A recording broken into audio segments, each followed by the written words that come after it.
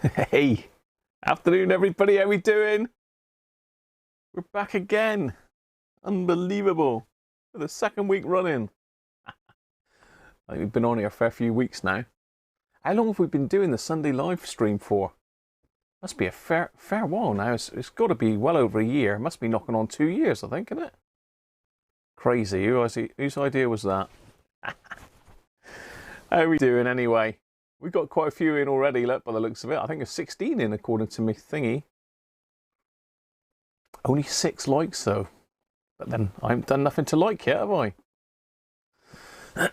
So Theo and Michael Hyde are in. Mike Atlantis is in.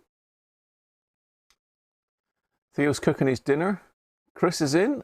All the gear, no idea. Hi, Chris. I haven't caught up with your latest videos yet, Chris. In fact, I think I'm 2 down at the moment. This camera looks a bit light, doesn't it? Oh well, slightly overexposed. I'll have to sort that out. Daniel, how you doing? Rob Hall, hi Rob. Bit nippy, yeah, it's blimmin' freezing. I've just had to quickly run over and give the chickens some food and grab the eggs because Mrs. Cruncher's at work today, so I'm home alone. Me and the dogs. What could go wrong? Hi Colin, how are you? Man Cave, Sean, hey up mate. Daniel, Crunch Festing. He's there for the Crunch Fest. Smoke and Mirrors. Rob Titheridge, hi Rob. I'm just trying to catch up with everybody here. We've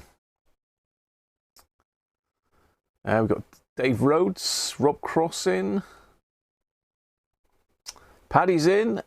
Afternoon, Paddy. Phil Taylor. Phil the Power's in. Ninja. Perfect timing. On the button. Andrew Elsfer. Afternoon, Andrew. I think I've said hello to everybody.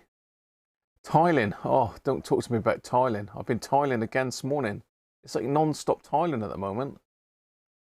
Let me just switch to the webcam a minute and I'll just sort this camera out. It's a bit bright.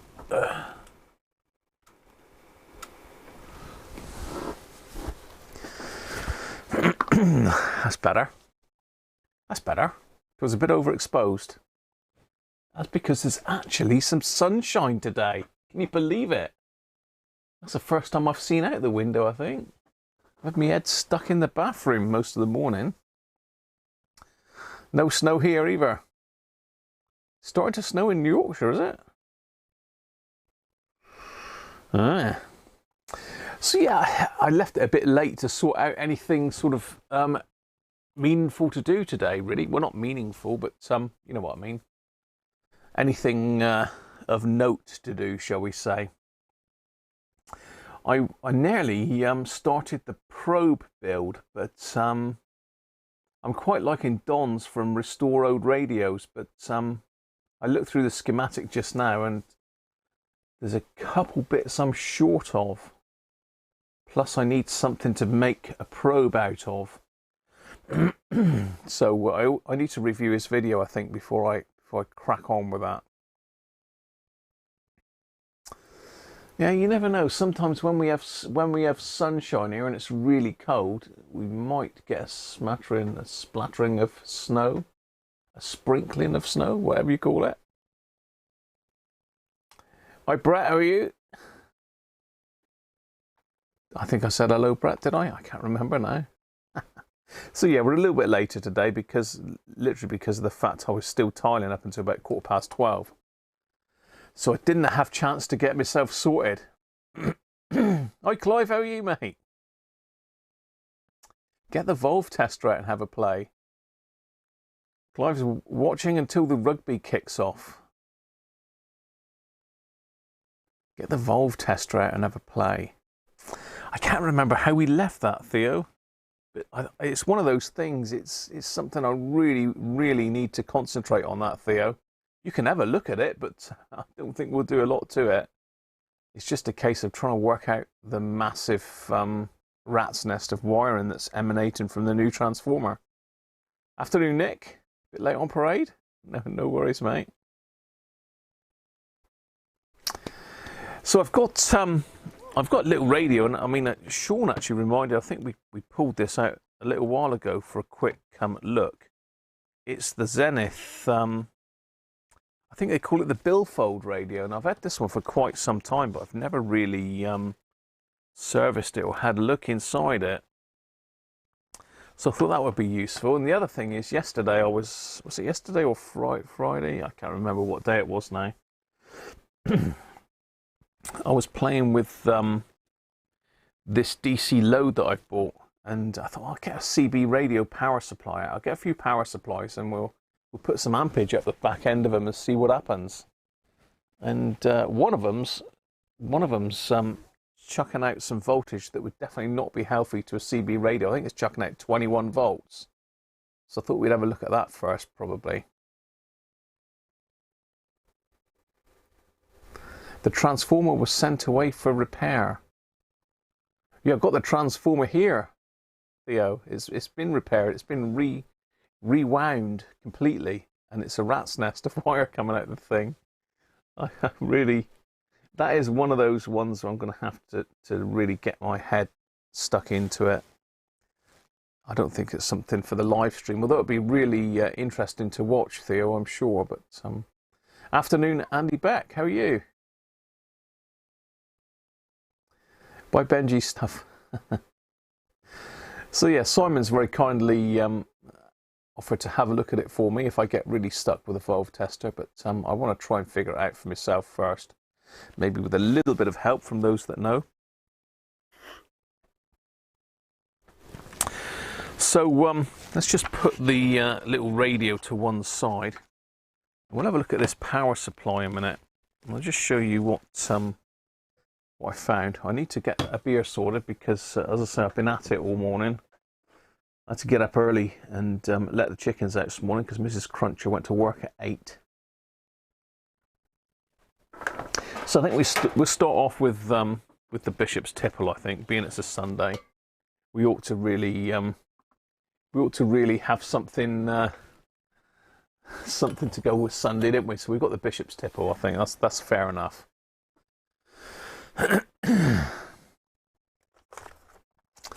Let's see if I can find the bottle opener, which is never where it's supposed to be these days. What have I done with that then? It was here because I spotted it. Someone's nicked me bottle opener. Here, boy. Wow. Disaster. Was that? Is it fallen off the bench? Or is it buried in all this junk that I've got piled up here everywhere? It can't be far off because it is a rather important part of the working procedures. What have I done with that then? Ah, I see it. I've got it. Don't panic. Don't panic. Panic over. Here we go. Oh, shocking. The Bishop's Tipple. You've been food shopping. Afternoon, Barry.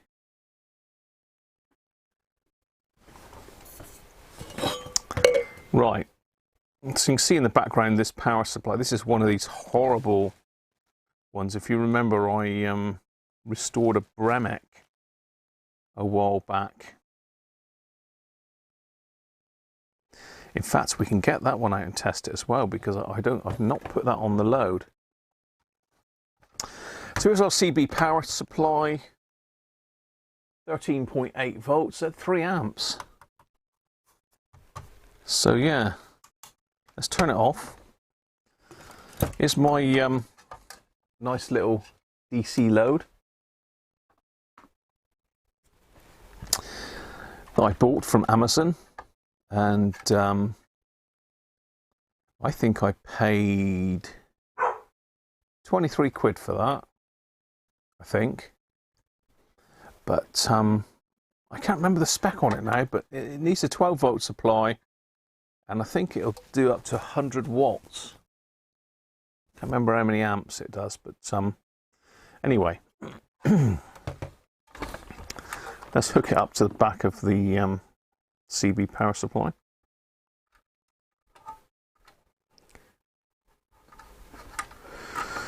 And I'll show you what's occurring.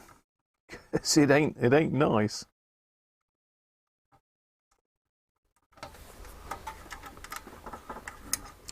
I don't like these connectors. I like the ones with a little hole in where you can put the wire through the hole and tighten it up.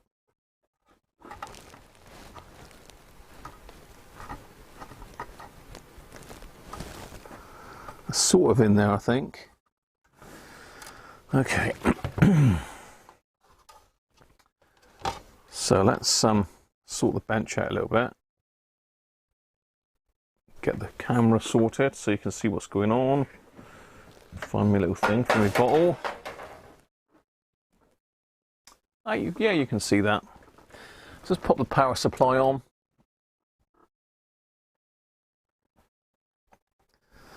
For some reason it's reading 0.6 of a volt already with nothing connected, which is useful. Let's plug this CB power supply in. I'll stick it into the Variac for now. What's that showing? 50.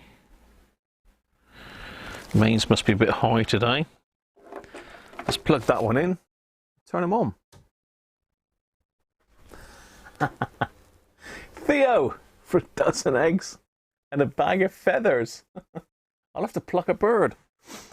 Okay, so let me just prop this up because you can't really see that very well. 21.6 volts. 21.6. You might think, whoa, that's off load. So when I load it up, it's going to drop, isn't it? But it does say it's a regulated power supply. So let's pop the load up. So it's 3 amps, so we can go up to 3 amps.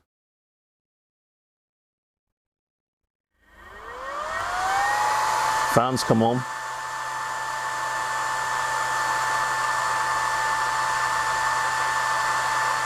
So at 2 amps, it's dropped back down to 12.18. Look.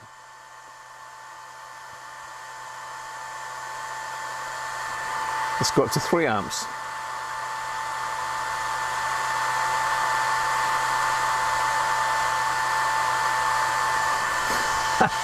Just dropped down to 10 volts at 3 amps.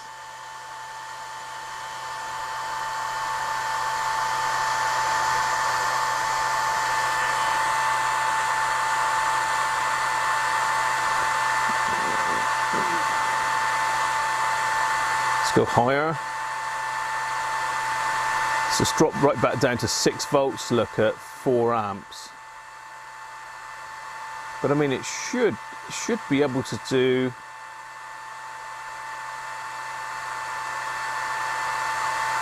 It should be able to do 13.8 at 3 amps, but it certainly isn't.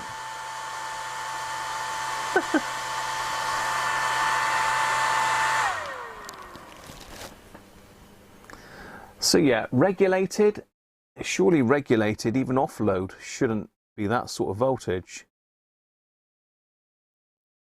Because I mean, what does a CB radio, the maximum a CB draws about 1 amp, isn't it? So 1 amp is still 17 volts, which is way too high. I mean, that would potentially fry your CB radio. Cheers everybody, by the way. So I thought we'd have a quick look at this and see what's going on. But that's a useful bit of kit, isn't it? Incidentally, let's have a look. I'm trying to think which one of these I serviced. I think it was this one I've serviced. This one here I've actually serviced. So let's just do a comparison a minute.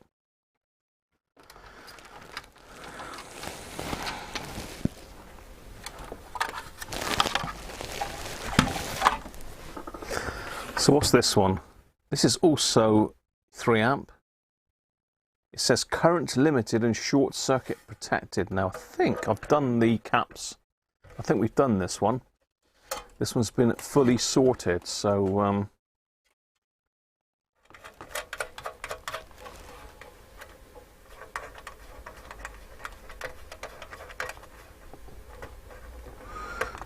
I've looked at most of these, to be fair.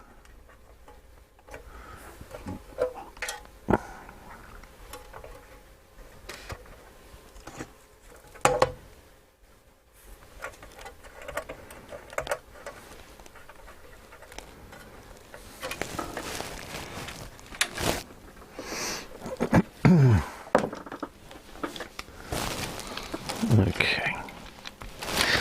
I have also trimmed the display on this thing now. So I've trimmed the display on this so it is reading correct. Right, where did my capacitor go? Huh.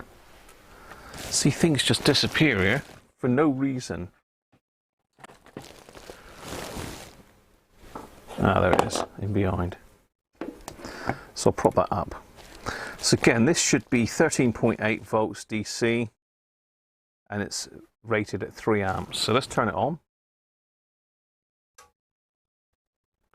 Look at that, 13.9.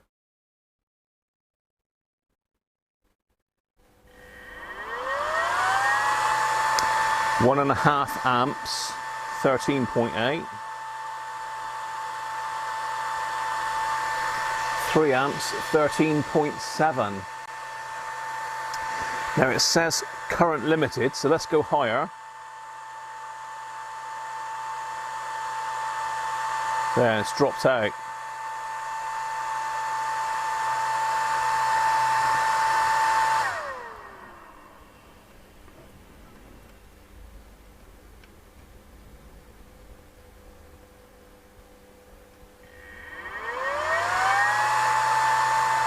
So it's dropping out pretty much 3 amps.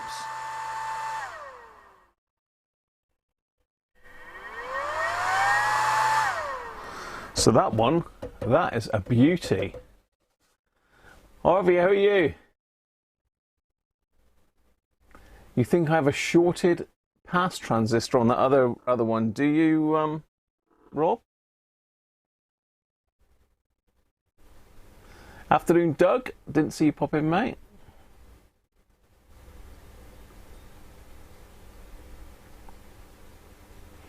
Think you give 21 volts, what's it got off the transformer? I don't know, Banshee. We'll investigate in a minute.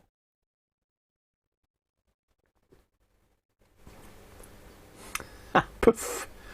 Hi, Harvey, how are you, mate?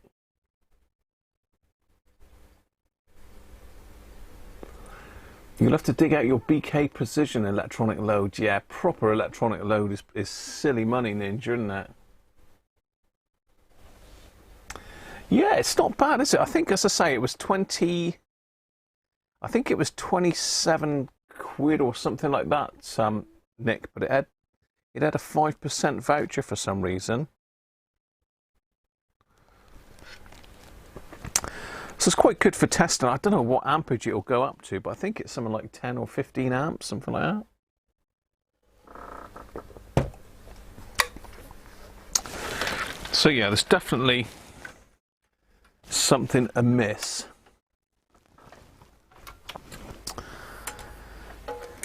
With that first power supply.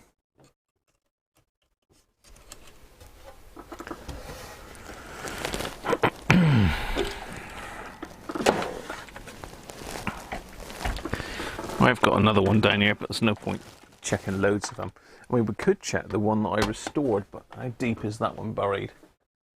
He's a bit deep, that one. He's plugged in and he's got loads of stuff hanging out of it. So we'll just have a look at this one.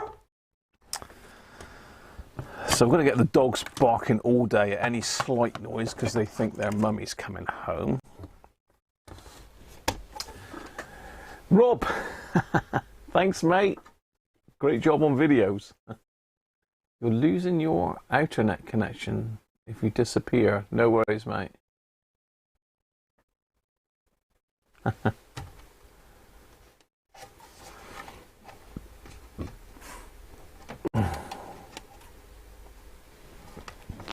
Let's get it apart and have a look inside this thing. It's not connected, it's all disconnected. This is one of these lethal supplies, it's like the Bremek. It's a load of junk, really.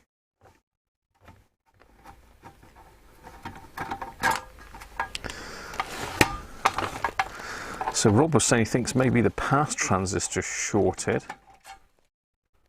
I don't know if there's anything variable in this thing.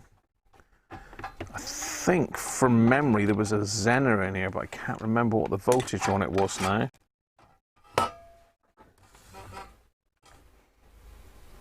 Oh, that looks nasty.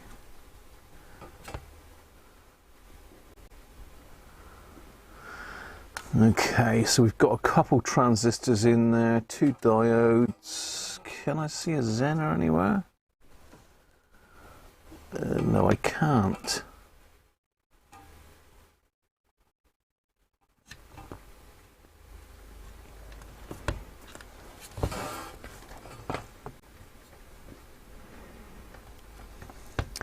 It looks like we've got a center tapped some transformer on it. Let's just get the overhead camera in, have a closer look.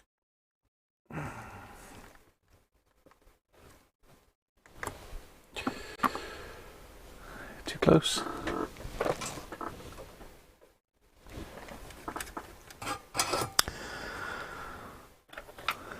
Right, a poking, something poking, poking thing. So yeah, we've got a center tapped transformer. I take it that's just a 0 volts, a center tap.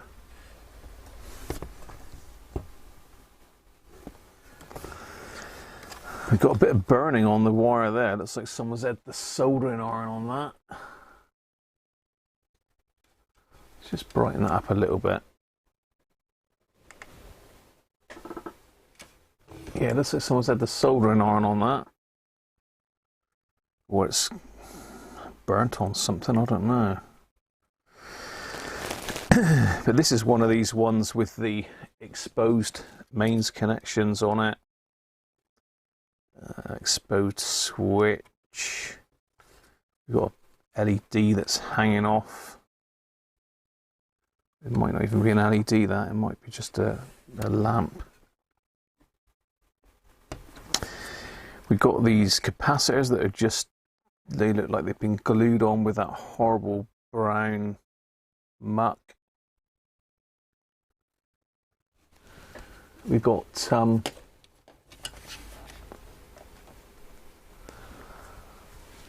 what else have we got? We've got 2 diodes here. Looks like 1N 5400.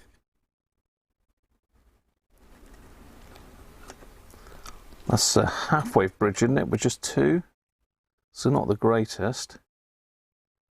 I don't know whether that is burnt or what. There's a resistor in there. It's got all brown muck over it, I think. So we've got a little transistor in behind this one. You can't quite see that. Can you see? Just see it peeping in behind there, look. In behind here. Where is it? I can't even see it myself. Just in there. Just by that resistor. Down there. And then we've got our main power transistor there, which is a D325. Anyway, let's go back to the main camera. It's a full wave center tapped.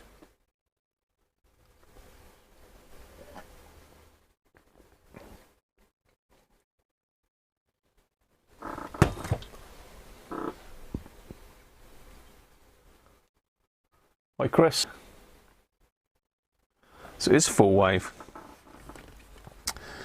I'm not sure how they do full wave with 2 diodes, but it's all a mystery to me. So this is the main side, so we'll keep that out of the way for a minute and we'll have a look at the voltage on the secondary. So let's turn it on and plug it in. Got to bear in mind that this is a bit bitey, this one. It's a biter.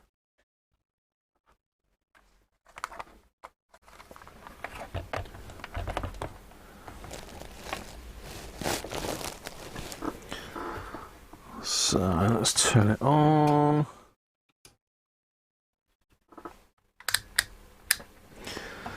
Let's see what sort of voltage we've got. across the transformer. So we've got 35 volts there. Is that right? 35 volts across the two tappers. If I go to the center tap, so we've got 17.5 volts.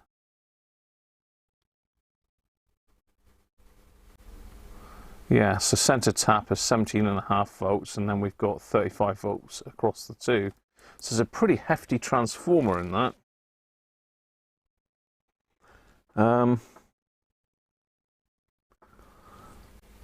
What else can we check? We can go to DC. We can check on the multimeter what's coming out of it. So it's 21.5 still. I can't see where I'm at, where I am here. 21.5. So something's amiss there. Oh, actually, I didn't notice round the corner. We've got another one. Ah, a BDW21. So that's the what I think Rob was referring to as the pass resistor. The pass transistor.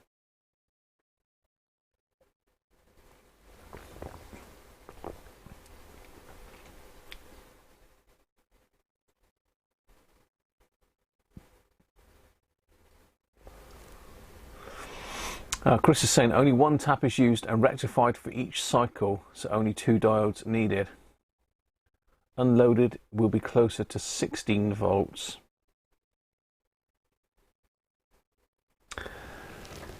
Rectified through the diodes, it would go up a bit, wouldn't it?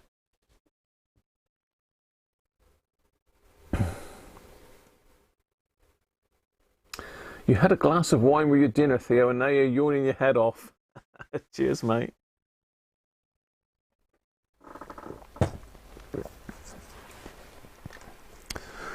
So if it's got 17 volts off the transformer, once that's rectified, that is going to bring it up higher, isn't it? So what in this regulates the voltage? Because it says it's regulated.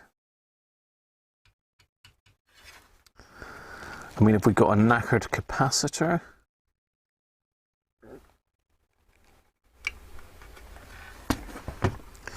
Rob thinks the pass transistor's shorted. Let's have a look at that. There shouldn't be any voltage left in it.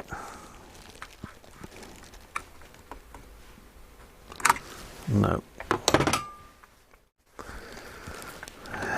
So let's have a look at the pass transformer. Let's just unplug it totally.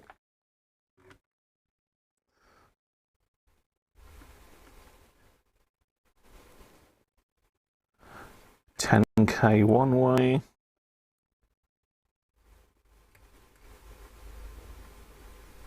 And a mega ohm the other way, and I think the case is part of the transistor. I think the case is the collector, isn't it? 2.3K there. Nothing. No, nothing there. Let's reverse that.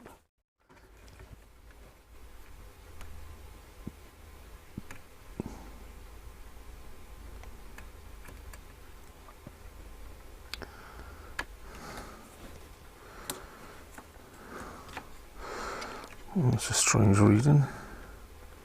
Minus 1.6 mega ohms. It doesn't appear to be shorted anyway. Let's have a look at this one. Can we get to this one?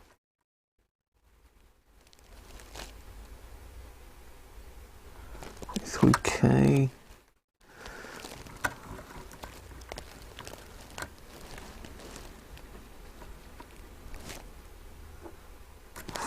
Meg.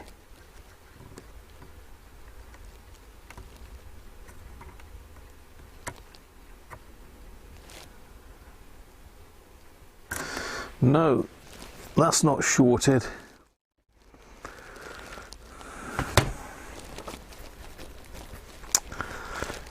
So what brings it down to that 13.8?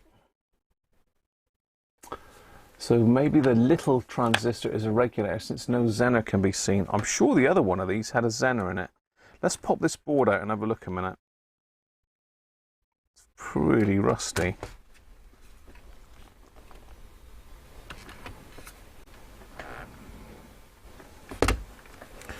Let me get a socket a minute, see if I can get in the back of that. Hi Michael, how are you?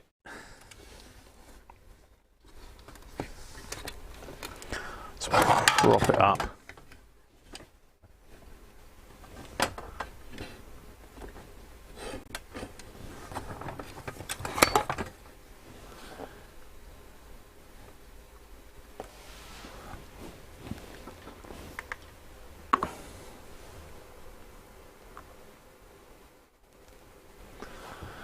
Right, what I was going to do, I was going to get the socket set a minute.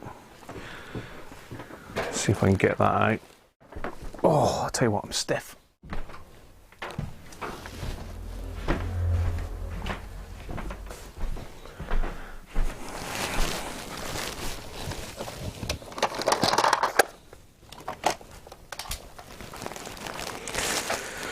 Whew.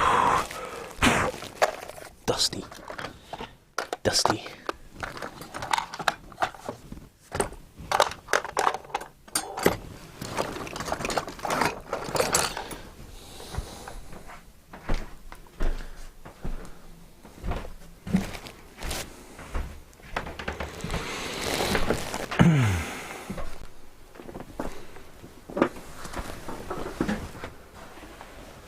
Yeah, it's all unplugged, Sean. It has to be regulated because it says so. Stabilized more than regulated.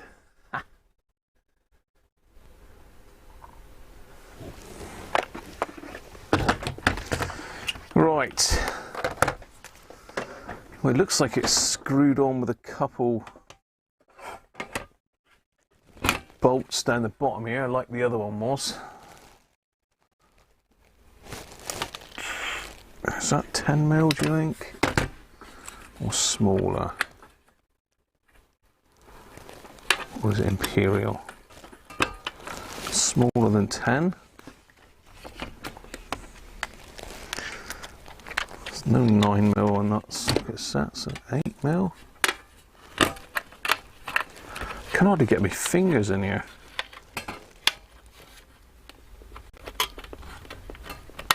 Yeah, it looks like it's 8mm.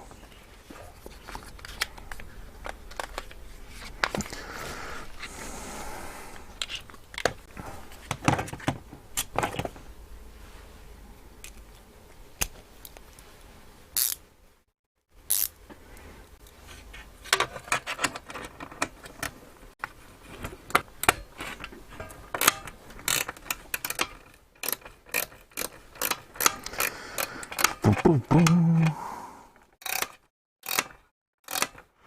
Good little sets, these We're a Bit Chat sets.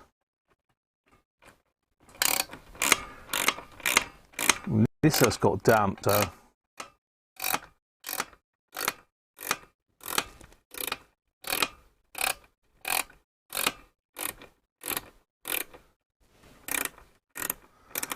Yeah, it's not really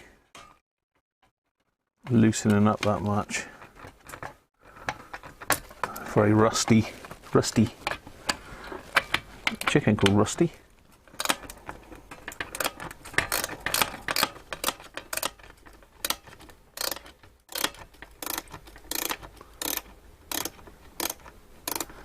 The pass transistor must be turned full on. This should be a Zenith in the base of the other transistor. Amanda, it's a power supply for a CB radio, so you can use a mobile radio for home base. There you go.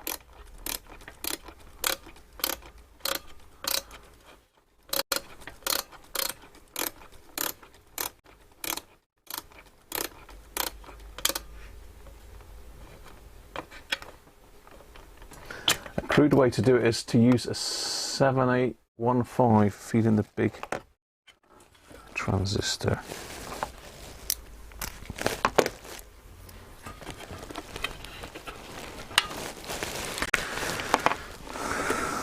These are tight all the way because it's rusted. This has been in someone's garage or loft, I assume.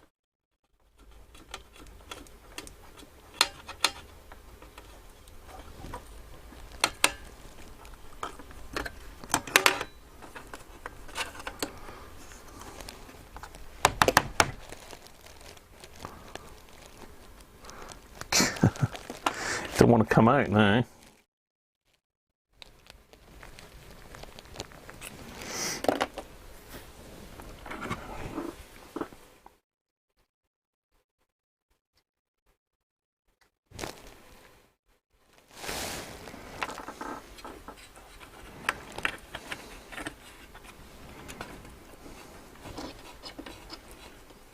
It's a bit grimly outside today. Yeah, it's nice here, Brett.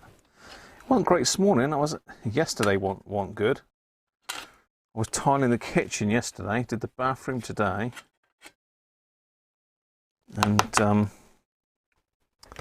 yeah, it wasn't great. Okay, so this board should now just lift off in theory.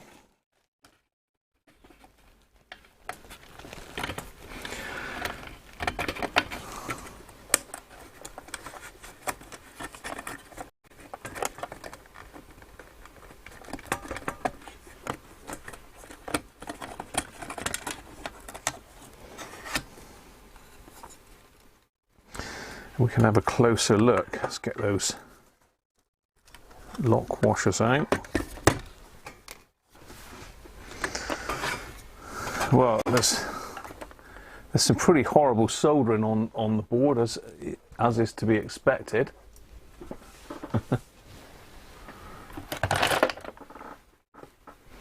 You just have a look on the back, see if there's anything untoward there.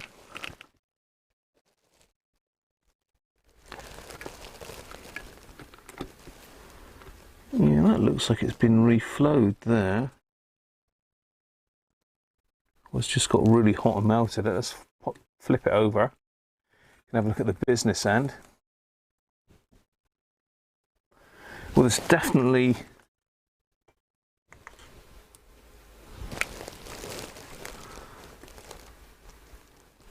no Zener in there, unless I'm cracking up. Let's have a look what that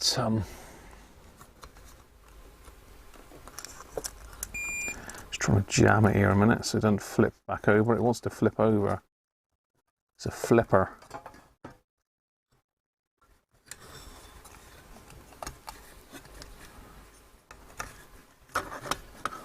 Stay there.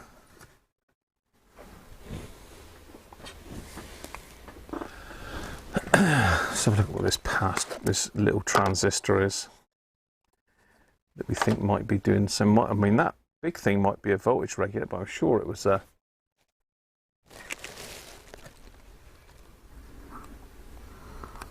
okay, so that transistor is a C1815. I think it's probably a 2SC, isn't it? And this is a D325, the other one.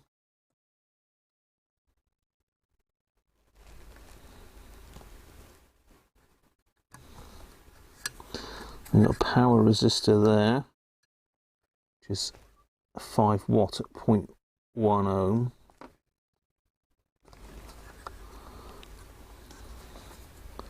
So that's, I take it that's current sensing, is it? I'm sort of. And these diodes are 1N5400. Unless one side of the bridge is failed, I don't know. I'm trying to prop it up, but it won't. So what's this? This is a Nikon 2200 at 25 working volts. A Nikon, Nicon. Simon, how you doing? You're not snowed in yet? George, how are you, mate?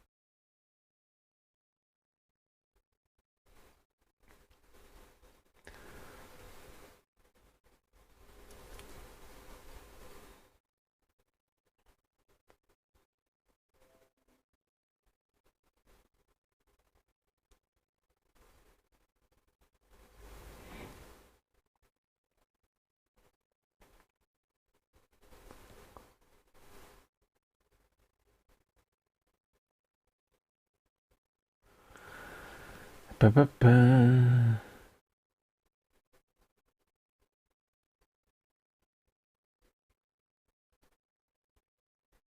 Anyone got a VP408 for sale?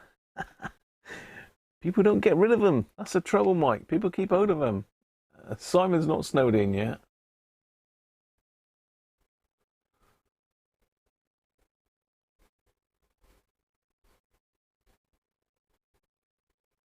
Hi, Keith. How are you? The T0220 is likely the regulator. This thing here, then. It doesn't appear to be shorted at all, Chris.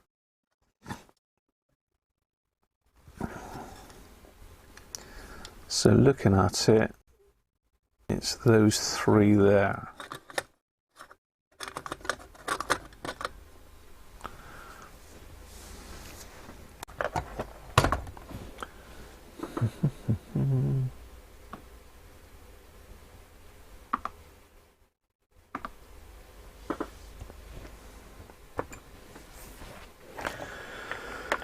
Let's go across the leads then.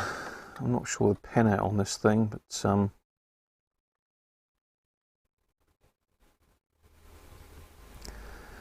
10k to that one,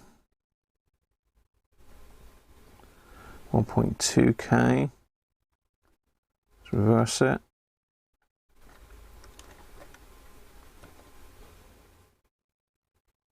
.9 mega ohms. 1.5k. Doesn't appear to be shorter. Where's that little one? That's these three here.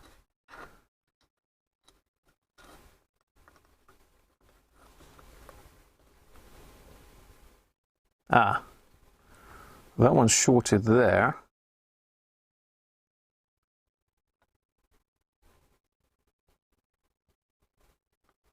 Try it the other way around.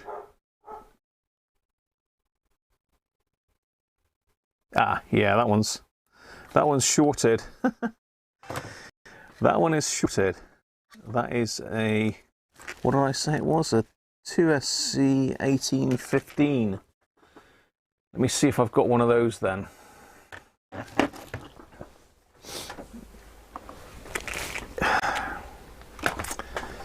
SC 1815.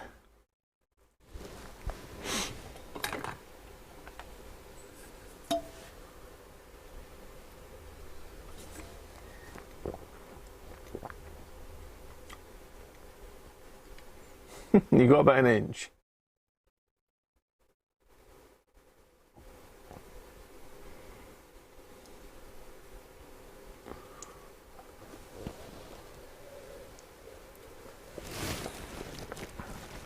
Have you got your knob, Simon? Has your knob arrived?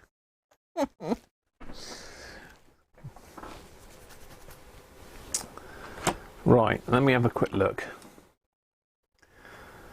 I'm sure there's an equivalent to a 2SC 1815.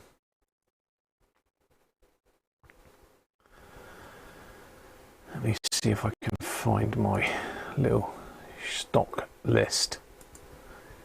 I do try and keep up to date. Well, I say I keep up to date. I use stuff, but I don't take it off my stock list. I've just got a list of the bits that I have.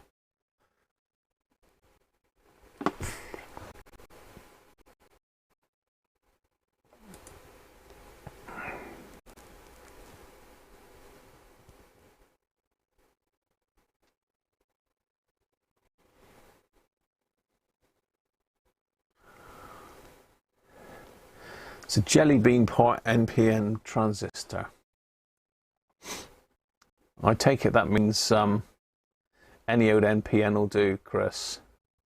I've got some though. I've got 111 of them.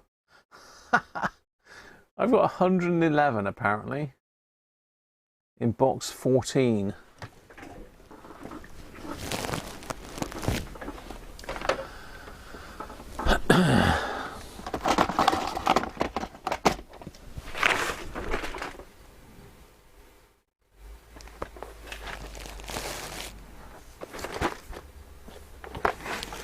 Oh yeah.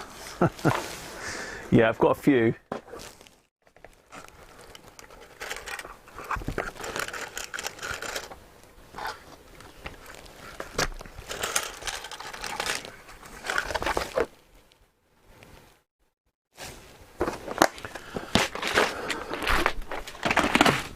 Oh, my stock system actually works.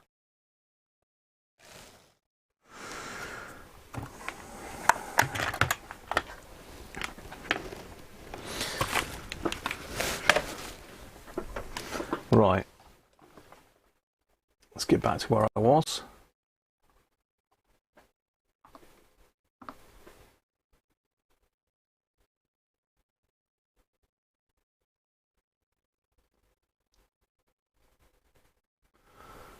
You're going to build a snow mouse.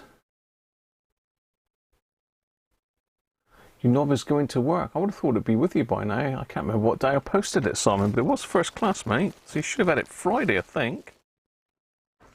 Oh well. Right, let's just use the solder sucker. Have that little thing out.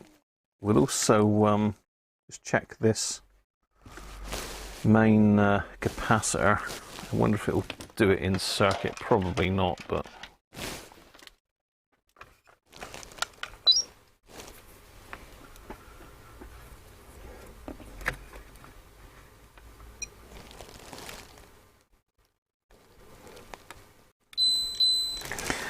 $2,500, not far off. Where's the other two? Down here.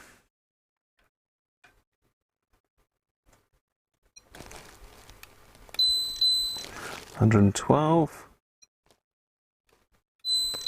$120. Yeah, I don't think they're far off. I think they're hundreds, aren't they?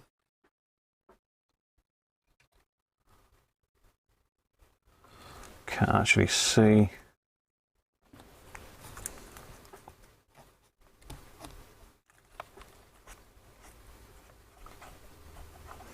This brown stuff is horrible. I think they're 100 microfarads, so they're all, it looks like caps are okay. That one's okay, just this one here is shorted for some reason. Let's ebb it out.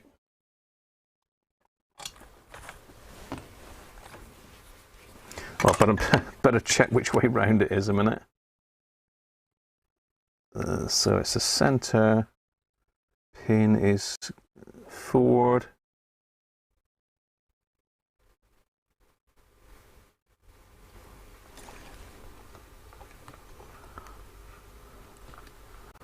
So center pin nearest to that resistor, okay.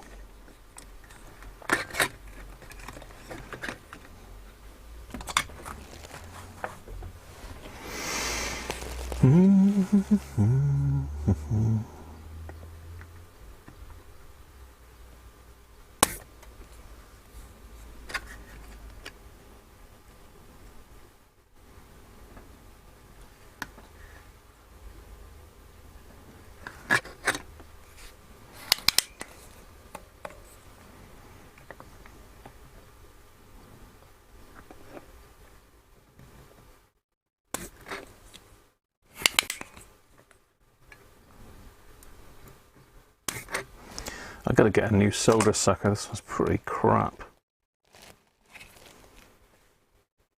Got to get me a new sucker.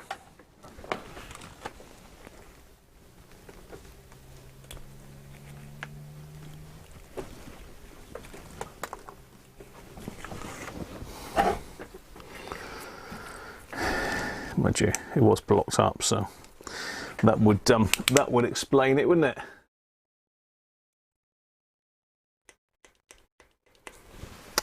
Yeah, Cheers, George. But whatever it is, it seems to be pulled up underneath the filter cap.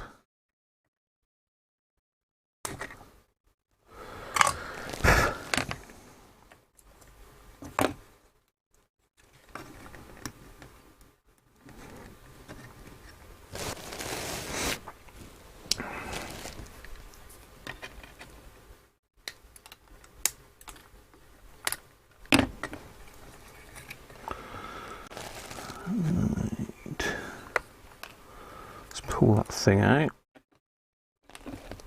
stick our new one in.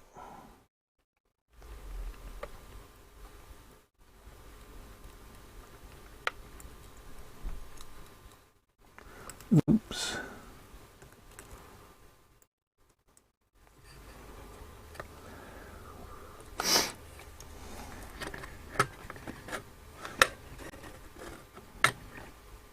Stay. I will check that for shorts now set a circuit. I mean, it might not be that that's shorted, but then there's not a lot else that could short really.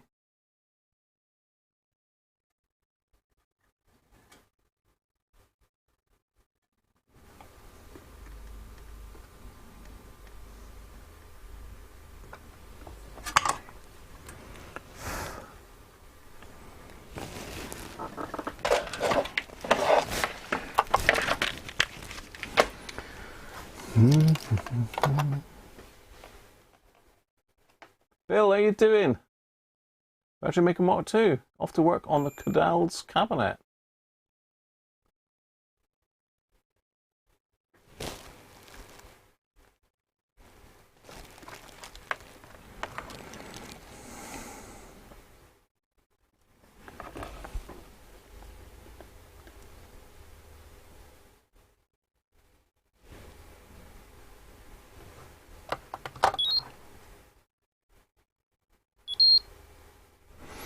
Whoa, that's now saying that's fine. Flipping heck.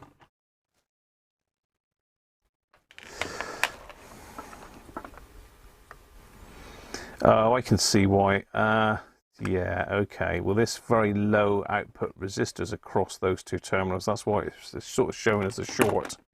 Red herring. Yeah. This resistor here is across those two terminals.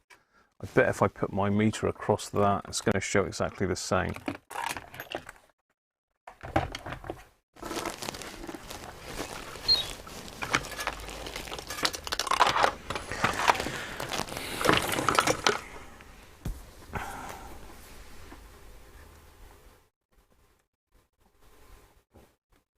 Yeah, you fool.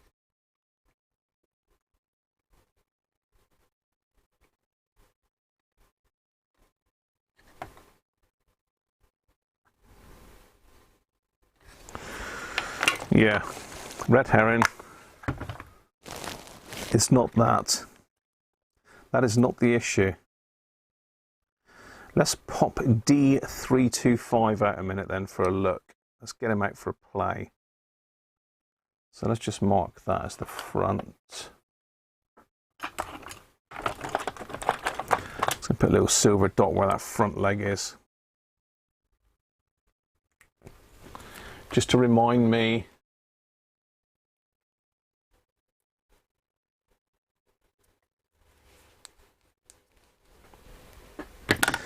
George, I don't know why you continually come in here just to try and wind me up, mate. It's really annoying.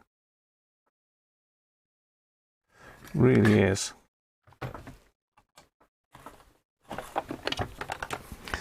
Don't know what pleasure you can get out of it.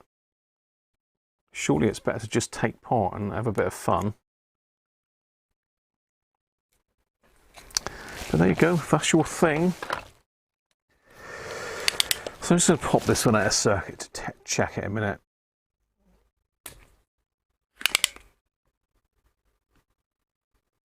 Because I don't trust checking it in circuit.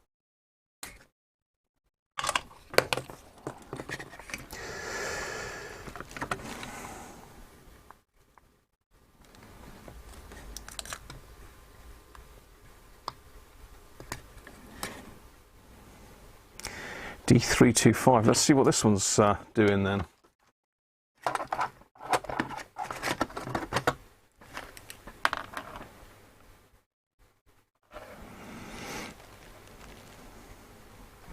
I take it that's a BD325.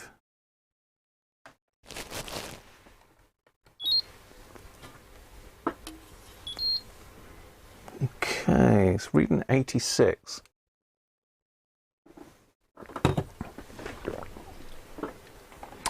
Let me just see if I can find the data sheet for that a minute then.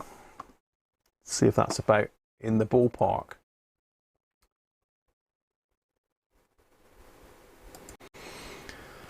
Let's have a look.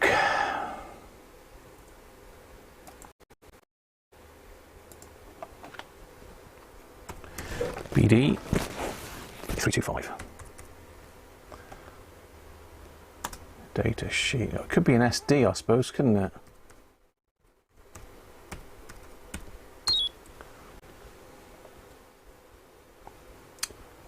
BD. Pardon me. I wonder if that's an SD325.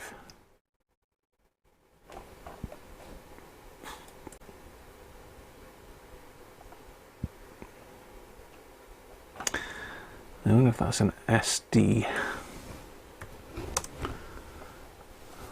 Yeah, that looks more likely. 2SD325.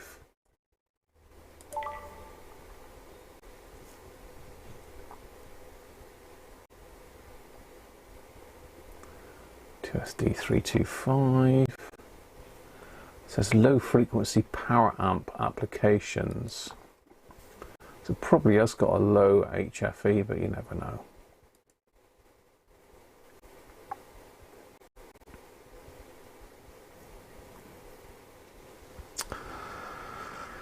So let's go to the screen.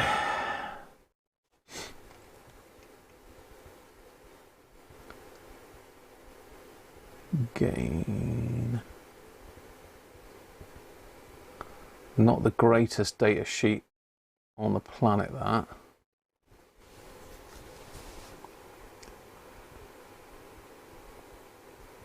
Was 325, wasn't it? Yeah, 325. 5 watts power amplifier output use.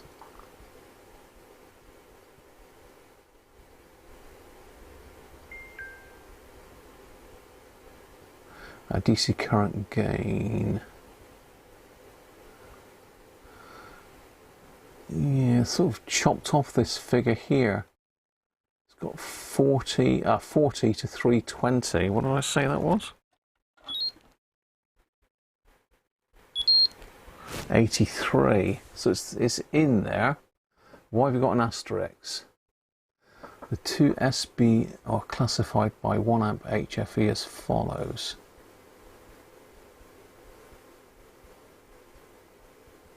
Are classified by 1 amp HFE as follows. I'm not with that. Can I zoom in on that?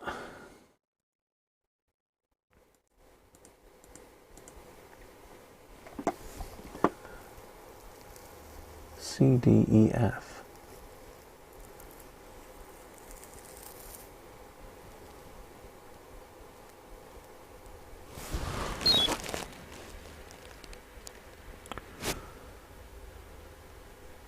EF. Well, I mean, it's a D325 E1G. So is it this one? 100 to 200? Not really sure. Let's get the chat back up.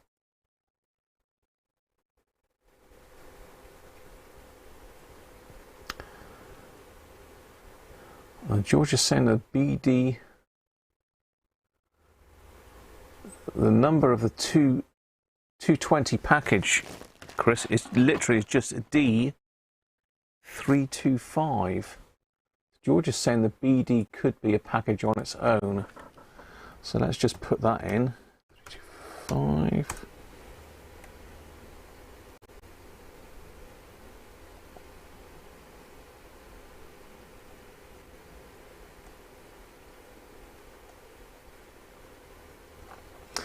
No, I'm pretty sure I got it right there. 2SD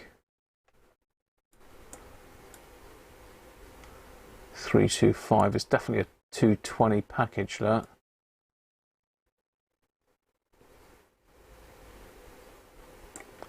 I take it you're on the screen. Oh damn, you're not on the screen. That's why I'm rabbiting on and you can't see what I'm up to. Why is it not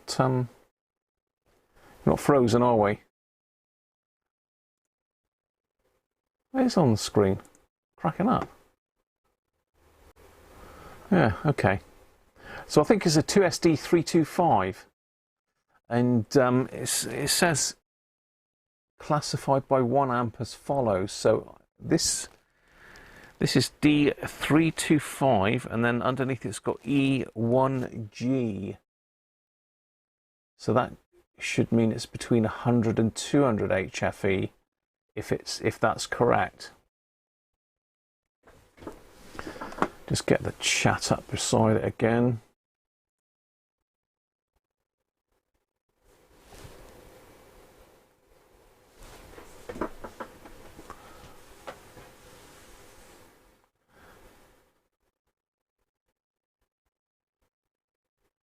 Someone's saying it is a 2SD325. Just get rid of me in the picture-in-picture a minute. No, let's go back to the screen. Just going to have a look to see if I've got one, because that sounds familiar. So if we go to my Google Drive, is in there.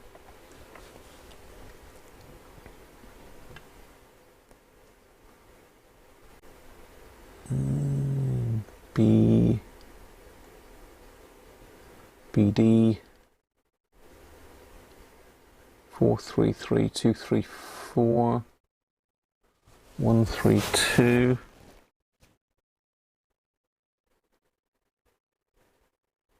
No, I haven't got one of those.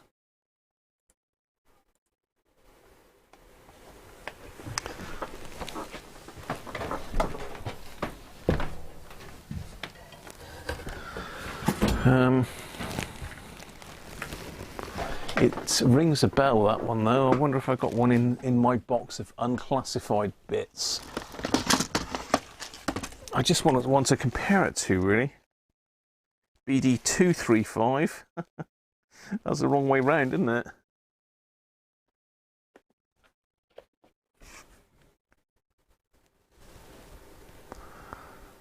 BD327.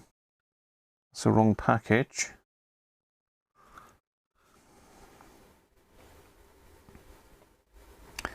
BD131. No, it's a no there.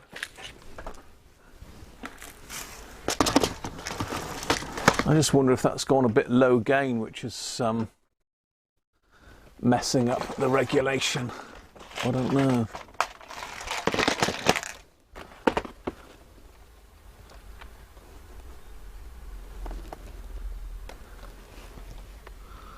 Because chickens are going mad over there.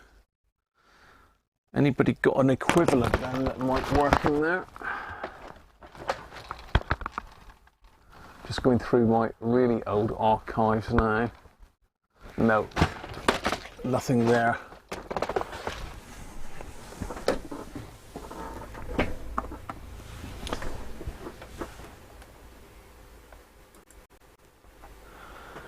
Nothing there.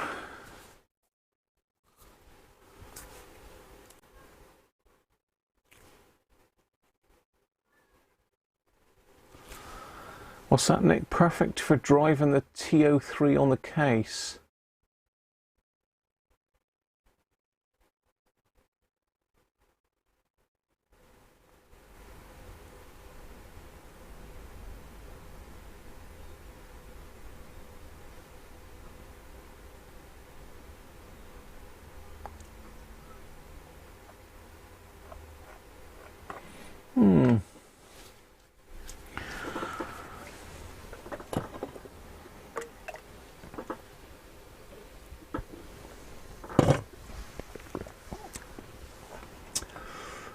wonder if there's an equivalent. I don't know where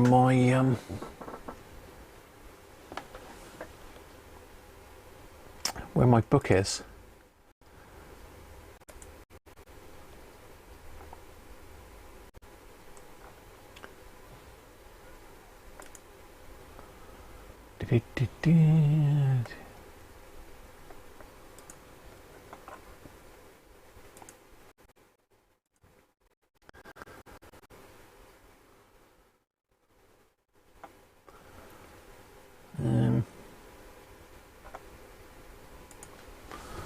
So let's see if I can find an equivalent. Yeah, my towers book, that's what I was trying to find. All transistors equivalent cross-reference. Here we go.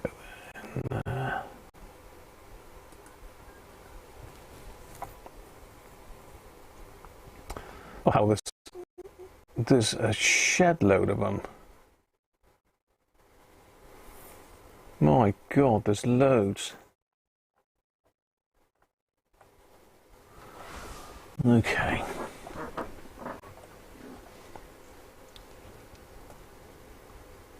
Surely these can't be all the same.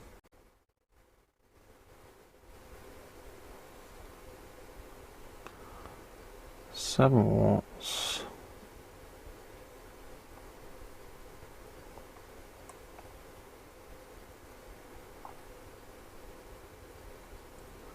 C49. Oh, God. Yeah, if I go over to my screen now, I've just put in a search on all transistors. These are pretty good for equivalence. So this is the transistor that we've got. 7 watts, 35 volts, collector base, collector emitter, emitter base 6 volts, 1 amp current.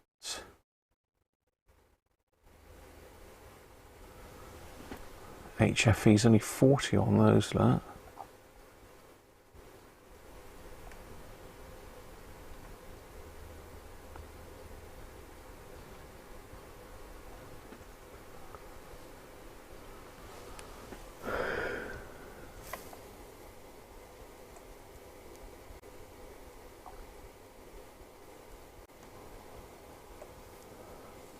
Cool. There's loads of them.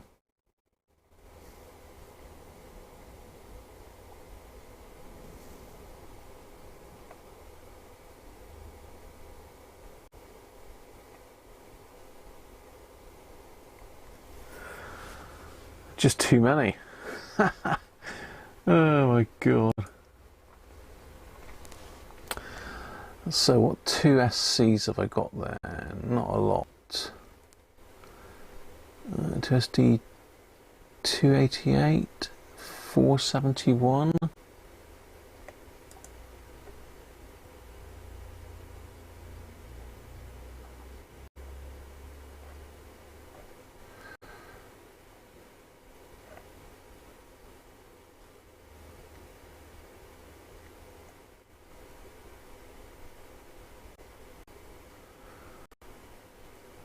To SC2, hang on, to SD 471, cracking up here.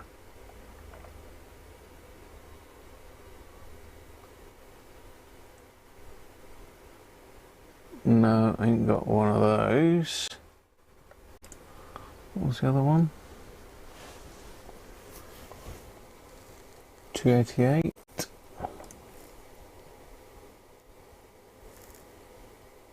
Nope.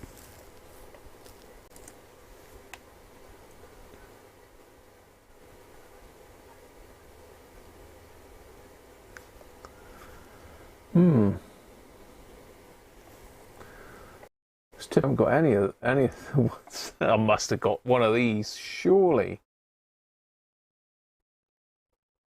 I haven't got hardly any 2SDs.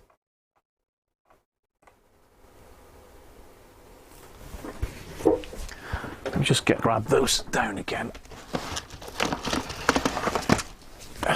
What have I got here?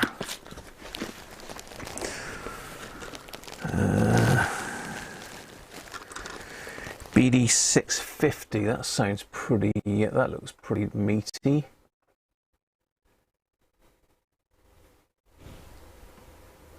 BD 650.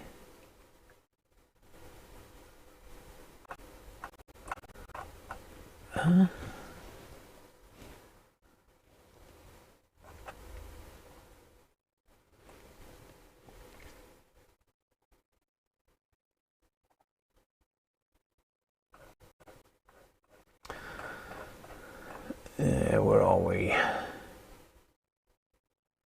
BDT.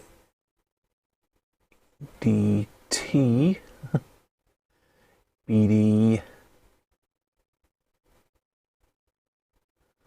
No, 567.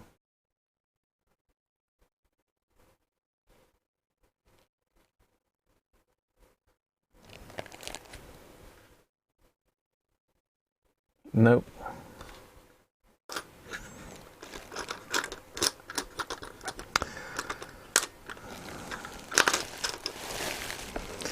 Oh well, what about tip? Is there any tips? I've got a few tips. Tip, I've got tip 30, 31, 121. I never got the right one, have I? 30 and 41. 121. No, that doesn't look like I've got in all of my transistors a transistor that will fit that. I've got a 2SC 1969 and a 2166, but I don't want to be putting those in really.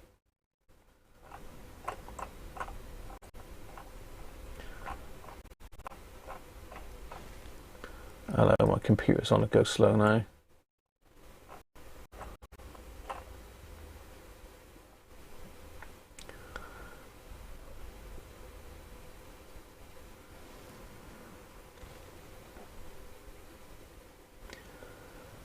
$21.67.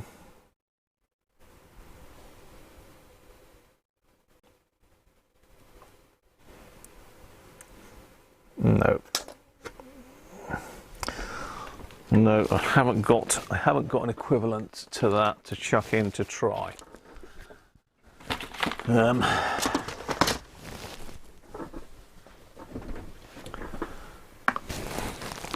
So we're not getting very far very fast here, really. It was worth a look though, isn't it? Seems to have got everything caught up on my chair again as usual. It does seem low gain, but for the time being, I'm going to put it back in, and I'll have to see if I can find an equivalent just to try in there. But it could be a resistor gone a bit high, I suppose. Check those resistors while that was out, because those resistors will be across that. I've just had a notification that I'm live. That's useful, isn't it?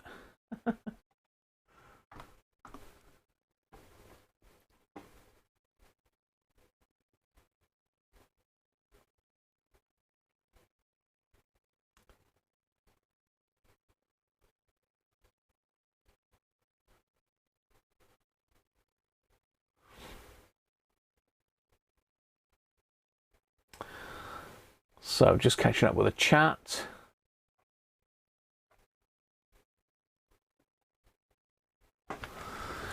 I think on that note, I'm going to have another beer. I'm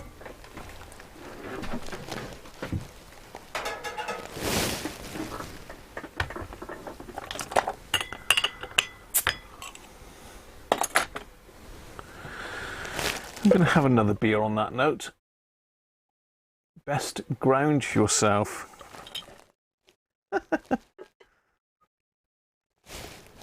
I'm not live.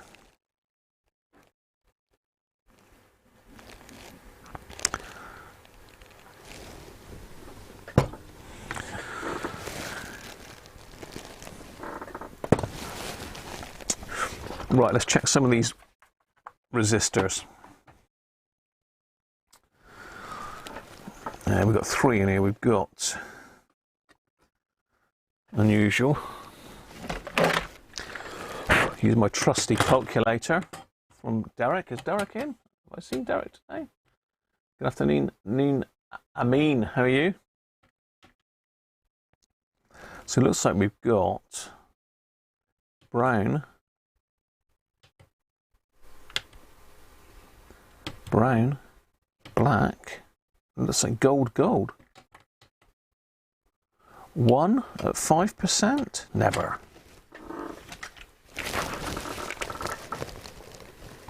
Brown, black, gold.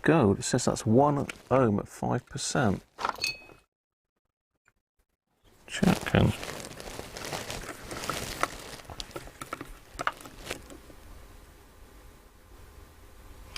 Okay, it's reading 2 ohms. So it's gone a bit high if it is 1 ohm. That's got to be a 1 watt resistor, I would have thought. It's quite big. So that's reading 2. It's obviously a low value for a reason. A brown, green, red. The gold band. 1.5K this one.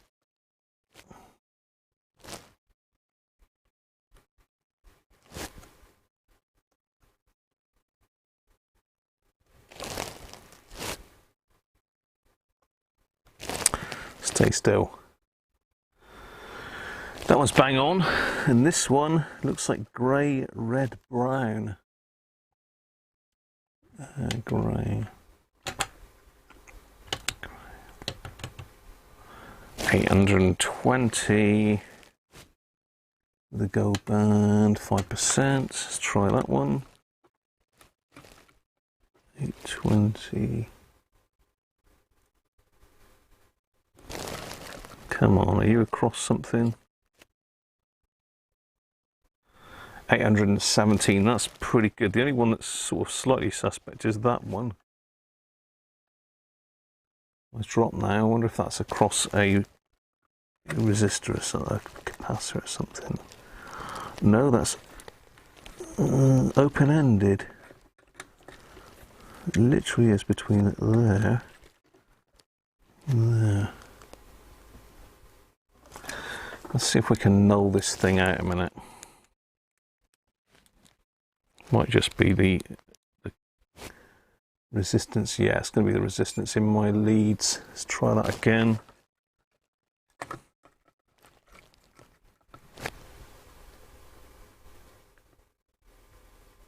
It's all over the shop now. 0.7. Check that's nulled. It's moved again.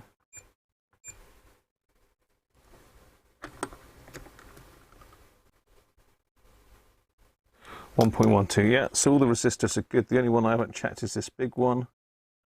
5 watts, 0.1 ohm. God. So we're going to be checking all sorts on this, aren't we?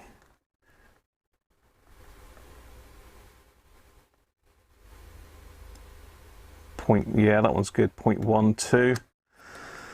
So the only thing left is, well, we've got diodes, but I mean, they should be okay. Let's have a look on the, actually no, I will do it on this one. Just take the null off. Let's go to diode mode.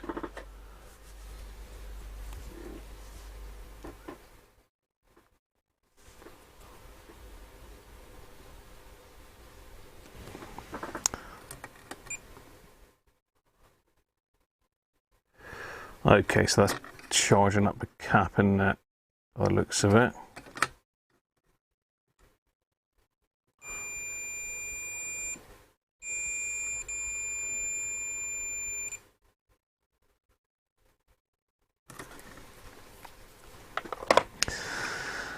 Yeah, that's charging up the caps. Let's just pop a leg on each of those in a minute.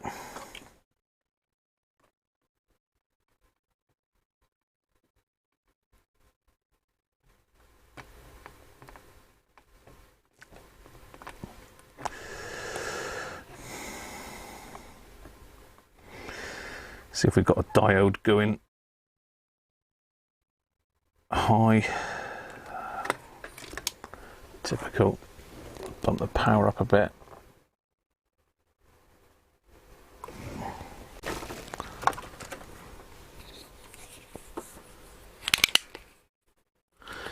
The voltage is too high, Ninja, on standby, and when it gets to its required voltage, it's still too high.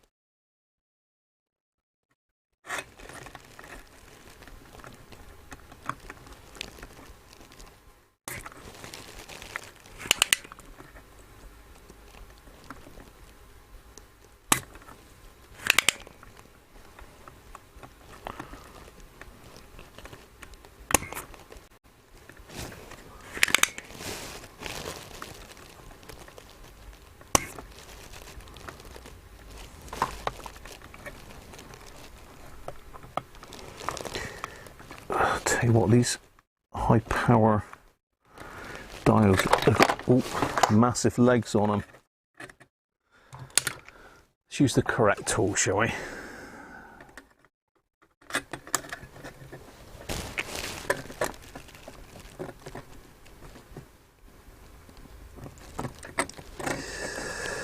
That's that one. Let's get the over camera out of the way. Sean!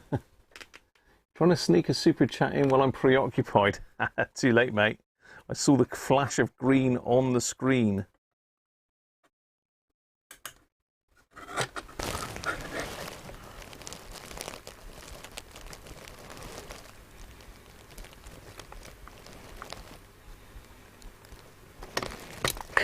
Right, okay.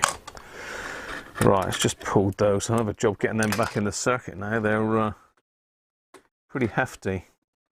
So these should roughly read the same.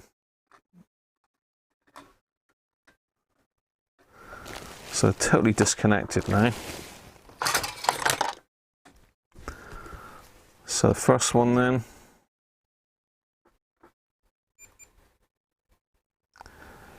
.48. Second one. 0.46. Pretty much the same. Let's go the other way. Nothing.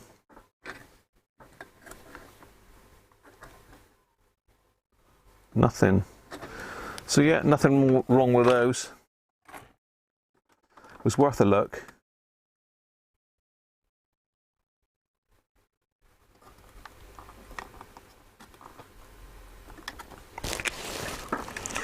Is it just that it's a rubbish power supply, or is that power transistor low gain?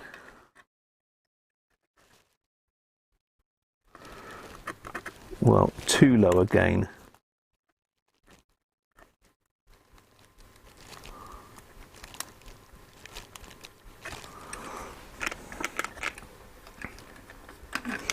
I haven't checked the big transistor yet.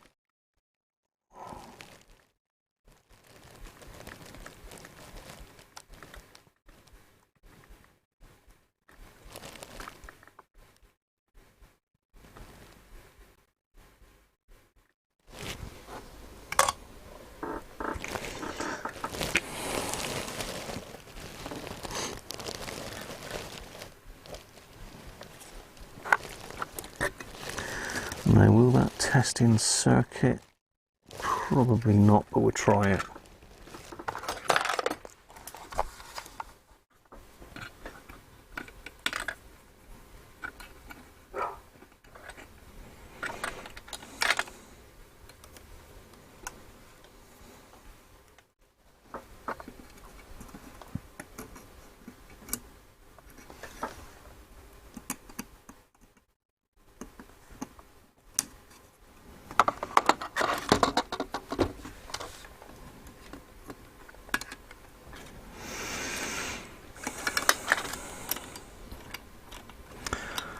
So I'm just trying to measure this large transistor, but I think because it's in circuit, it's not going to play ball.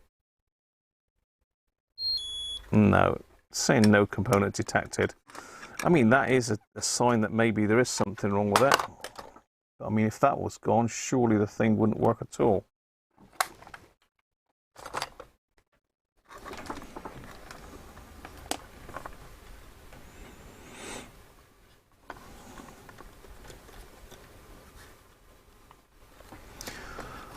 So it's easier for me to just disconnect it from here. So blue, green and red. Just got to remember, I'll write it on there.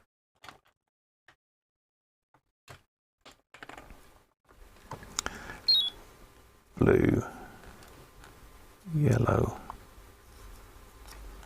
and red. Just disconnect them from there and we'll test this transistor. Doug, disconnect the leads on the pass transistor and check it out of circuit. That's what I was just doing, Doug.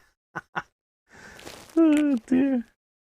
Good minds, great minds think alike and all that, Doug, innit?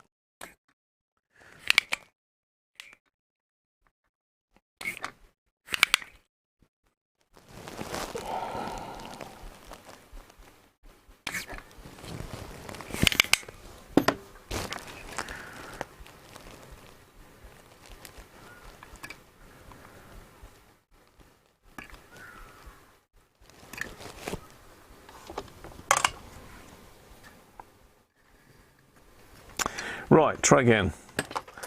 Let's try it with it out of circuit.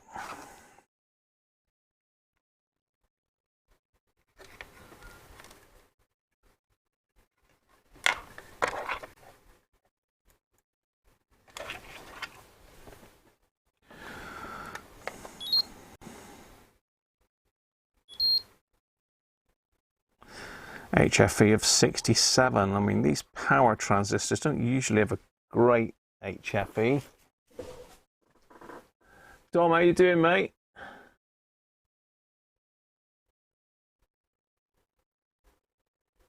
Don't stop cat bingo without you. It won't, Brett. Don't worry.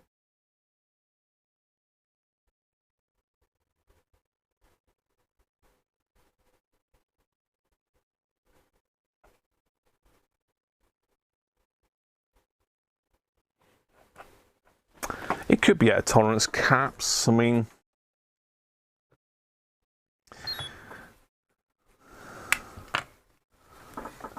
so we've got negative there.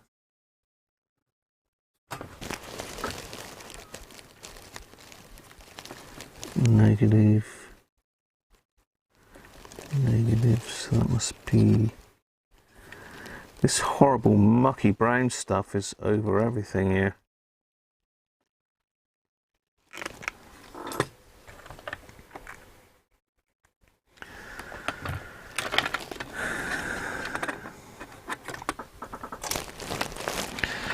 Take this filter cap out, see what it measures out of circuit, if it will come out. Ugh. It's got that horrible glue stuff all over it.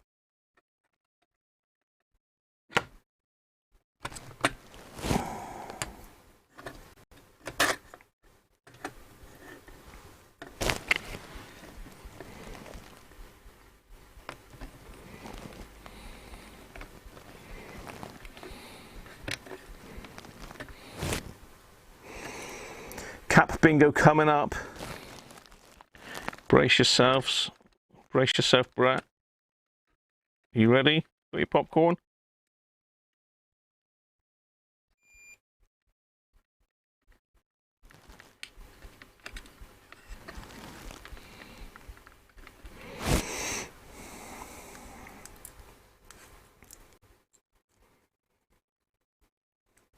Whatever that brown stuff that's got on them is, it's not very healthy. Doesn't look good at all. George says it's some sort of proofing on the board, but it definitely looks like something that they've put on there to glue them to the board.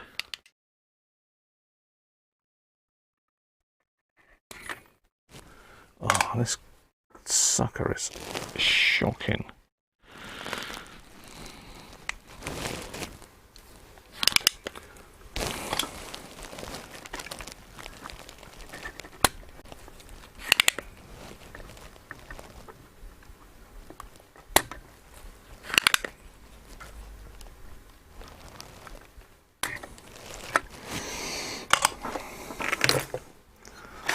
Okay.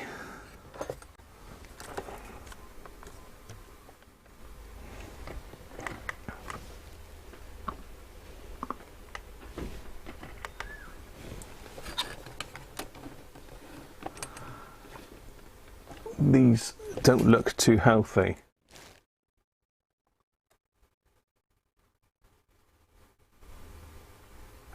But this brown stuff, it looks like some sort of glue. And I mean, the main cap's got it there. It doesn't, I don't think it's leaked out the bottom. It looks like some sort of glue on the board to hold them down. Unless something's been spilt in it, I suppose. Something could have been spilt on the board. Oh well. Divorce it.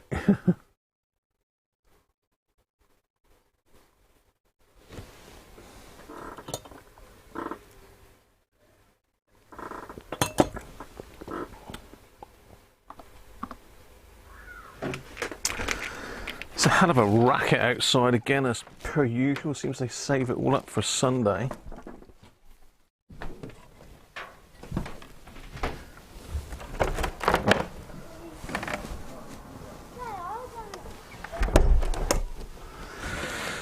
Yeah. Yeah.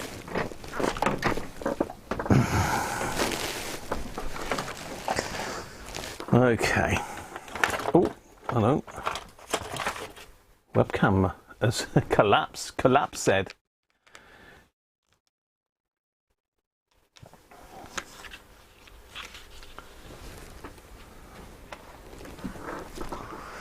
Yeah, you did have one of these, George, actually. I can remember seeing it in quite a lot of your videos. It's not too bad. I mean, it's got a silicone tip, but it does clog up really fast. I've had to stick some PTFE on the thread there because the thread, I mean, it's still loose. Thread keeps coming loose. So yeah, I do need another solder sucker. But there you go. I think it's just glue. You're right. Yeah, they are really rubbish. So let's have a look, see what they are, shall we? Let's have a look, see what these things read. What have I done with my ESR meter? Have I thrown it on the floor? That's my component tester. There we are.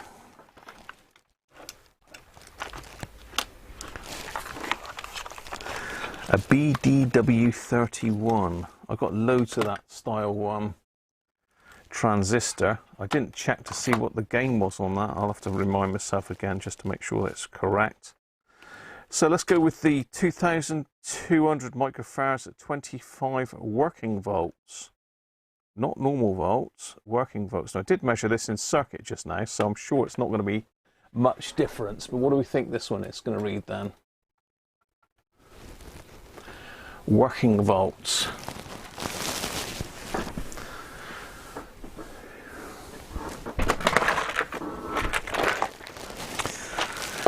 I've got some 2200s in, but I don't really want to put those in. What are these? These are really nice. They're 2700. There we go. Some jack-ons. Can have a jack-on, which is a particularly nasty cap anyway, I think, but you know, can have a jack-on. 35 volter back in it. So, what do we think then? Can't wait until the lawnmower brigade are out this summer. You missed that noise. Oh dear.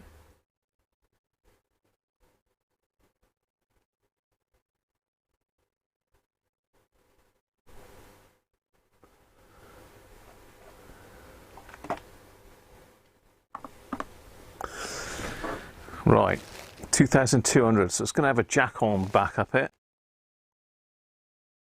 I mean, these are branded as RS Pro actually. And I mean, if you look up, I think there's a website. It's either Bad badcaps.com or something like that. These do feature on there. I think they're not that great, but it is a 105 degree rated cap, so in theory it should be better than this one, which is 85 degree. And this is a weird brand. I've never seen this one. Nikon, Nicon, not Nikon as in the camera. Nikon. Hi Dave, how are you? 3000. Right, okay, let's do it. Let's do it. Let's push the button.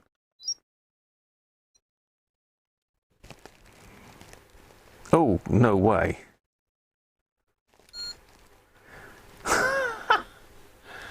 Look at that ESR. No way. That didn't read anything like that in circuit.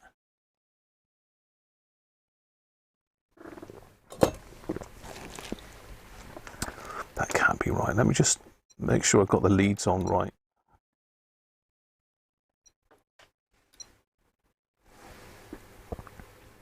Doesn't like that one at all, does it? Oh, hang on.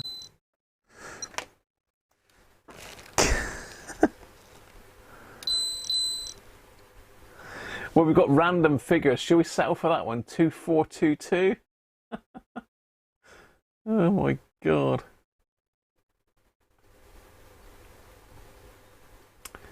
Dean, how you doing? I think we'll settle for 2422 at 0.16. I don't know what that ESR was doing just now. I think maybe one of the leads wasn't on. Perhaps right was a bit that glue.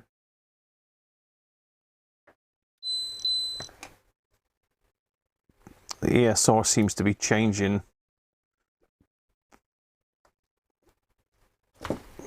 Could be the battery's running low in this. Could be anything. Let's try it once more.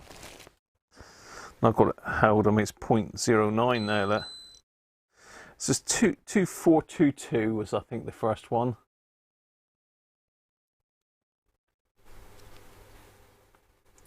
Discharge it and try it again. You want to recount, is what you're saying.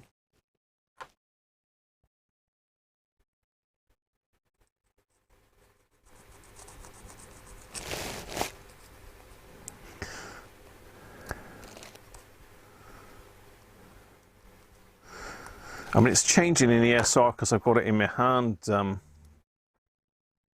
Theo, I think. Let's try that again. One last time. One last time without me holding on to it, because that'll change it. Ah, low battery. That's... Oh my God. It's typical, isn't it? That could be the problem, why it was throwing up weird ESRs, because my battery's running low. No, I did put some of those batteries handy somewhere, but you know, they're never handy when you want them, are they?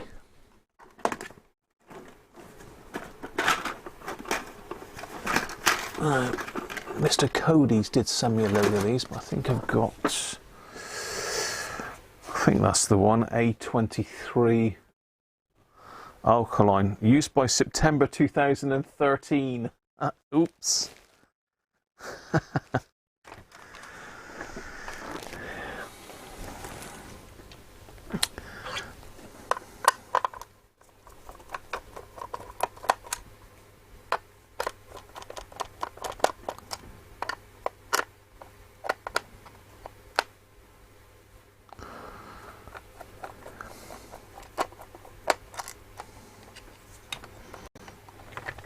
I have got some more of them somewhere. So don't worry, we will check that battery before we stick it in.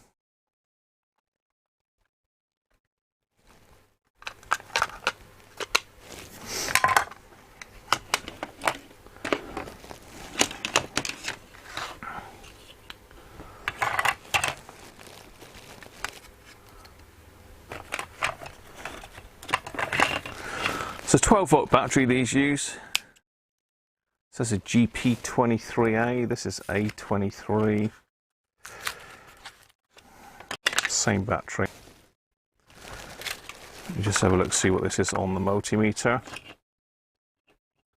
Zoom out a little bit because I'm a bit close in, am I?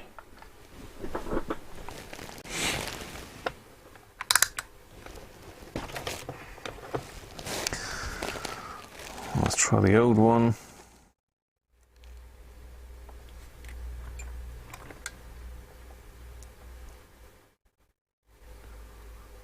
.7. The new one, probably 0, I expect. 2013. Why have I had that one so long?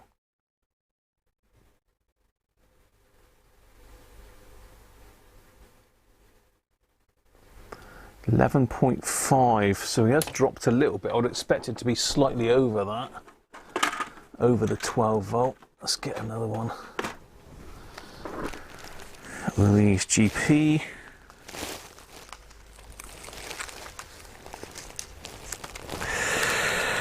GP. Let's see Mr. Cody's today, but Mr. Cody's gave me some of these GP batteries. Let's have a look at that.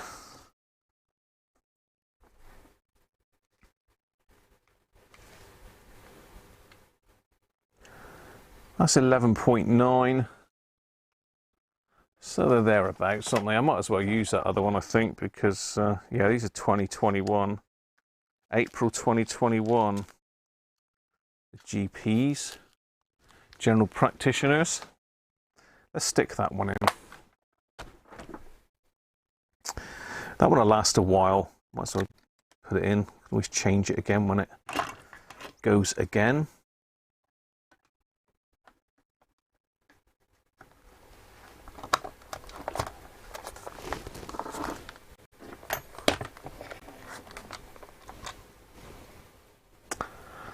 Screwdriver.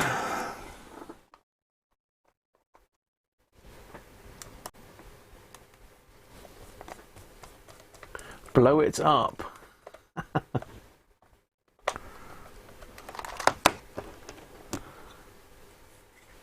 The new ones use a standard AAA, do they, Rob?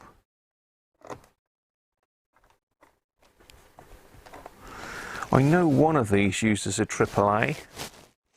They all seem to be different. I mean, you got the same one as this, Rob, the ESR 70, have you? Right, let's try again with a new battery.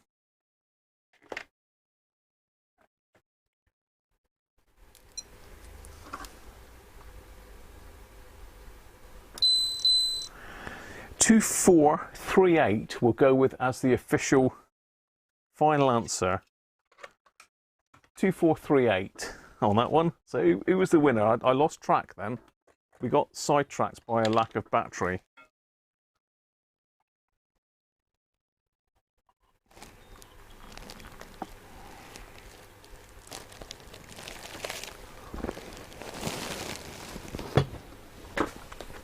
That's the last of me champion. Good stuff.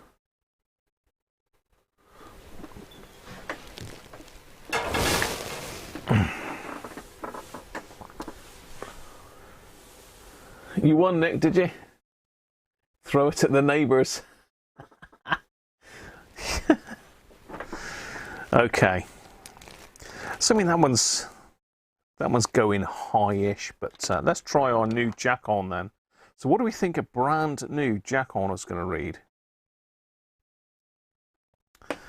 Brand new jack-on then. 2,200 microfarads. I think everyone's a winner, Ninja, but if Nick says he won, I'll take it. He's a winner. Everyone's a winner. So you're saying 2441 for the brand new jack-on. I can't even see what these are, these other ones. I think they're 100 microfarads.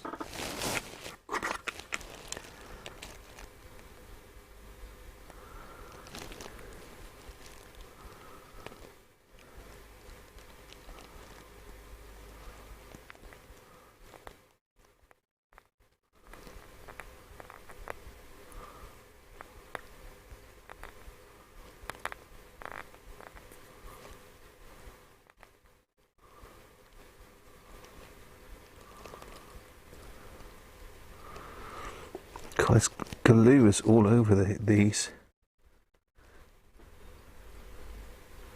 Yeah, they look like they're 100 microfarads.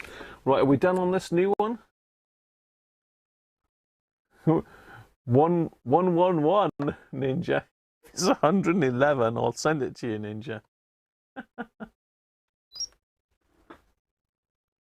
What? Did you see that? You are joking. It's never at that battery already.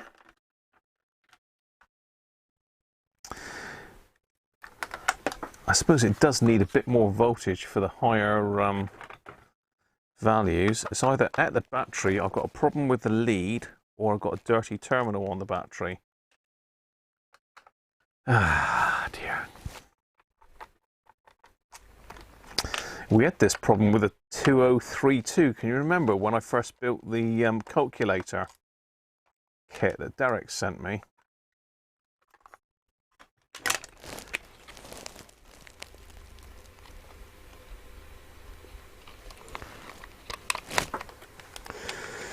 Yeah, when I first built the calculator kit that Derek sent me, we had a battery that was reading fine out of circuit. As soon as you put it in circuit, it just died a death.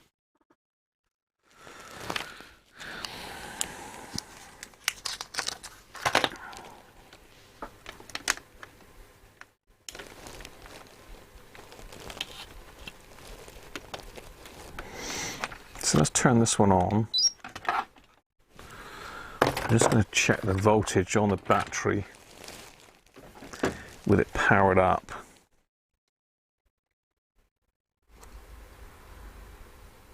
That's holding at 11.7, so that one should be okay, shouldn't it? He says. I'll tell you what, it's loud out of the case, isn't it?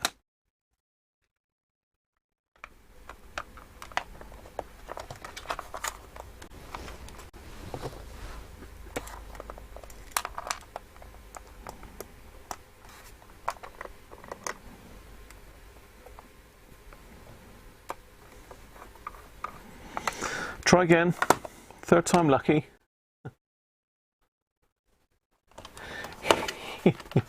Claudio, how are you? You bought a Sony ICF77 and had to replace all the capacitors. How long it take using a proper tweezer solder? You never get solder tweezers in there, I don't think. Claudio. There's just not enough room to get desoldering tweezers in one of those. You've either got to, well, I mean, I've seen some people do them with hot air, but I find when they're leaky, if you heat them up with hot air, they just explode. They just fly off the board and across the other side of the room somewhere, usually. Right, let's try again. Jack on, take 2.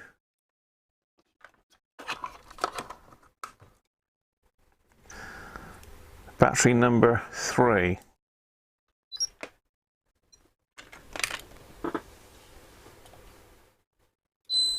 Yay! 2,100.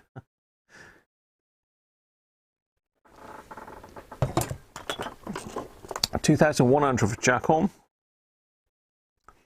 Let's try its friend Rubicon. Let's try a quality cap in there. See if that's any different. Ruby.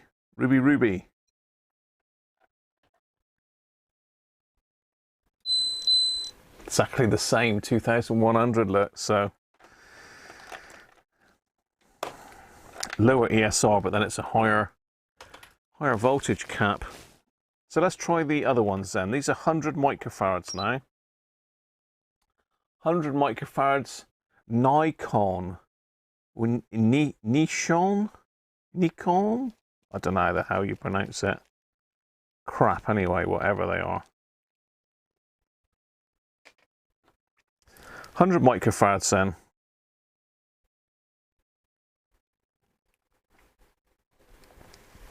And we'll go with the average of the two, I think.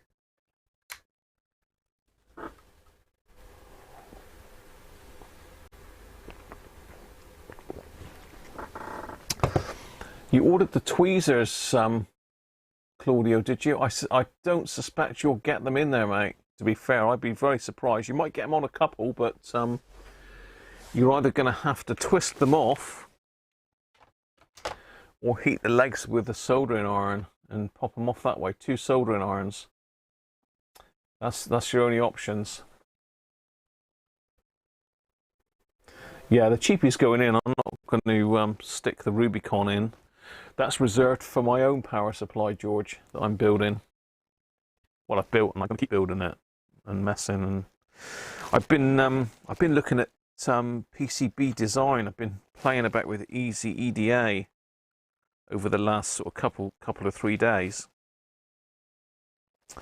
I'm also going to have a look at Design Spark as well. Saw someone that reviewed a load of them, and he rated Design Spark higher. And one of the reasons to try it is that I think it's I don't know whether it's sponsored or what by RS, or whether it's an RS product, but my reasoning is if I use an RS product, hopefully a lot of their components are on there. That's my thinking, because using Easy EDA, they've got all the nice modern SMD stuff on there, but they haven't got a lot of the older stuff on there. 100, how we doing? Hi Bob, how are you? Don't take your love to town. Take it to me instead. Ruby. Ruby, Ruby, Ruby.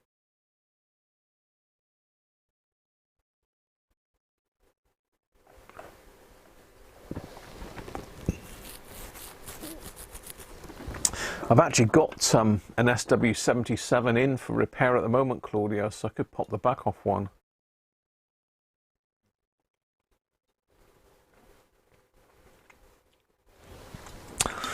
Yeah, they've got this Design Spark PCB now, George. Someone was doing a review on it last night, on a video that I watched last night.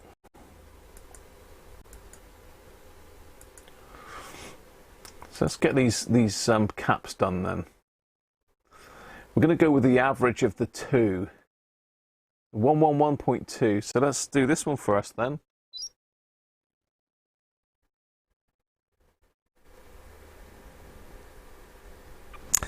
Well, it's saying it hasn't got a component, but again, I expect it's just dirty leads.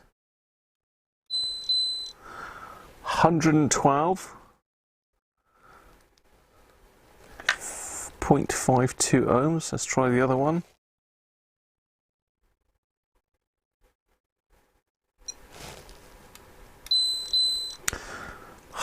They're both 112. So the average is pretty much 112. What does Sean have? 111.2.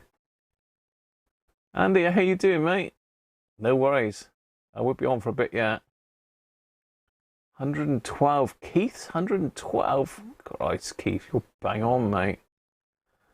I've got to be Keith, hasn't it? Nobody's closer than that.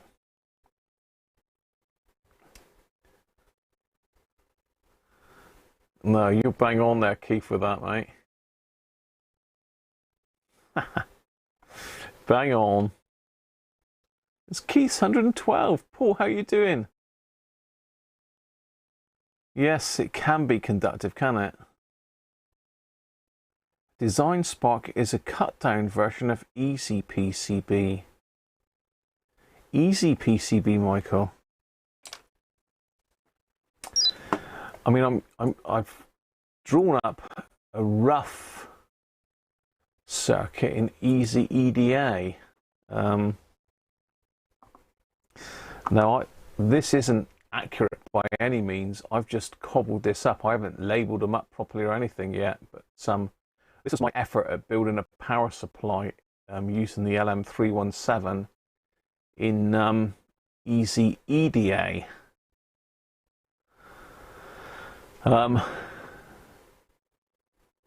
The problem is a lot of these components aren't actually listed in their library. So if I go to the 3D view on this, so the only components that are listed is the capacitor, or the capacitors, the resistor, and we've got a couple here. So transformer's not right. It hasn't got a diagram for that. It hasn't got one for the resistor. But I mean, it's pretty much there. It hasn't got the right footprint for the transformer. I've not done the routing yet. I had a quick mess about with this, but I need to work out how to get the track sizes bigger. So the width is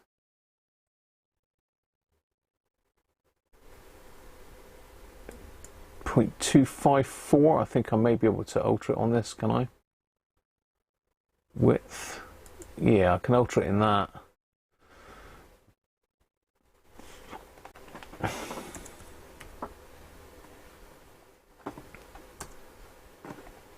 Okay, right, yeah, that's more like it.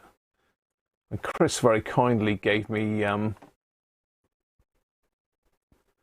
calculator for working these out, but I'm yet to be able to work out the calculator. Pardon me. So yeah, I can pretty much see how to route it, but it does do this auto route thing, which I've run at the moment. But you know, I've got these were tricky. This is the bridge rectifier here, and these are the caps across the bridge. And it's impossible to do it without the traces crossing. So it's got it's a work in progress, but I'm literally just started learning it. So don't knock me for that. But I have been trying. I am trying. I want to try and work it out for myself as best as I can.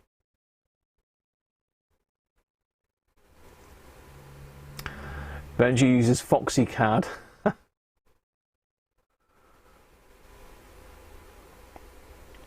Move the resistor, otherwise you have a shorted track. It's a double-sided board, George, so there's a wire on it for the resistor. I did say it's just a quick catch-up. It's a quick botch-up. There's lots of crossing over, but it is a double-sided board, so it's dropping tracks down on the other side of the board.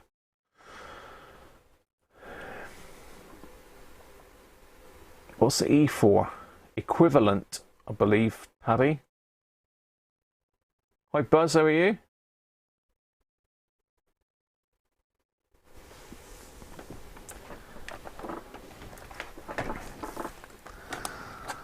Yeah, this brown stuff is pretty horrible, isn't it? I wonder if we could get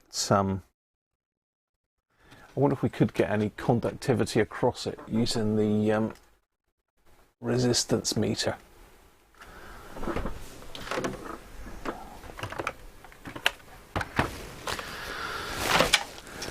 Anyway, I don't think those resistors or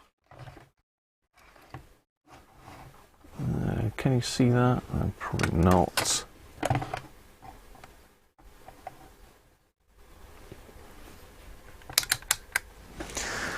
I mean, I'll leave it on auto range.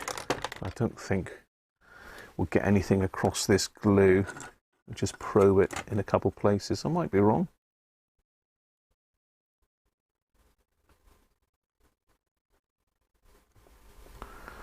It is like feels like an Evo stick type thing, but I'm not getting any resistance across it as such. Try over here. No, here. No, you'll probably need something a bit more sensitive than this to measure it, but it's not showing any resistance. So really, we haven't really learned anything. It's, you know, I'm going to put new caps in it, but it doesn't seem like that was the issue.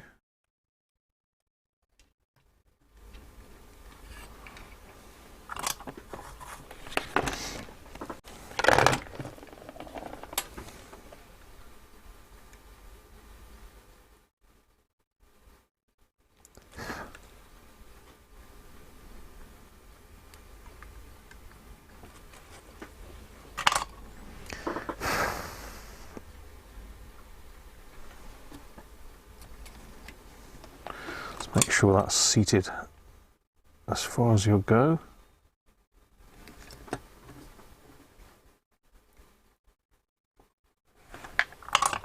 Ow.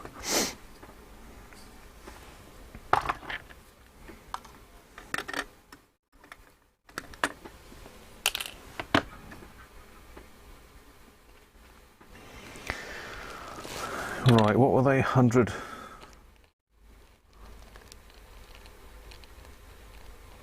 I can't even see the voltage on those because of all that brown rubbish all over them.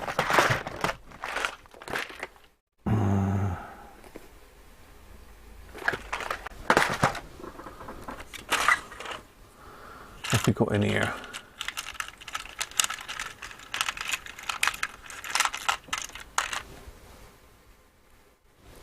Oh, let's try these blue ones, they're at the right size.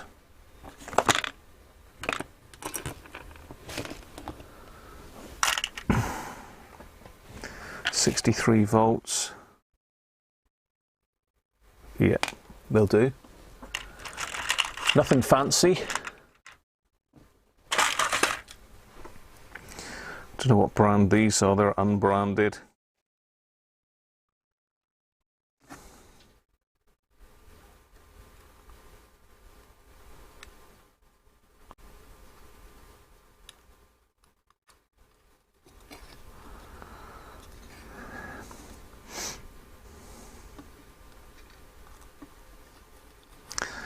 Unbranded nastiness. But to be fair, it's not the greatest power supply on the planet. So we haven't really done anything to it, bar changing the caps.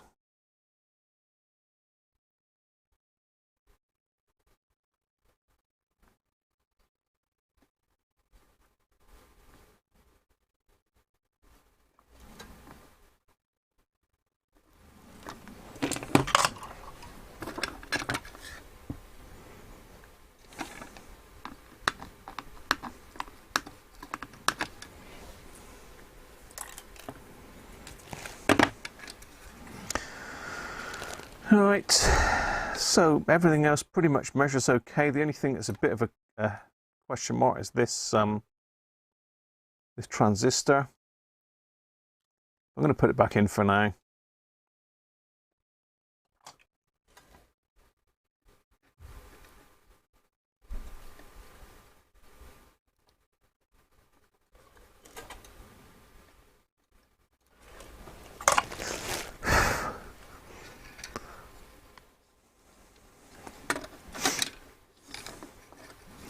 Okay, so red, solder these in one at a time.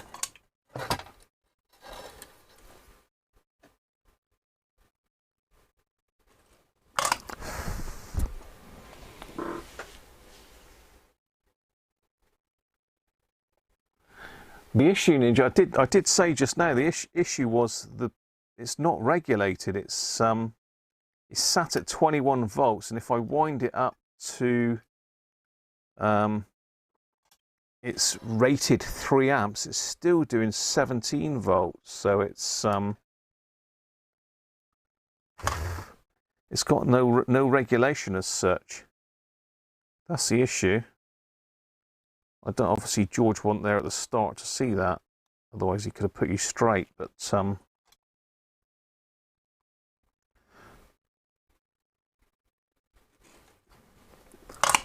that's the issue. It's the regulation's not correct on it.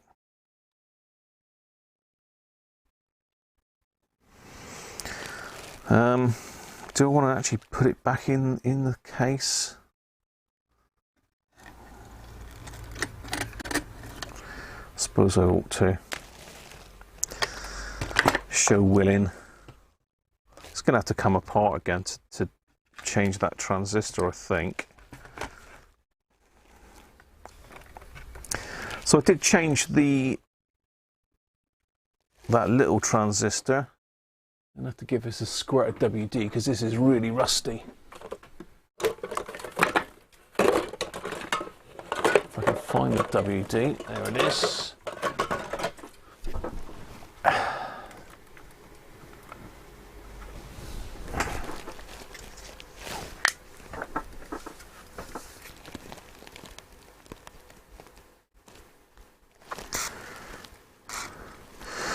sprayed nicely on that resistor. That'll do nicely.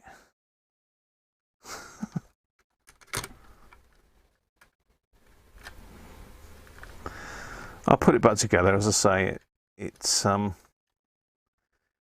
could well be that transistor. It could be the other one. I didn't check the HFE on that.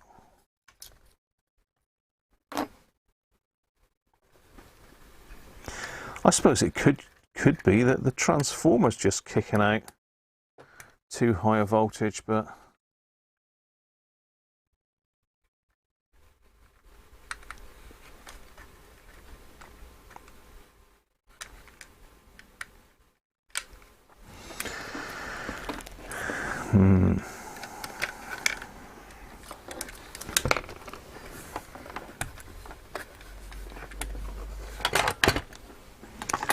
just going to have to stick it in the socket to put it back in. I think we've already got one jammed in there anyway.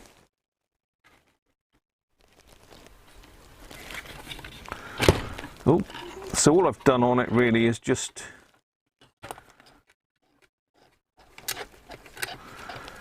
change the capacitors and change one transistor, which I thought was shorted, but it wasn't. It was across that low resistance resistor.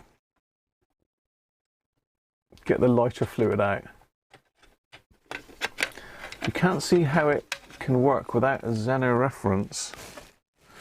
I don't know, Nick. As I say, I'm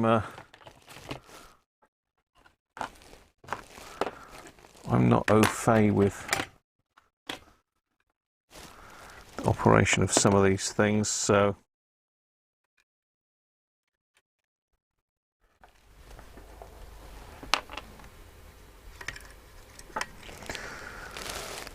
I know that the other one that I played with had a Xena in it, definitely. That was a 5 amp though. This is only a 3 amps, but it's a fairly hefty transformer though.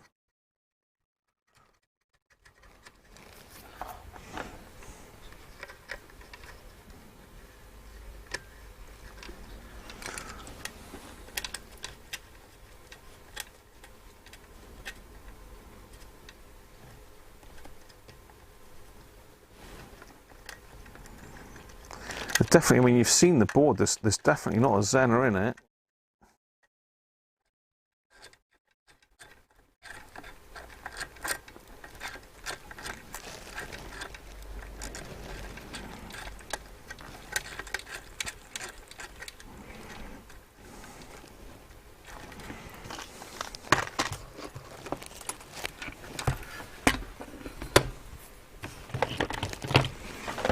Right, now we've probably dropped the little screwdriver bit on the floor.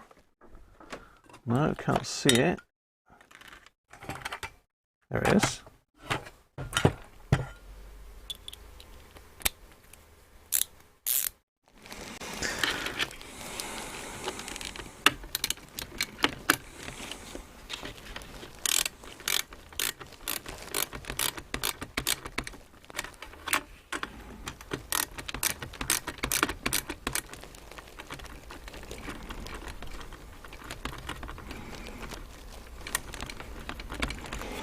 Come on, come off. He didn't want to let go. He wants to stay in there.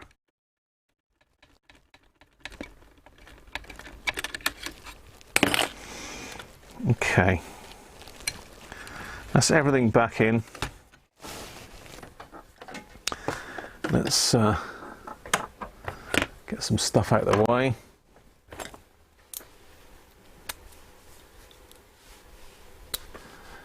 Rebuild it as a PSU using an LM327 and a 2N3055 pass transistor. That would be better, George, I must admit. That's a good call. Do you mean LM317 or 327, George? I've got 317s here, but I haven't got a 327. Is that higher amperage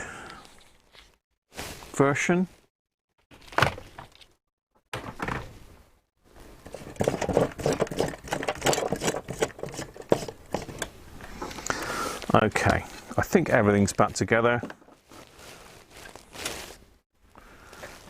Let's turn it off for a minute.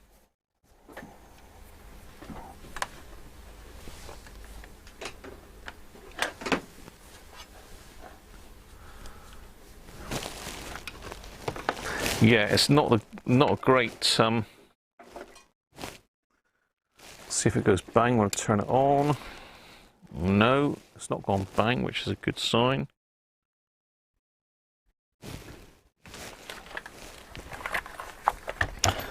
So, as I say before, offload it was 21 volts, and it is now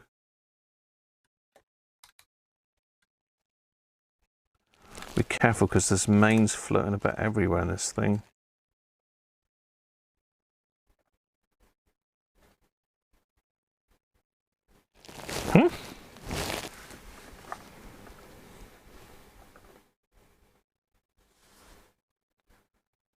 It's now 7 volts. What? Okay, what haven't you soldered back in properly, Graham? Have you not soldered something back in here?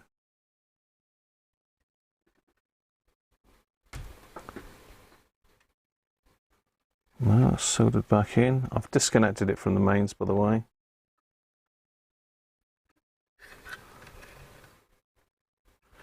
Regular blue, regular blue. What? That's almost like half of the supply isn't working. Let me just have a look in there.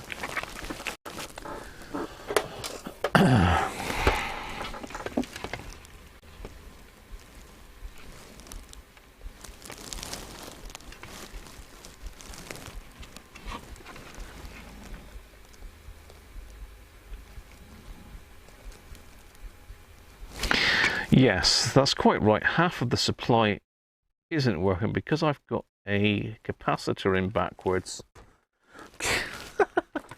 Right, let's just correct that. Dear oh dear.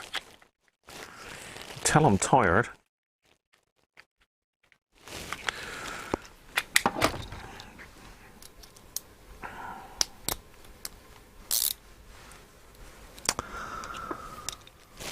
So I've got one of the little 100 microfarads in.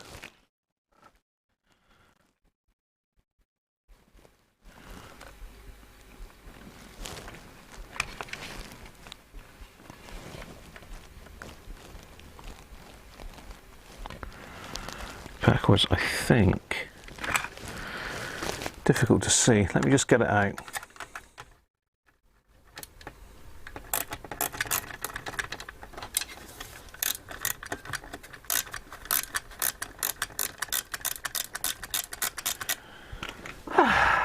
Great stuff.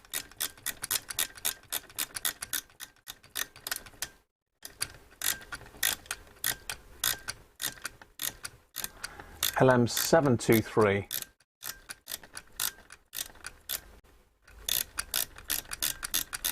You get a 3 amp version of the 317 in a TO3 case. You had one many years ago for CB. How's your CB doing, Paddy? Have you actually managed to get any contacts on it? Paddy did win the CB radio that Dom gave away. Well, Dom gave me to give away.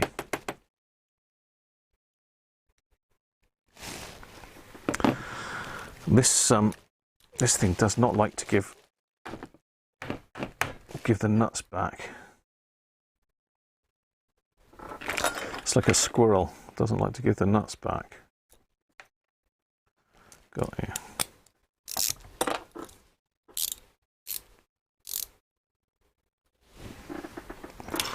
Yeah, these power supplies were all over the market. I mean, I've had more than one of these.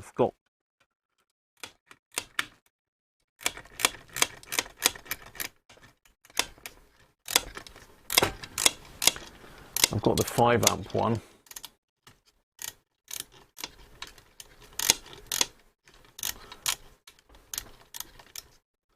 See my messenger? All right, George. I'm just... Is that an adjustable regulator, George, or is it... Well, it must be.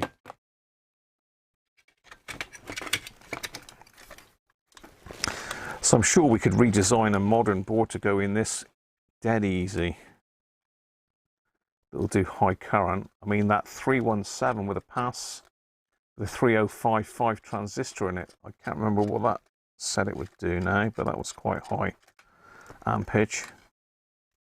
And I've also ordered up one of those LM200 ICs.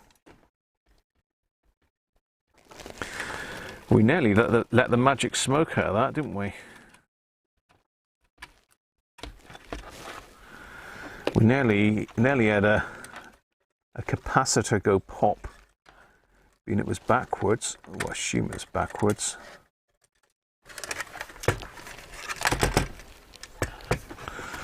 Looks like one of these pegs is loose as well. Just tighten that up.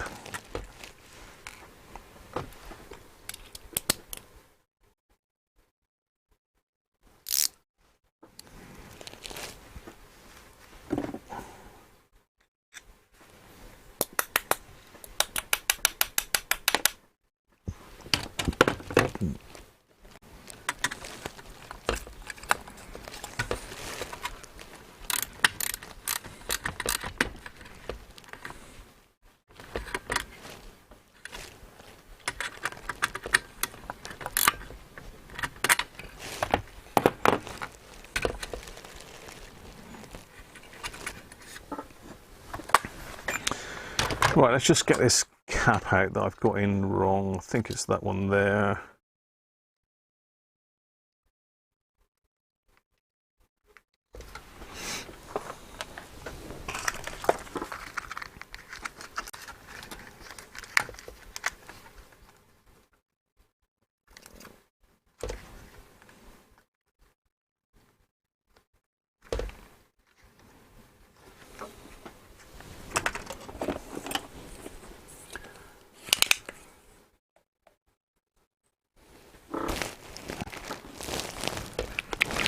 I like easy to get bits, George. What the hell's going on with that?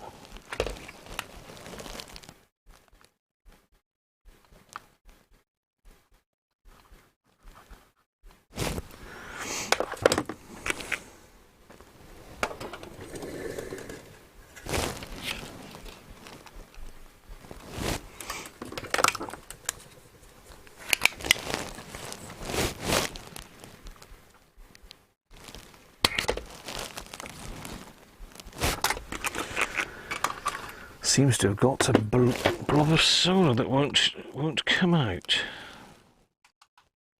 That's not. Right, let's see if we can get this the right way around this time.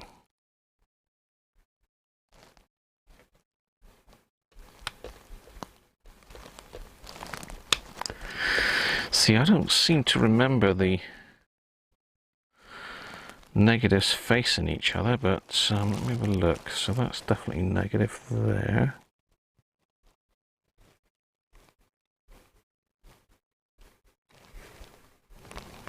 It's positive there.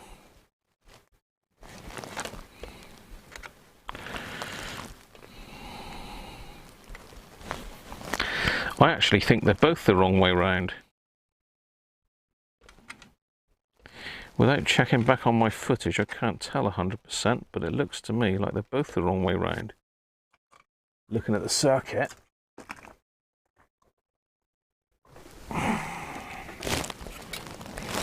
Just pop this one back in.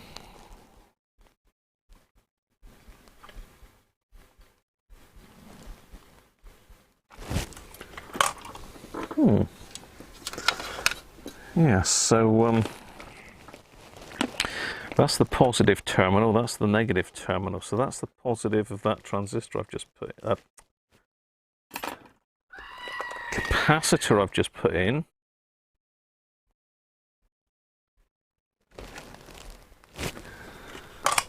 Yeah, this one, that's the negative on there.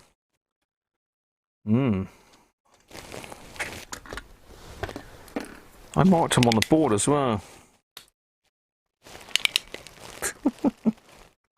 Dear, dear. Don't do tiling and live streams.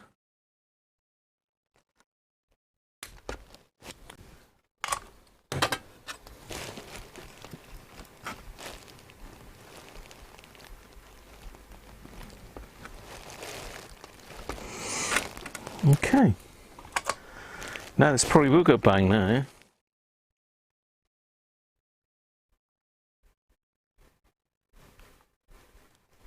I think if I put a load on it, it would have gone pop.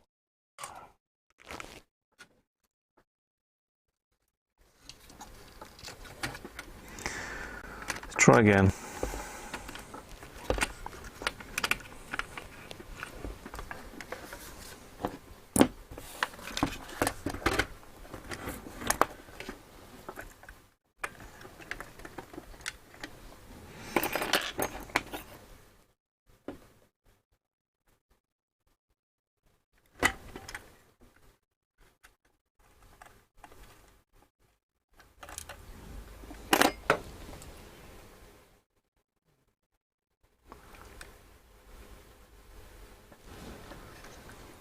It's better to go switch mode. Oh, the more switch mode stuff I can get rid of, the better. Switch mode's supposed to be more efficient and all the rest of it, but it's so noisy on.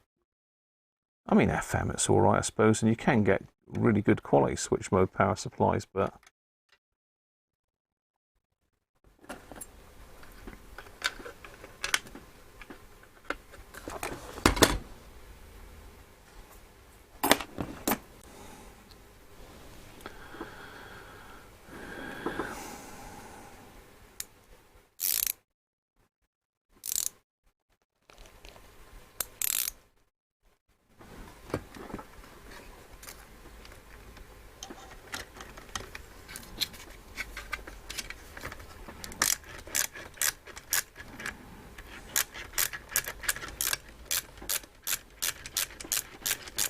yeah.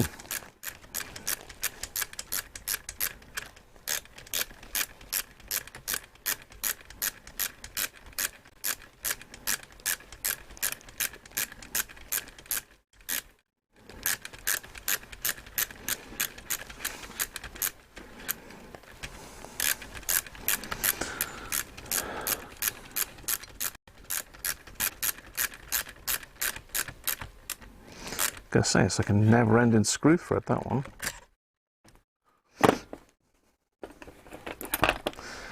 Let's try this again. Yeah, I think that would have gone pop quite nicely if I'd stuck a load on that.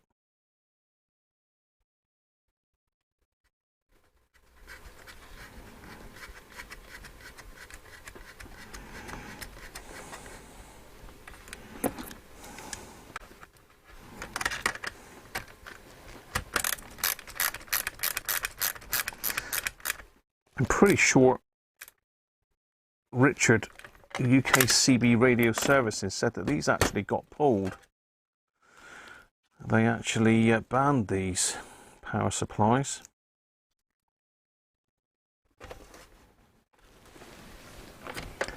All right, let's try again. It may well go bang this time.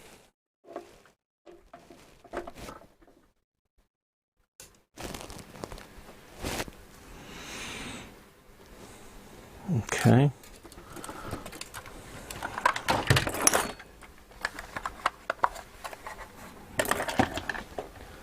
Let's see what it's doing this time with the capacitors, hopefully the right way round.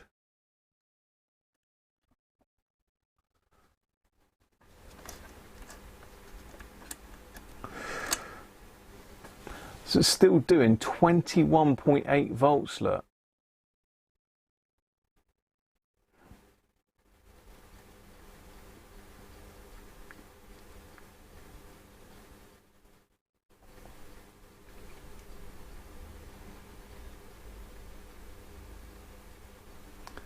It's climbing.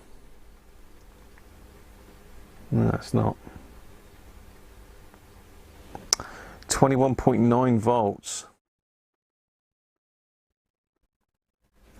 It's got to be, it must be one of those transistors doing it, surely. But as I say, I don't know enough about it to know where the regulation is on it. But that's too high.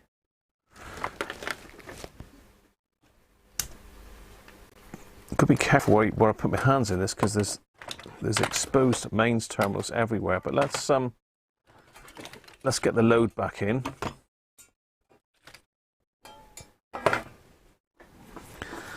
Let's get that out of the way.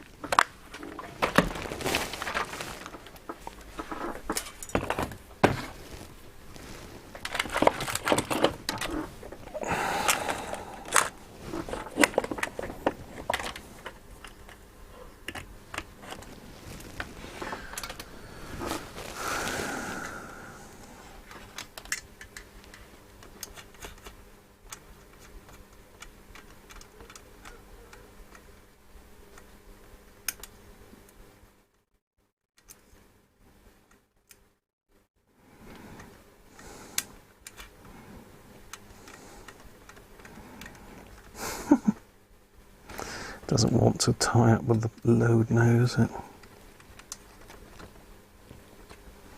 Okay.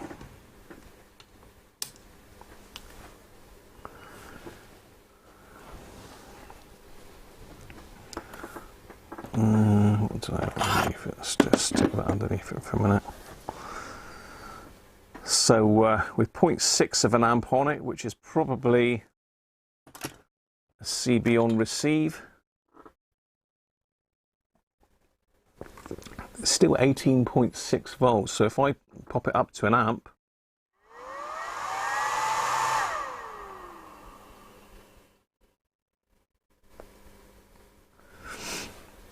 it's still 16.3 volts. So it's just too high.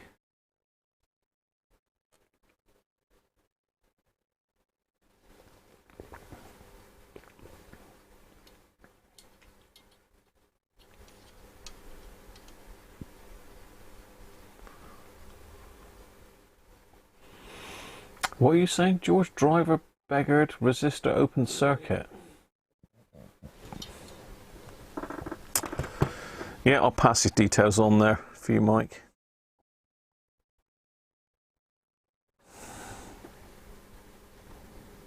Can feel the resistors, the MOSFETs on this just warming up now on the load. But, I mean, let's go up to the 3 amps.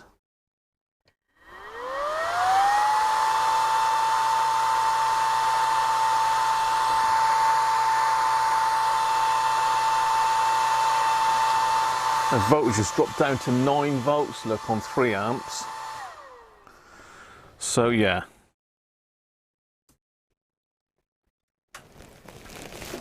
That is rubbish.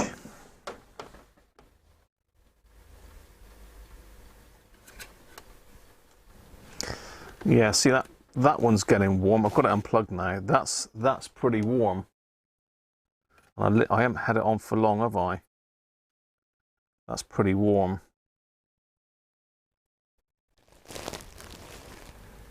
Nothing else is warm in it. So it could be that we need to change the BDW12 for 3055. I don't know. But anyway, I haven't been able to sort that. But I think George is quite right. It would be a good little project to rebuild this into a decent supply. A lot safer as well. I mean, it's easy enough to shroud the mains leads.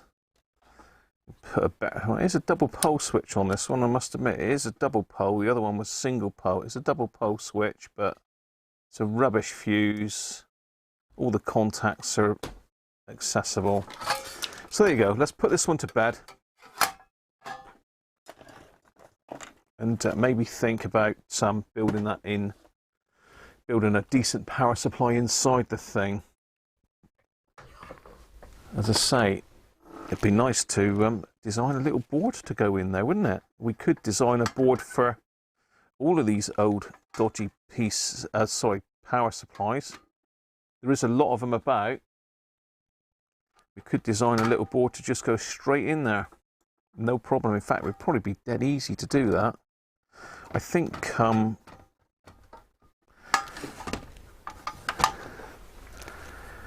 Richard remade a board to go in these UKCB radio servicing. He did make another board, but I think it was just a replica of the original. Now I've got a screw loose now. There he is. It was a replica of the original. It wasn't a brand new board with new electronics on it. It was just a remade one. That screw's not even, that's just turning round and around. So that is rubbish.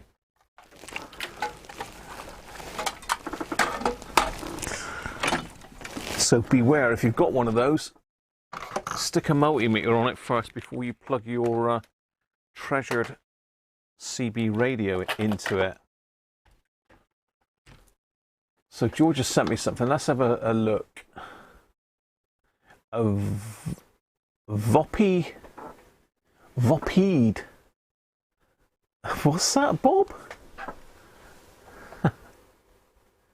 Is that meter right? Yes, it is, Simon. It is.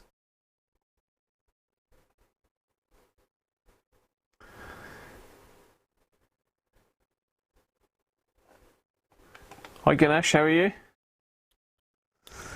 Just put this stuff away and then we can start having a look at some radio stuff. Get back on the radio topic. But as you know, I like to play about with different stuff because that's how you learn, isn't it? By doing these things.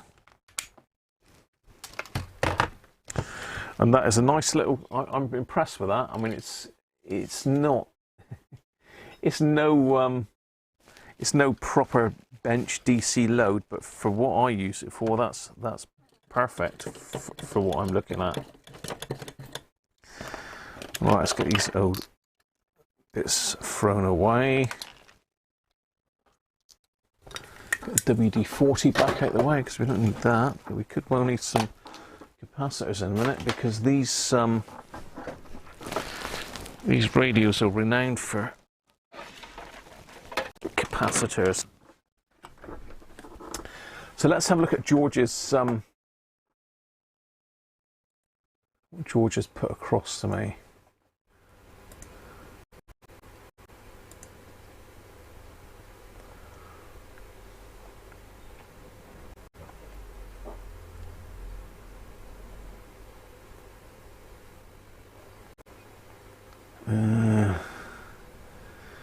So George has sent me a file. Use that as a basis with a single pass transistor. You can scale the design up to as many as you want.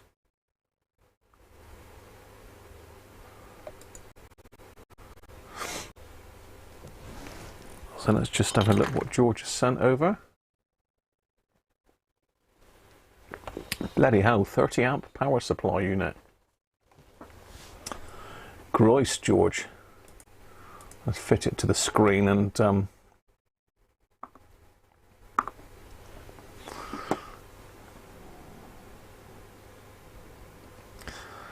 let's just get rid of me a minute. Am I gone? Yeah, okay, so this is what George has just sent across. Practical wireless.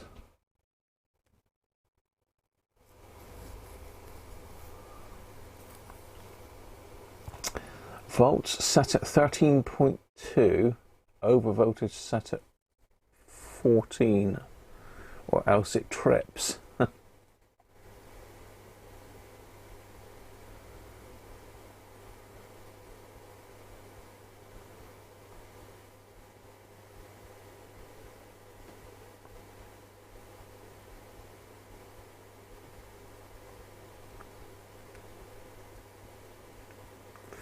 Maximum current available is 30 amps. Well, that's for driving a proper 100-watt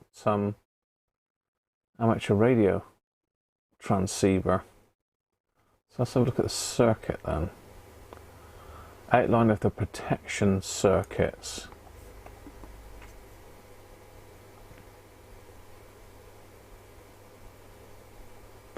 LM723. Okay, so that whole section is the LM723. Was that the LM723? No, this has got to be because it's got pinouts on it.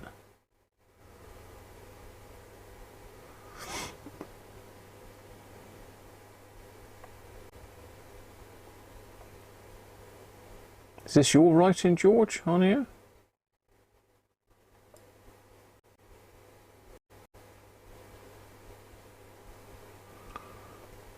Unregulated section, okay.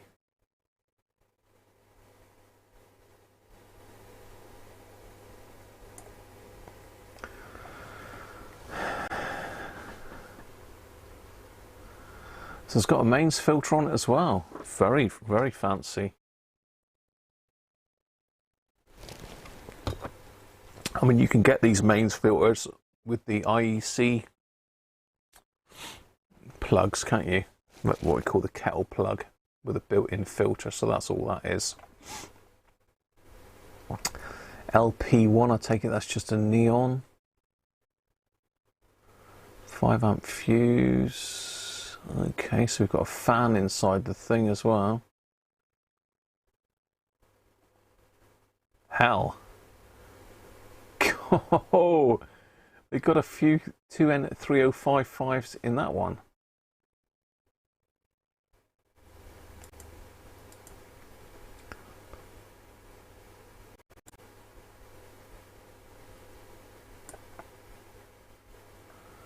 Base leads are all interconnected.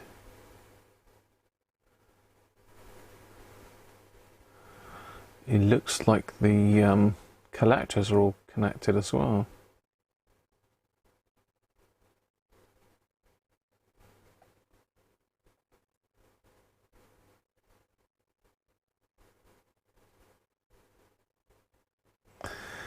That's very nice, George, but it's a bit overkill for a 3 amp CB radio supply, isn't it? But very, very nice. Approximate cost £95. Jeez, you can buy one for that. But then saying that, I mean, the transformer's going to be expensive, isn't it? It's going to be a bit of a monster transformer, I would have thought. What transformer are they using then? Let's have a look.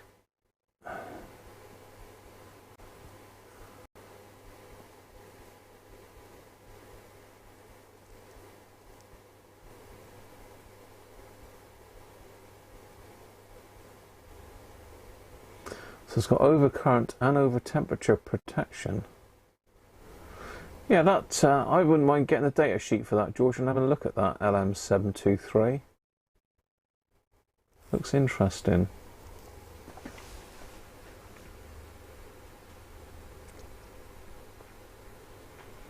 Of course, the other one that we were looking at originally was this thing here. So this one's got the 3055 in the output. It's using LM317. I wonder what that'll do ampage wise. It says we can produce several amps of current far above the 1.5 amps of the 317.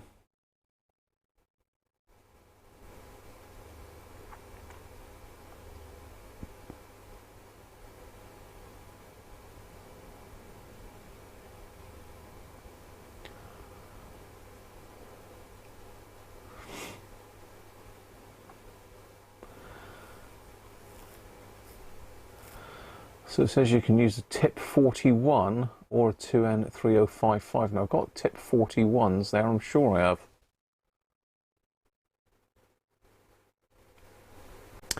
What's the difference between a 337 then? Handle higher currents. It's rated at 5 amps continuous current. And the 338 reduce currents up to 8 amps.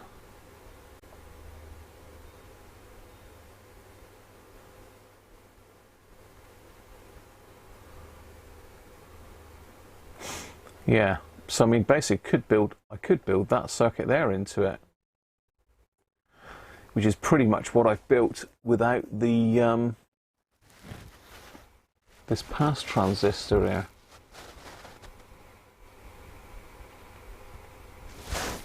here. Interesting. Interesting stuff. Okay. Where are we? Cheers for that, George.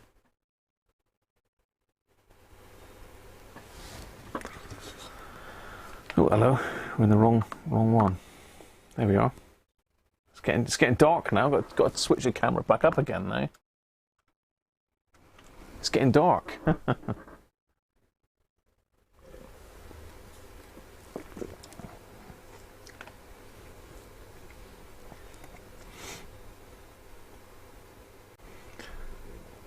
Oh, rubbish heatsink.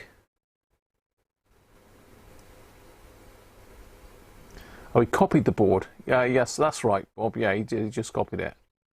I'm okay. I'm okay, Ganesh. Thank you very much. Hope you're well.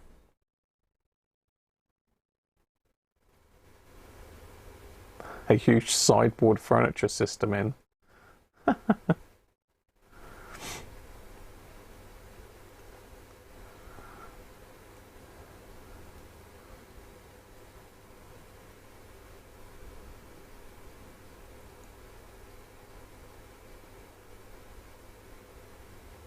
Right, George, I see what you're saying. Instead of using the 10, use a single one for a 3 amp PSU. It's a good circuit, George, but I don't know. I'll have to study that, mate. I'll have to read that through properly when I'm off the live stream. But cheers for sending that over, George. Right, let's have a look at a radio then. This is a little Zenith radio. No, get off that. We want that. It's a little Zenith radio that Tony picked me up from all the way from the US of A. So this came back with Tony on one of his visits. And I want to clean the top off because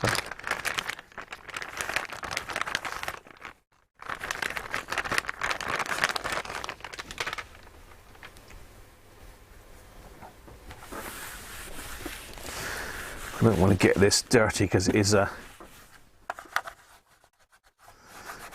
beige radio. No signs of the plastic aging though. It's very, very light. Derek, how are you? Yeah, we're good, mate. Your internet just dropped out, Ninja.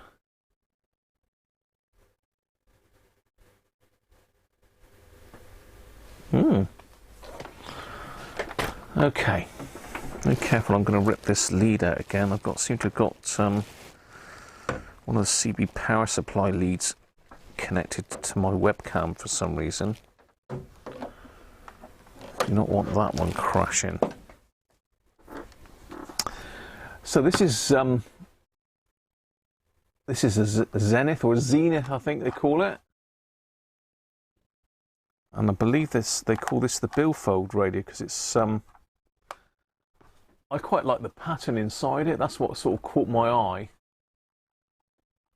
It's sort of got like a foil pattern on the grille. It's a Royal 16. Now I actually repaired a couple of these for Tony, and I said it's a really nice looking radio. I wouldn't mind one. So he said he'd look out for one for me, and on one of his trips, he came back with this. Say the light is blowing the camera out a little bit, but it's rather a nice radio. I like it. And it's got a little headphone or an earplug socket on the back. It's not a headphone, is it? So let's, has it got a battery in it? No. Now, I did intend to restore this, but I haven't done. It doesn't need a lot doing. It just needs a little bit of a clean up. There's a bit of crud in the corner there, and there's a bit of, what do you call it?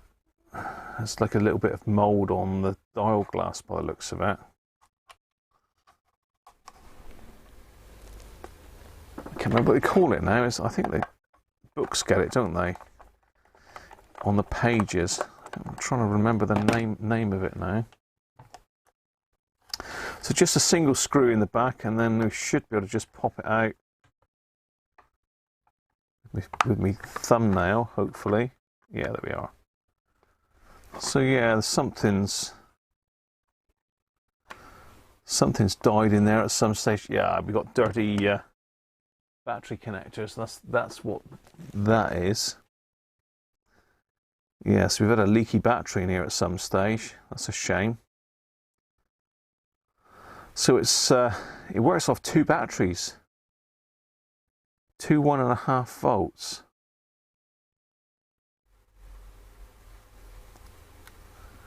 But they're not in series. Hey, how does that work then? These are weird and wonderful.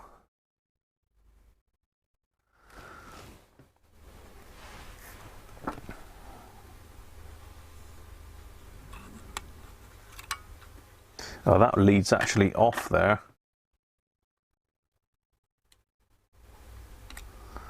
And that is really badly corroded, that one.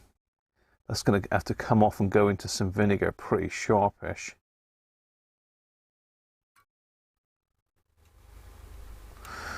I mean, normally they're just connected together, aren't they? So it just looks sort of like goes around in a circle.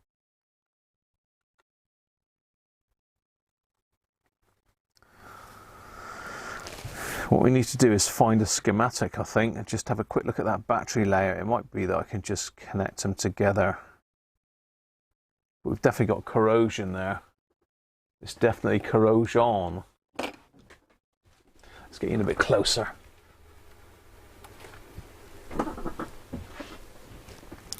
So I'm in the way now. But yeah, that's not great, is it?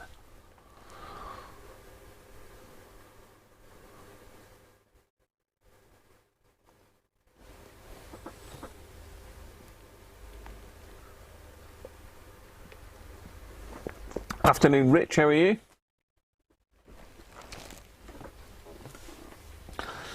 So these are Japanese made. Most of the pocket radios from the US of this era are all from Japan. So it uses Japanese transistors, which are difficult to get and expensive. There's I think there's silicon and there's germanium in the output.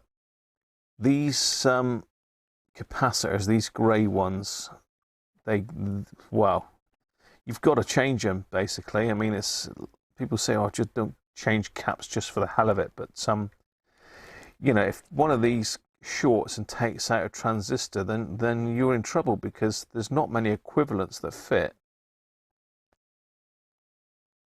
There's very few equivalents listed, so it means you've got to buy an actual transistor, and they are expensive. So it's well worth changing these really before you even power the thing up. Or at least pull them and test them first. But yeah, I wonder if we can get a circuit for this then. Zenith Royal 16. We've got a pretty flower pattern on it, which I quite like. Doug, Zenith was the last of the American electronics manufacturers to actually make things in the US. This is a later model made in the Far East. It's definitely got those Japanese transistors in it, Doug. So the model number is R16L2, and it's got Japan 506, whatever 506 means. So it's made in Japan. Let's see if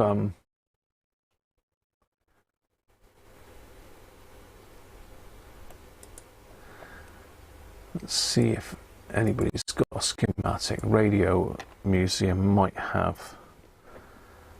So Zenith. I mean, these are a fairly generic circuit, actually. There's a Japanese, I can't remember what they call it now, but it's a fairly generic circuit designed by Sanyo, I think.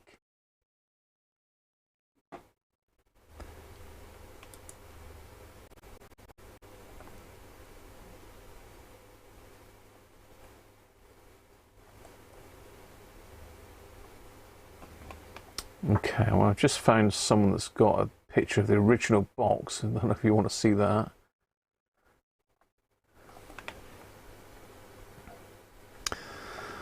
Someone's got the original box for one and the operating guide. But that's not what we're looking for. We want a schematic, don't we?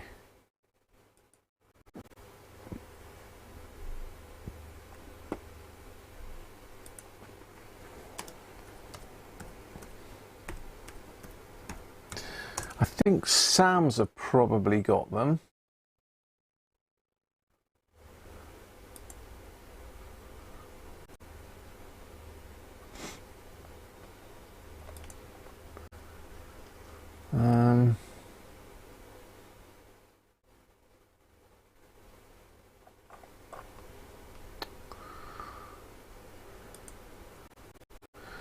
I did actually send off for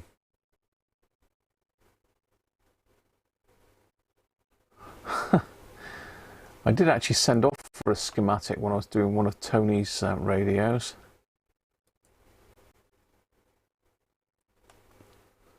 No.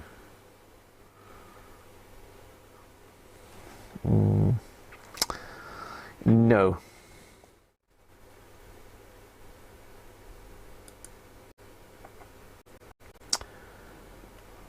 So let's just type in Royal 16.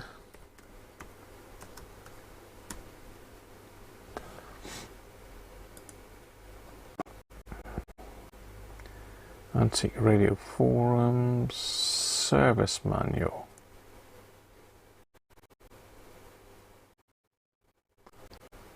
(16-3). That's a slightly different model. 16-2. Mike's Manuals. There you go. Electrotania might have it. Let me see if I can find it from Electrotania then.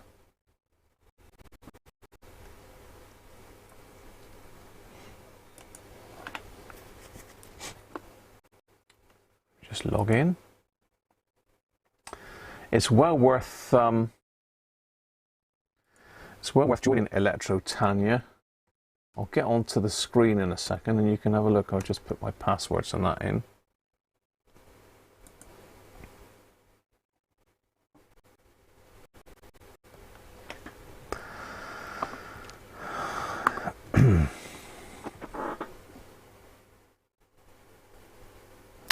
So this is Electrotania. I'm logged in, so it knows it's me. I mean, to actually get into it, you've got to pass an exam, which is a bit strange. But I think you've got to get a certain percentage in their exam to actually get in. I suppose it's a little bit like the EEV blog. So you've got service manual search. So that's Zenith.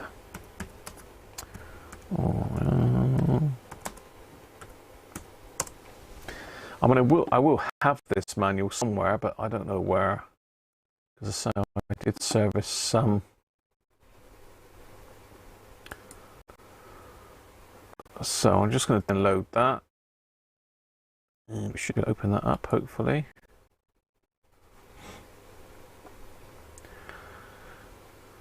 Is this the right one? Oh, hello, where's that going?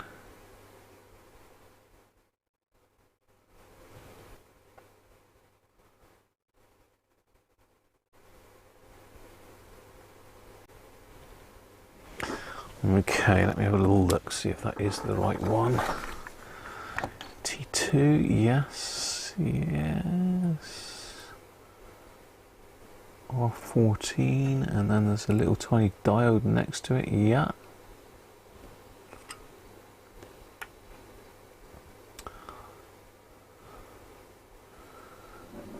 Okay, no, it's not exactly the right one.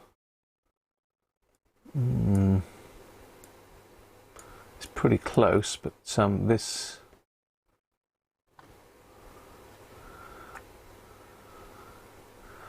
this isn't quite right. No, it's not the same one. It's close. I mean, all the IF transformers are the same, but the capacitance is all different. So this R10 is yeah, R10 is in there.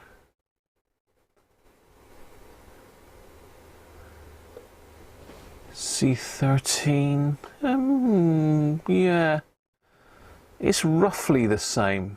It's roughly the same. You know, we've got a capacitor here, an electrolytic that's not on the circuit. It's roughly the same.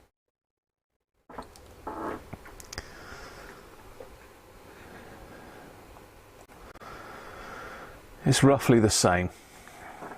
It's just got some different capacitors. It's laid out slightly different on the IF section there. But it's good enough for us to have a play with.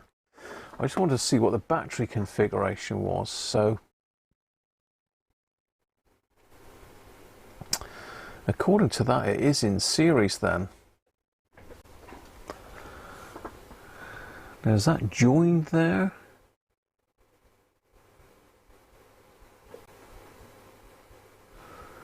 According to that picture, it's in series, but as I say, it's not the exact one. I'll leave you with that a second, because I'm just going to skip to the loo.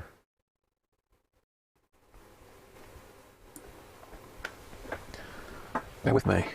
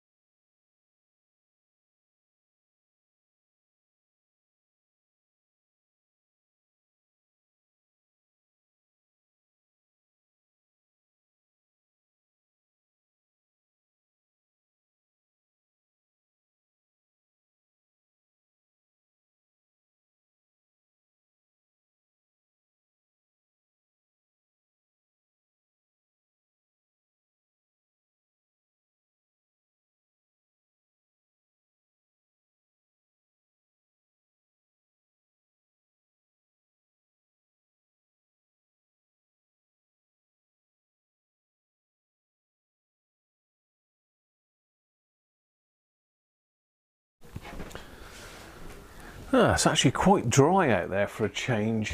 I wonder if we are going to get some snow. Doesn't look like it. You never know. Right, so definitely that's got 3 volts in series connected between, it looks like R22, is it?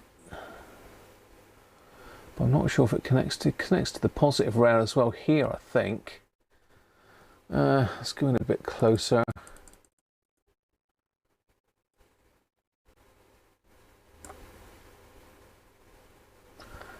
Yeah, there's definitely a connection there. So really it's across this capacitor, which looks like C19. And we've got a switch in the positive wire. So it looks like this 100 microfarad at 10 volts, C19, is where our voltage comes in. This one here. And I have got that one.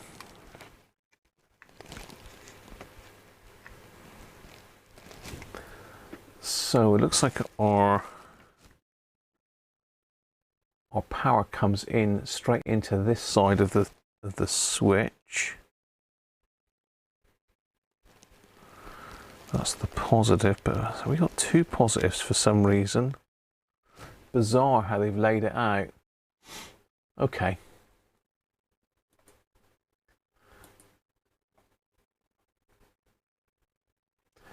But we've got something, and we've got the alignment procedure as well, which is quite useful. I did one of these, an FM one for Tony. It was a blimmin' nightmare getting the alignment on. In fact, I couldn't get it right. I literally could not get it right because it used those coils. You have to bend the coil. Anyway, let's go back to the bench.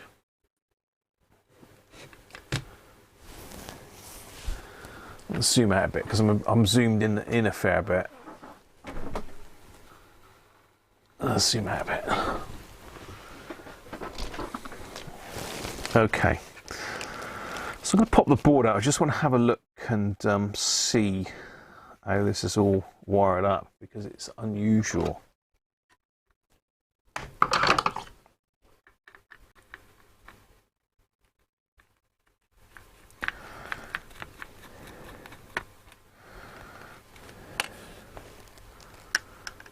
Got a little bit of white paint on there. Look, manufacturer's warranty is void by taking these out. I don't know the date on this. It must be 60s.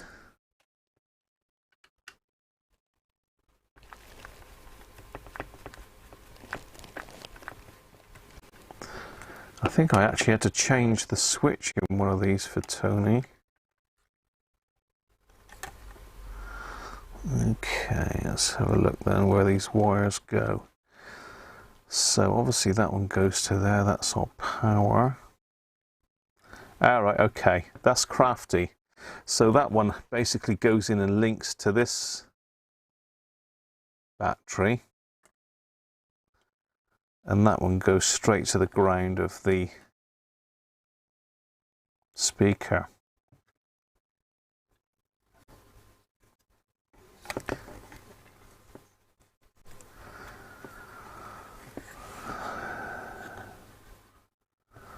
So yeah, I mean those two grounds must be connected through the switch. Let me just check that with the multimeter a minute. I'm just out of shot, aren't I?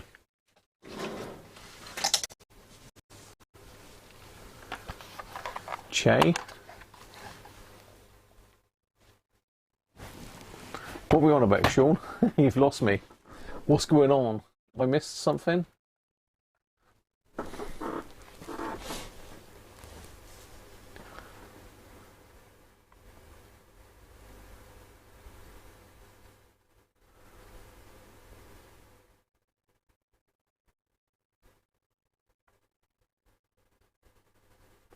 So looking at a Royal 500, the transistors are 2N35 and 2N94.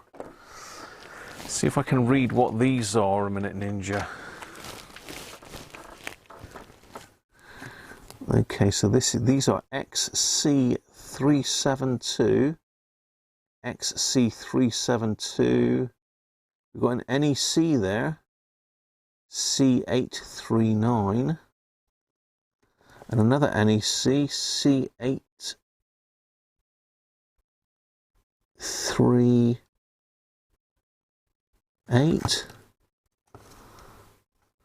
can't see that one. Is that the same? You can't see that one. And an 839. A C838 and an 839.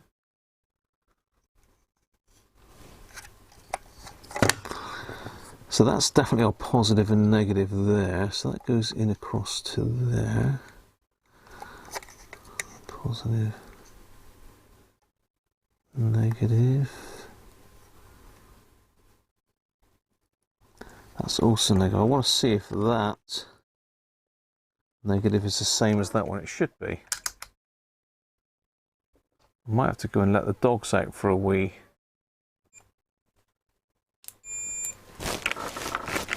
So I'm looking at that. I'll just turn it on. No, they're not connected.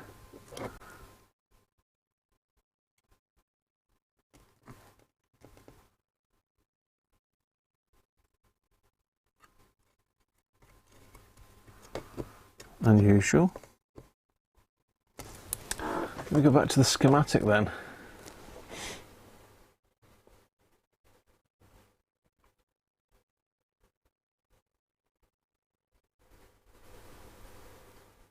You've got 3 XC205s in your component box. Well, they are unusual. This is XC372, so I've got nothing like that. I mean, the NEC ones you can probably get, but just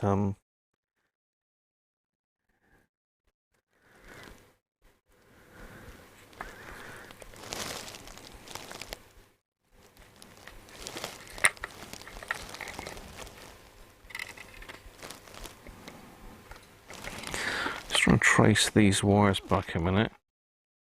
Let's get that one out there. So I'm just doing this. You can't really see what I'm up to, but I'm just having a look at the wires on this thing. So that's connected to there. That goes around and connects to that one, so they're joined.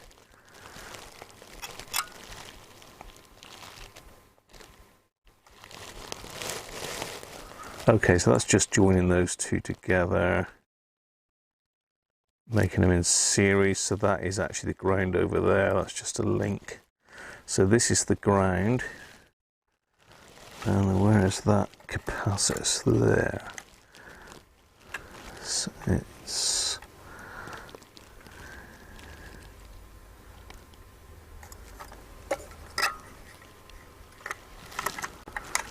some negative there. Yeah, okay. So I should be able to get the radio running by just connecting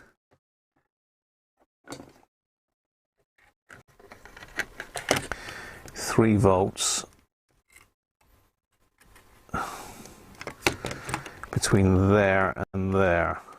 That's in theory. So let me just get the 3 volts is nothing, is it? I mean, you could run this off a lithium ion for years, I expect.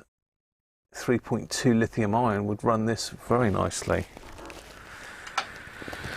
So let's see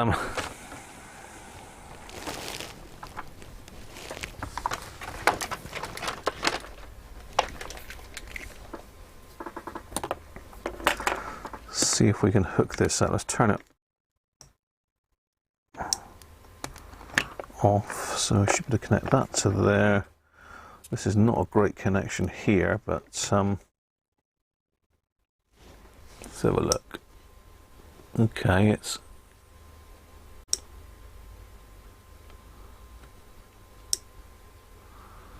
going out on current limit straight away. So let's just connect these up a minute.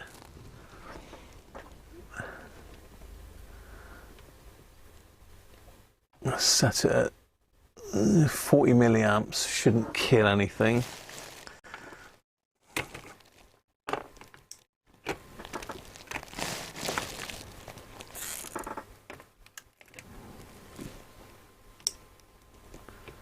Okay, there we go, drawing 20 milliamps.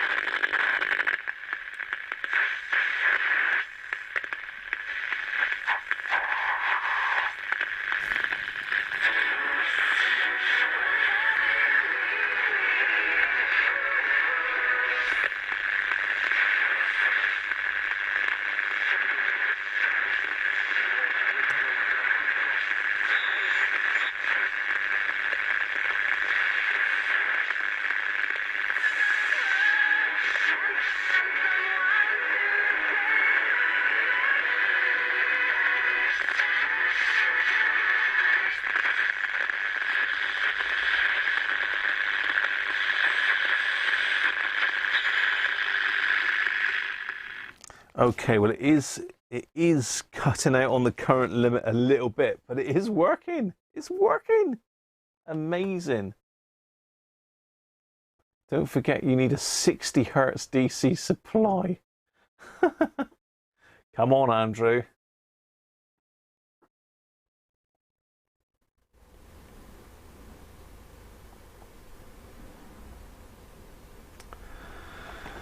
There doesn't seem to be much wrong with it apart from the corrosion and the broken battery terminal.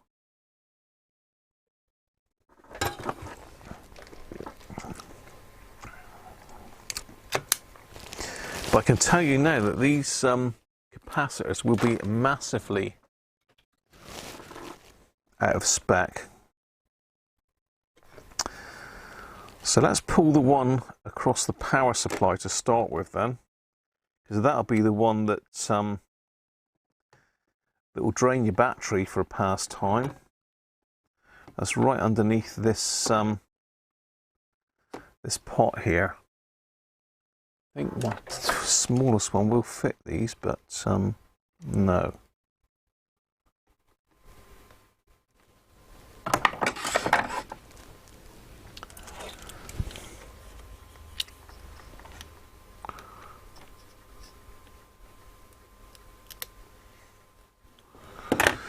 Has broken the Japanese lady's nail varnish.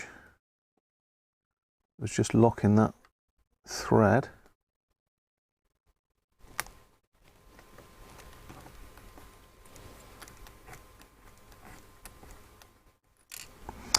So we'll pull that 2200, and that'll give us a gauge really as to what the rest of the radio is like. So I'm going to, what's the best way to get this out? Possibly with a bit of solder braid. I don't really want to put a lot of heat on this board because these aren't great. As I say, I have done, thanks to Tony, a lot of these radios.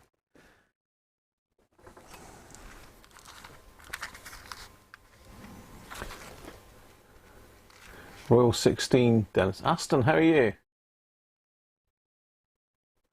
It's one of those things, Aston, isn't it? And welcome, mate. They're they don't take up a lot of shelf space. I think that's the draw for them. So you imagine if you got say 30 of these and 30 hackers. I'm going to need to put something underneath that because I don't want to scratch it. You know, this is not going to take up anything like the same space as the hackers. Yeah, I just don't want to damage that nice front.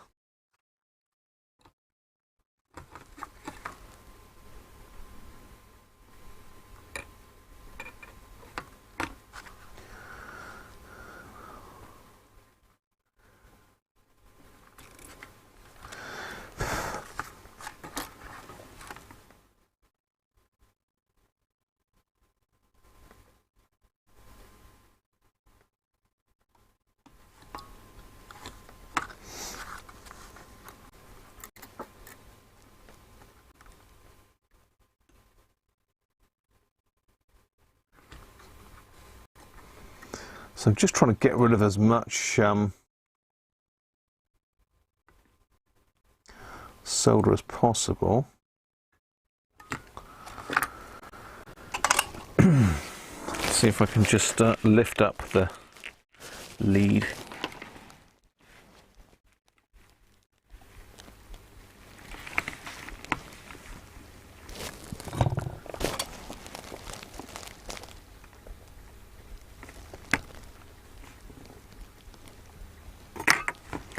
Yep.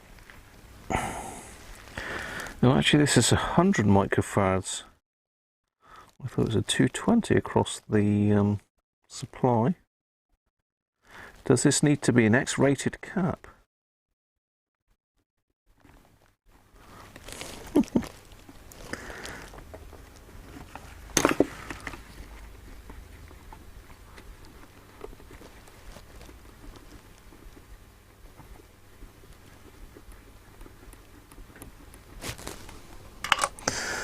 Yeah, you've got to be really careful with these boards. They're not great.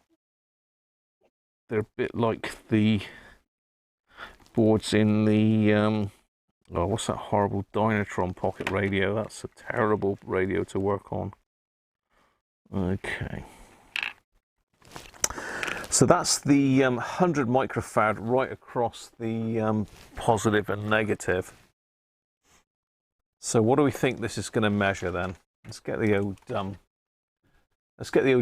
meter out.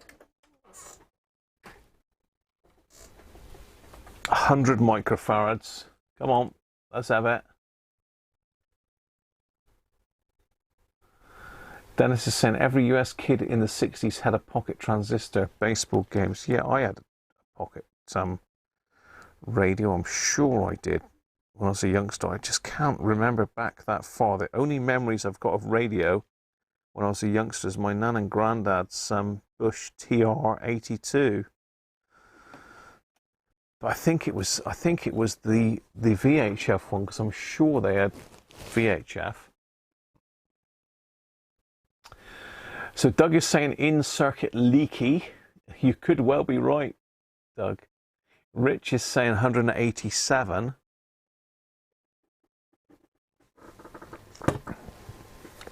Now, is there a brand on this? Track-On. Track-On. As used by Roberts in some stuff as well. I think Roberts used Track-On in some of their radios. The grey things. Track-On. 240 with high ESR. Dave Roberts, low battery. You could be right, Dave. I've got some more just in case. I've got backups. Very good, Dave. Excellent. Low battery.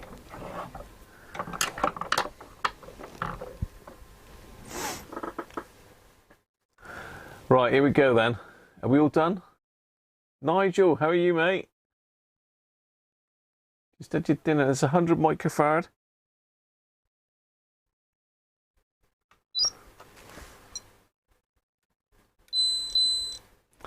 $163. It's not quite double, does it? But it's fairly high. It's fairly high. Certainly well worth changing. I mean, it's not a very high voltage, is it? 10 volts for the neck. Have I got 100 microfarad that low? Yes, I have. It's a bit of a difference in size, though. And that's, we've got a load of Panasonics in at the moment. 10 microfarads, 10 volts. 100 microfarads, I mean.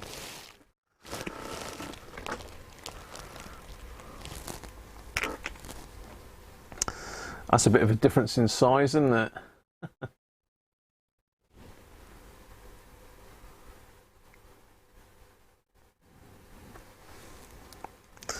Let's see what this one reads.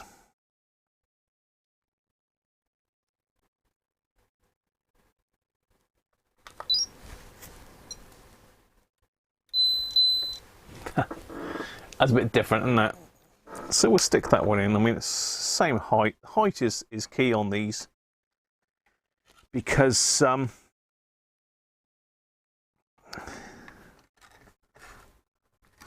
actually, let's just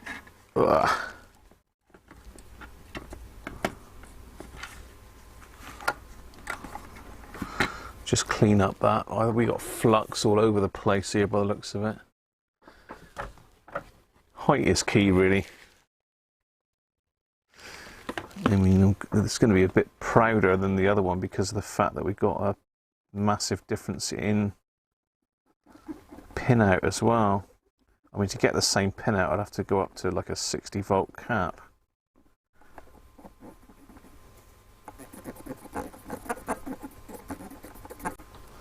Yeah, that's all sorts of nastiness over that, so let's make sure I get this the right way round. On a repeat of earlier. So I need to bend one leg more than the other.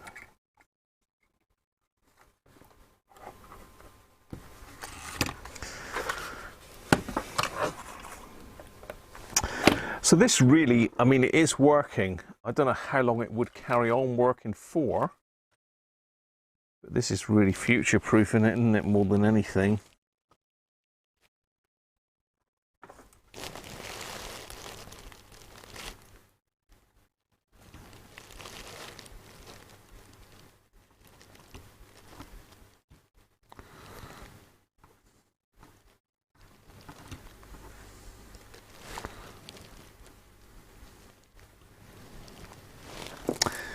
Now these little tiny volume pots, you can still get them. They can be tricky to track down, but they are available on Amazon and eBay, and some of the Chinese sellers have got them as well.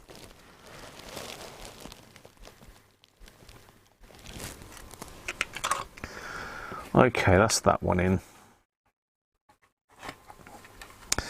So that should help with battery life.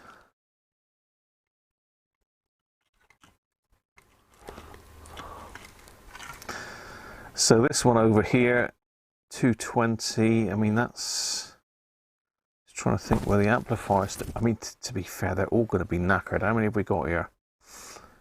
1, 2, 3, there's only 4. Is that all? 4 left? So this is the output stage.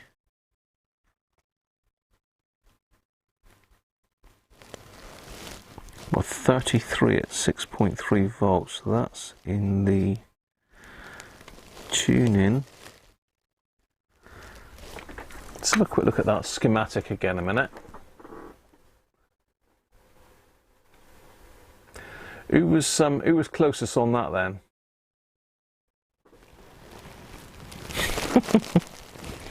Who was closest? I didn't see who won that.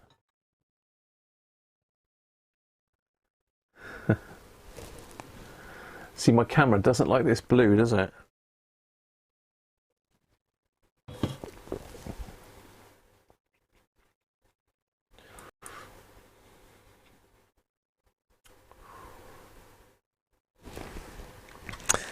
Yeah, see, on this board, C16 is 110 again. Well, this is clearly a 220. C16, so let's have a look where these are. There's got to be one in the output stage. Yeah, C19, C16s is in the output stage.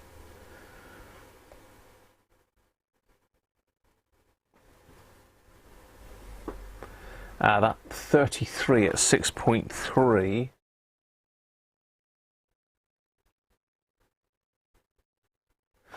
I'm just looking at the schematic again just to see where these caps are.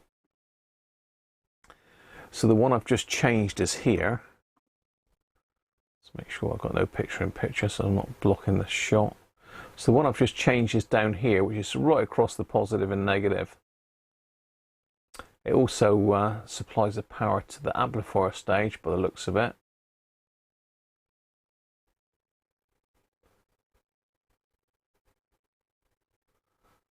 Yeah, it comes off that rail, so yeah, that one being out could mess the amplifier up. You could damage one of these transistors. Does it say what TR7 and TR8 is? I don't think we've actually got the... No, we haven't got a lot of information on this at all. It doesn't say what the transistors are. It just says it's TR3, 4, 5, 6, 7 and 8.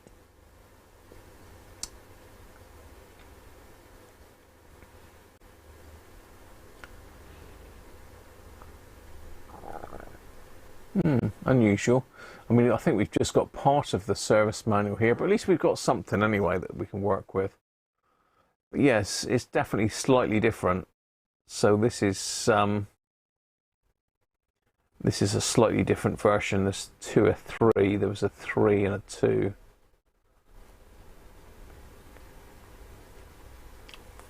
but it's close enough. So yeah, that one's the one we've changed. This one, so we've got our volume pot here coming up, so this one's also in the audio circuit.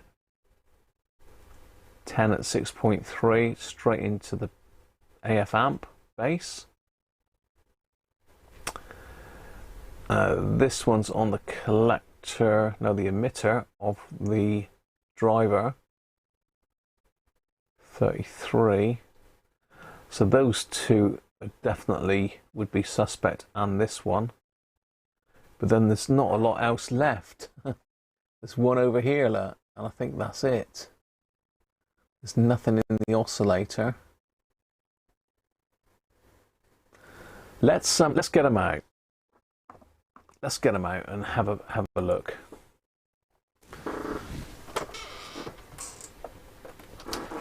Let's have them on out.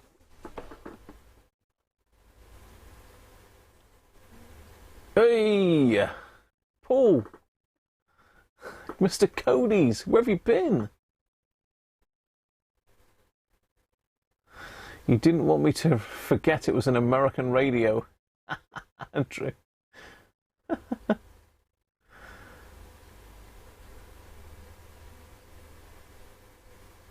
It's a Royal 16 Ninja.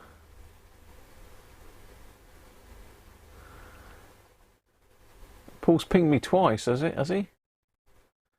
Paul's pinged me. Ping.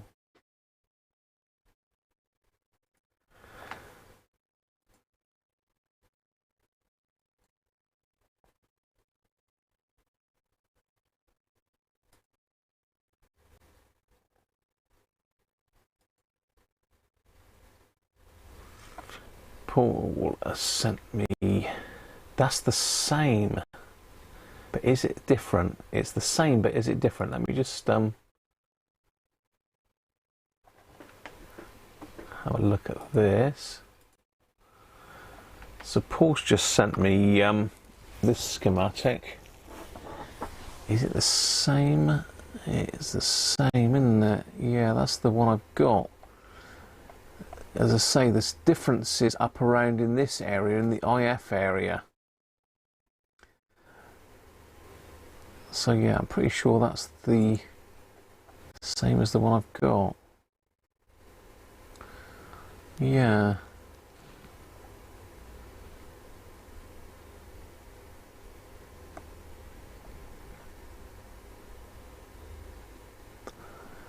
Yeah, I think it's a slight. There's 2 or 3 different versions of them, Paul. I've got the correct one somewhere because I know I got it to do Tony's, but I can't remember where it is off the top of my head. It's in my archive of service manuals, which is paper service manuals, not on the computer, unfortunately.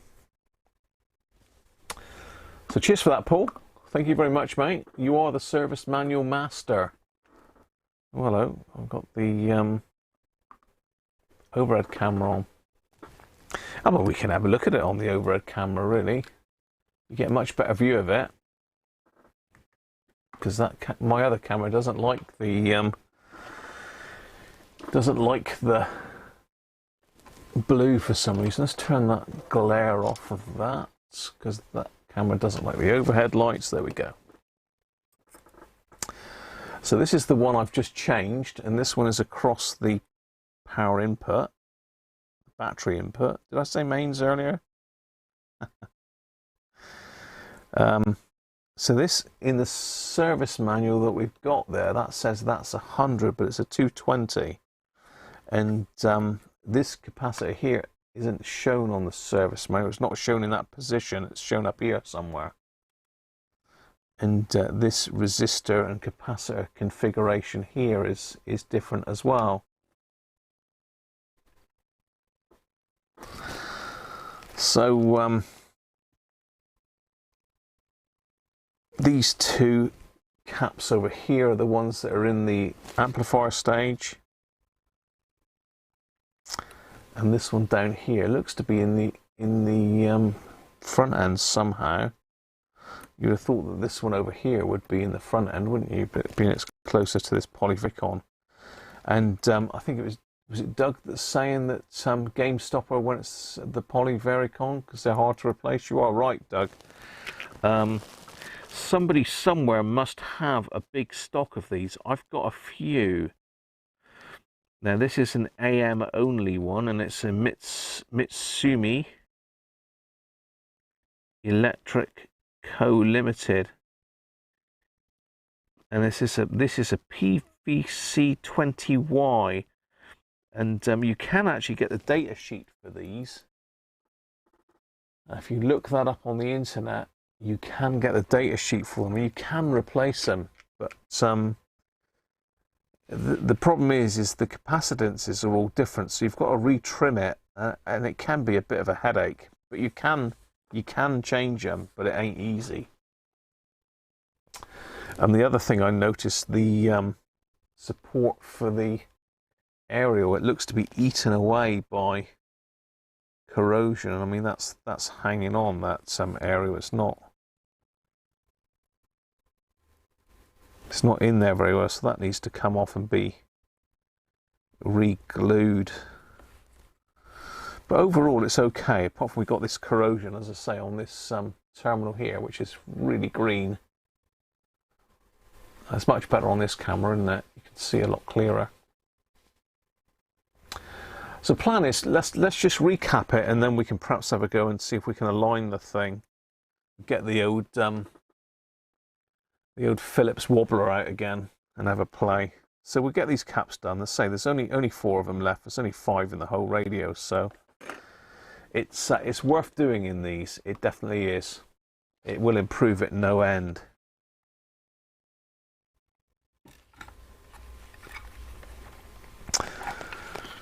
So I think what we'll do, we'll get the desoldering tool fired up for this.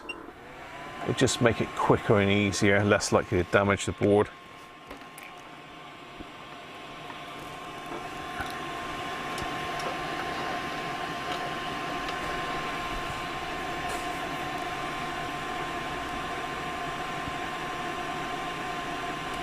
Yeah, it doesn't look molested. I don't think anyone's been in this at all, Doug. There's no screwdriver marks in them at all. But like I say, these track-on caps are the ones that are used in the Roberts. They're not as bad as... There's like a purpley coloured one that they use in these radios, and they are really bad.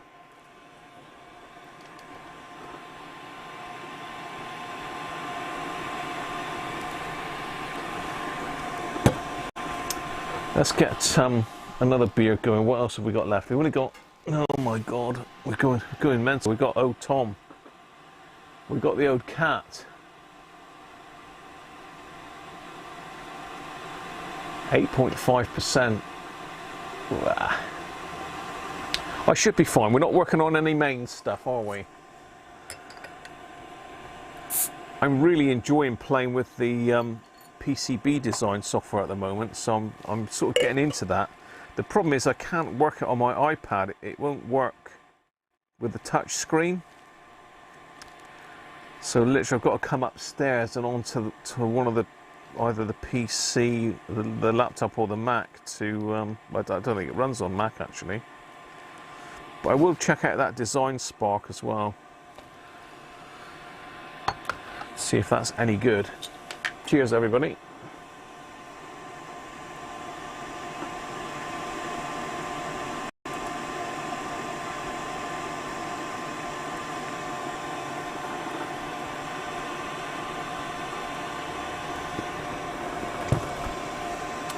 Nigel 1, give him the power supply.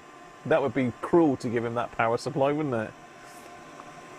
That would be cruel to give him the power supply. Old Tom, that's a lovely beer. Right, we're up to temperature. And we're blocked already, that's a good start.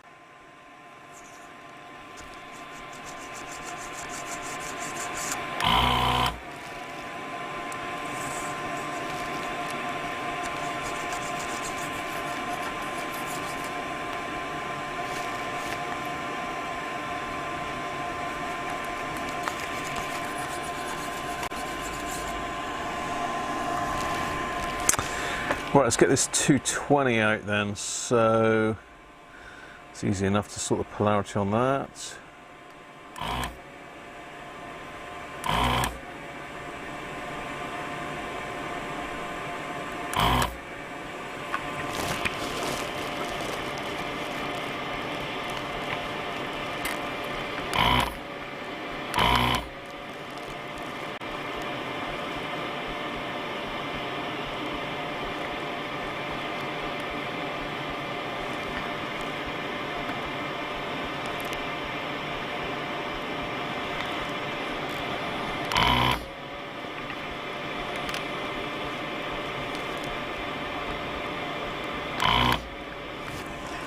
There we go. As I say, you've just got to be really, really careful with these because the boards aren't great. A way out to shovel another foot of snow away. You've got loads of snow, Bob, have you? We don't get snow much here. Well, we ought to because we're fairly high up, but we don't seem to. Okay, so we got a 220 at 10 volts to have a play with. So answers on a postcard.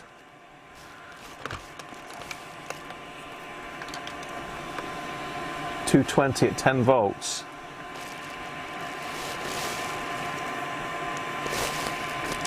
I'm going to clean all the flux off this board as I go as well because it is absolutely covered. And then I'm going to pull all the contacts out and stick them in vinegar.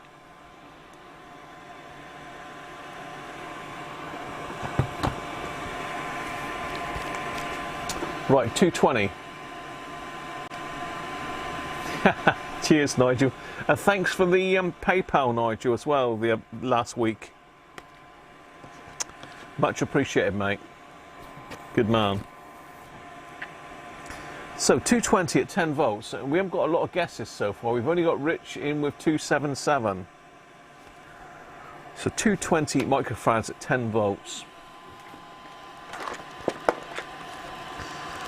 I don't even think I've got any that low.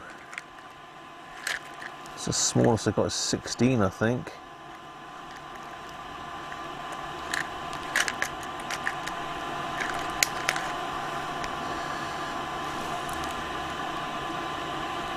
What's that one down there? What's that little one down there, baby?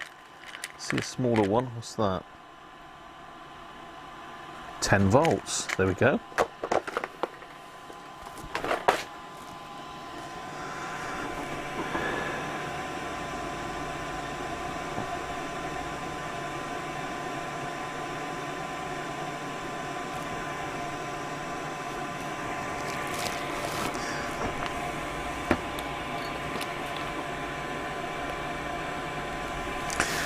Incidentally, I got Georgie's SW55 back to him all in one piece.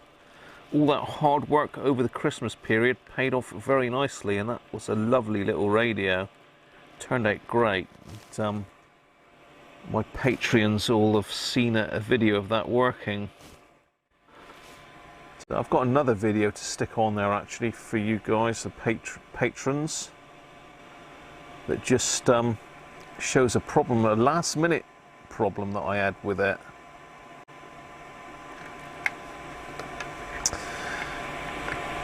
With the display went a bit doolally for some reason. My soldering iron's given up the ghost. It's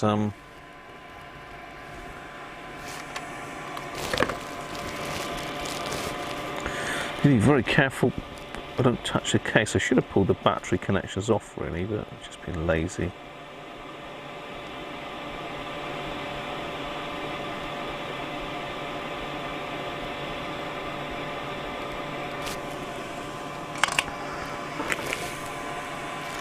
Are we ready?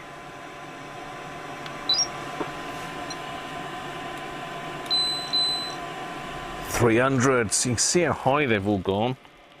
We haven't had a howler yet as such.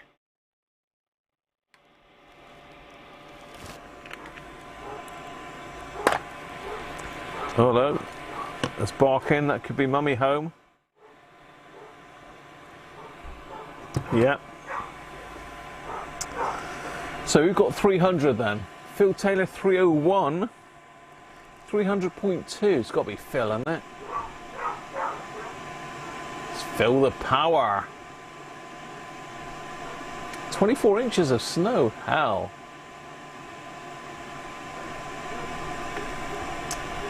Can you ask where I got my ESR 70 stand? I printed it, Rob. It's 3D printed, mate. So, yeah, I 3D printed that.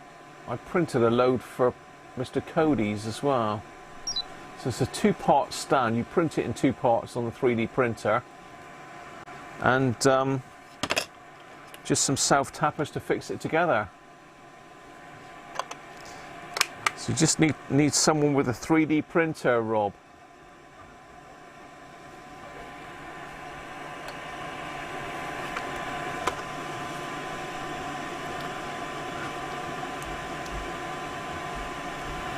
Right, Kerr? Yeah. Mrs. Cruncher's home. I just tell him that Mrs. Cruncher's home.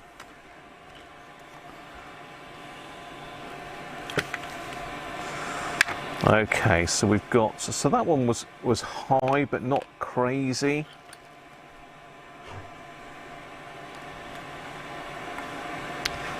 Oh dear, that one's underneath the tuning cord, the dial cord. Oh my god. Do I really want to do that one? Oh no, that one is as well. Those two are both underneath the dial cord.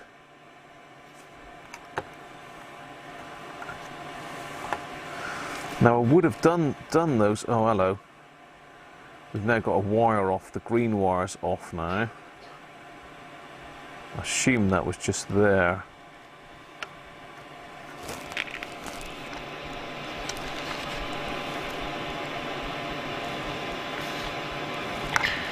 Yeah, I think that was there. Let's tack that back on there a second.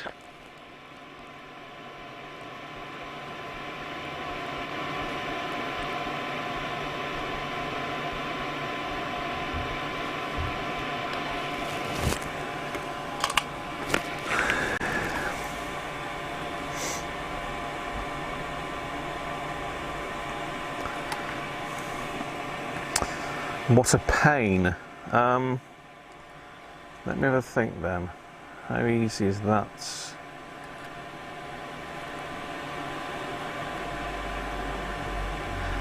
I can remember having a conversation with Tony about this, saying that it could be a pain in the neck. I did take it off. I did do Tony's.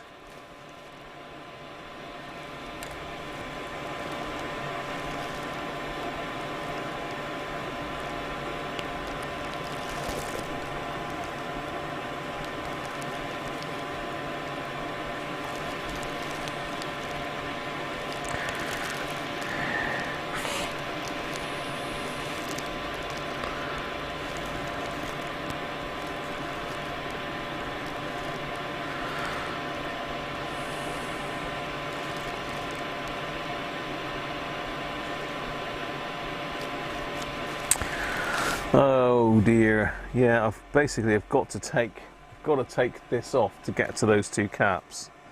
Let me contemplate that while I get this one off a minute then. What a pain.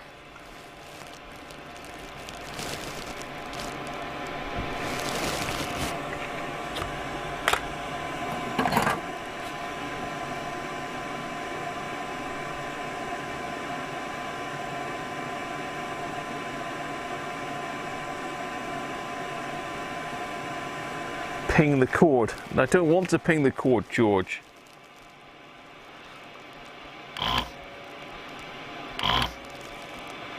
I know you're hoping for the worst, but, you know, you should be rooting for me, saying, yeah, no, don't damage it, Graham. Go easy.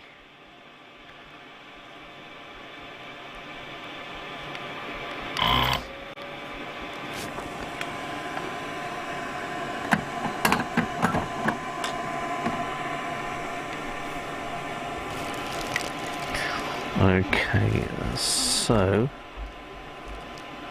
positive. You got to be careful because some of these older caps, they actually mark the positive with a stripe. So positive is there. Not that makes a lot of difference because I still seem to get them the wrong way around.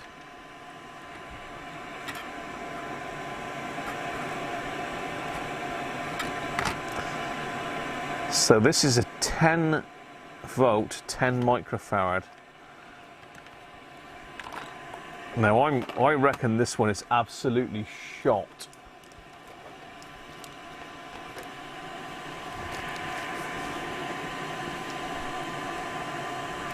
So 10 volt, 10 microfarad, track on.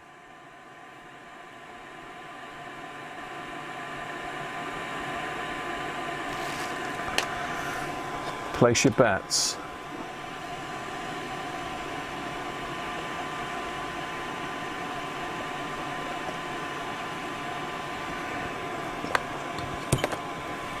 You're all willing the dial cord to fail.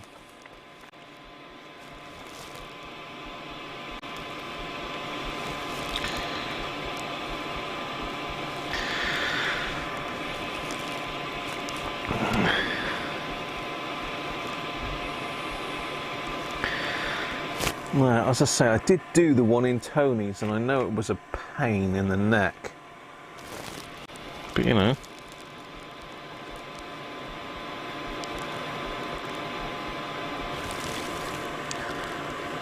Okay, yeah, it's glued as well as being clipped. Great. Oh, it's a long time ago since I did those. It must be a good 2, maybe 3 years ago.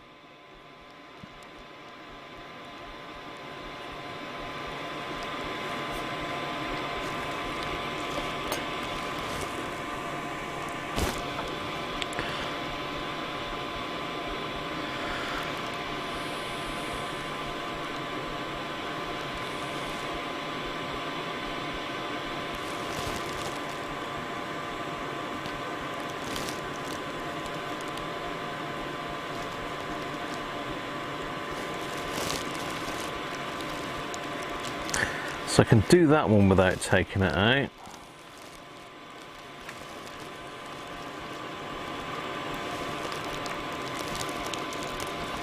You know, I might be able to do it without taking them out.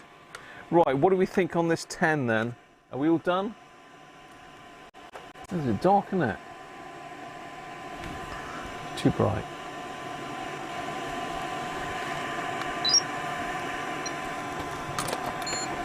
Oh, that one's bad. It's bad. 5.8. It made that noise.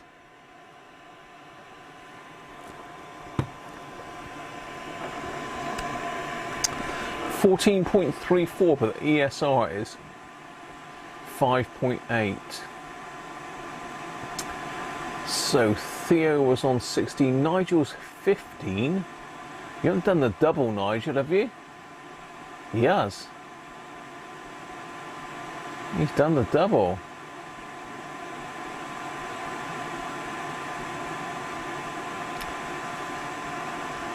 Yeah, I know what you're saying, Doug.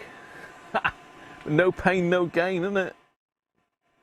I think that's Nigel done the double on that one. So that cap was shot. And I mean, that does tend to be correct with these. So I'm going to be very, very gentle and try and get those out without taking that dial cord off. So I'm going to put a 10 at 16 in there because I've got loads of those. Let me just pop that one in before I forget where I was with it.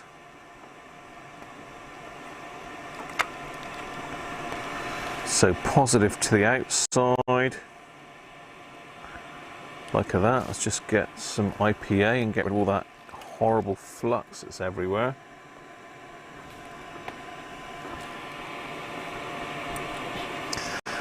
IPA also gets rid of my positive mark. There's literally flux over everything here. It's horrible.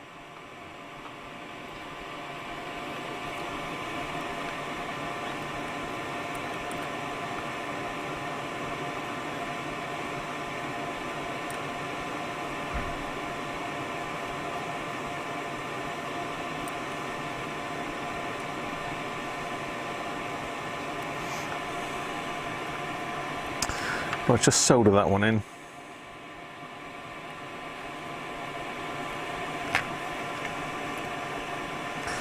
I really ought to get rid of these leads, didn't I, really? Because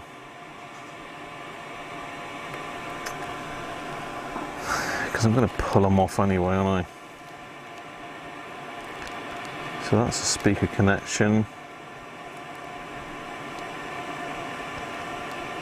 And that's a speaker connection.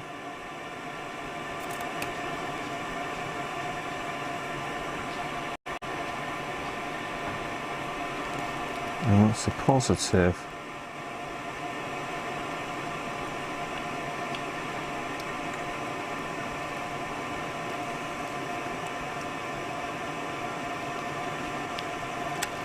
Ah, they've used one wire for that.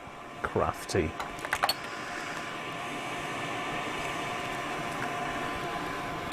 There, I'm happy with that out of the way. Right, let's solder this one in. And we can really get to grips with those other ones.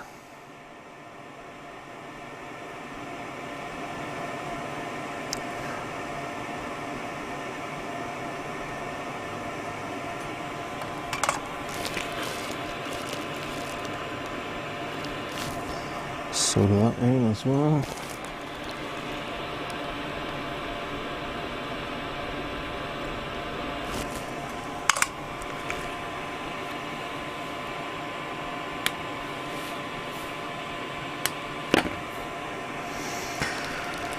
Okay.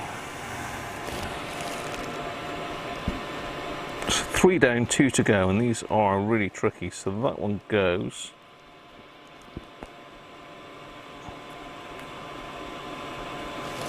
From left to right.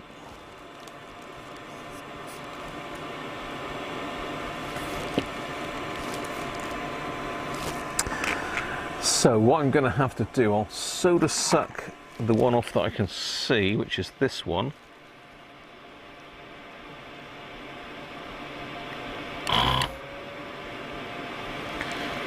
Okay, and I can't really lever anything because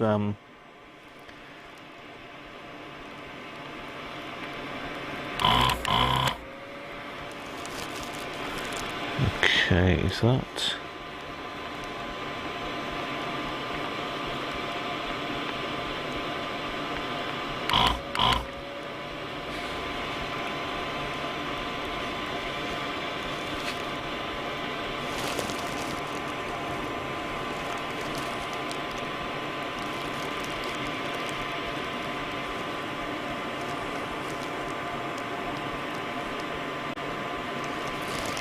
Yeah, I'm not convinced. I can't.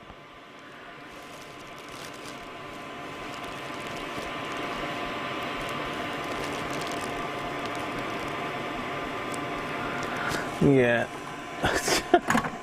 I'm gonna still go at it. I'm still gonna have a go at it. No pain, no gain, all that sort of thing, isn't it?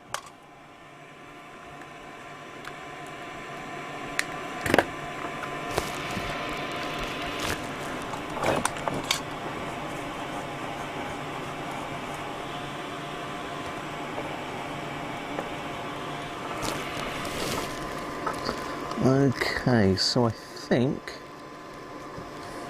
that is one in there.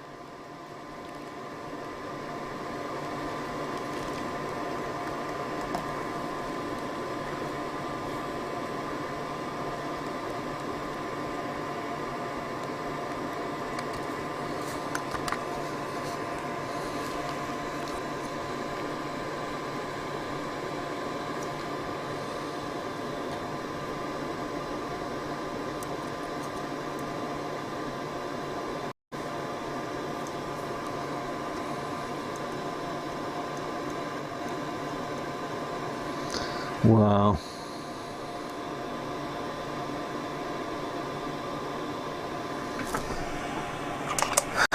It's literally, it's right in underneath there. Well, the other option I've got is to maybe move this. If I loosen this screw off, if I back it off enough, I can probably lever this up enough to get my soldering iron in underneath. That's the plan at the moment. There is no plan really.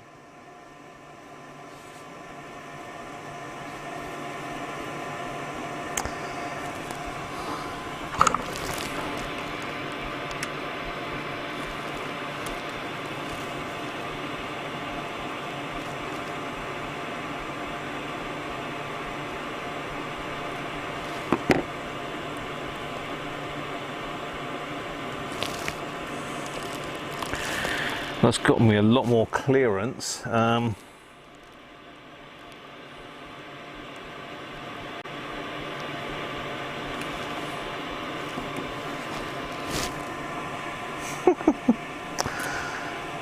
God, I mean, it's one thing getting it out, but I've got to get another one in there, don't forget, as well, so.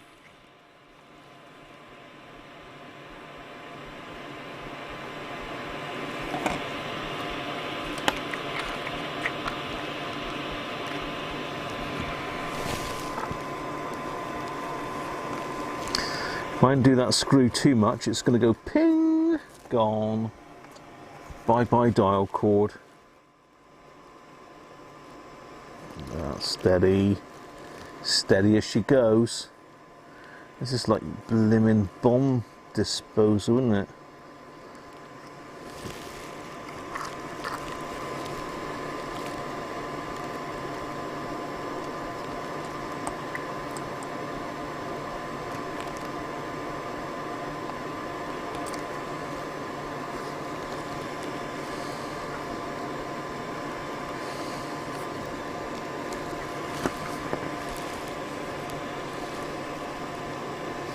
Not quite, I can see it, I can see that I've got the leg, but I just need to get the solder off the very edge of it.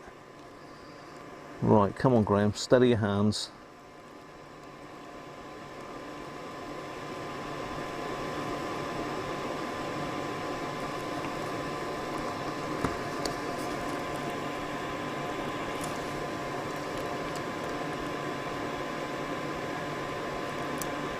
Yes. Okay, well I've got it.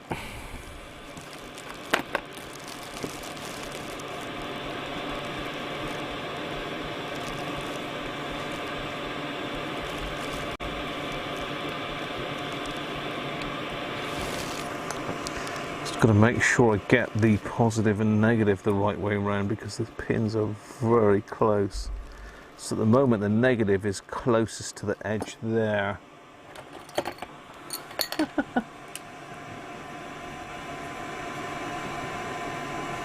Got any 10 microfarad SMD caps. Got to go for it. Hi Cyberflyer, how are you?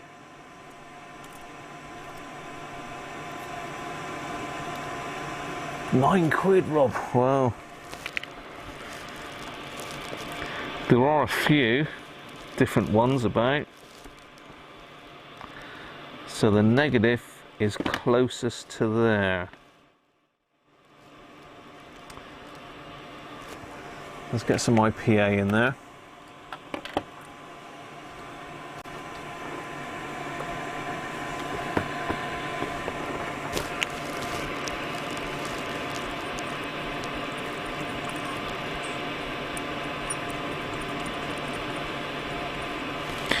They certainly didn't worry about removing the flux from their boards, did they? Sanyo, or ever made these? I think they are. Sanyo made a lot of them. So we've got a 33 at 6.3 volts. So again, I'm not holding up much hope for this one. And it'll be nice if it is really bad in a way, because it will have meant that my efforts to get the thing out won't have gone won't have gone unnoticed, so to speak. So 33 then. Eyes down for 33.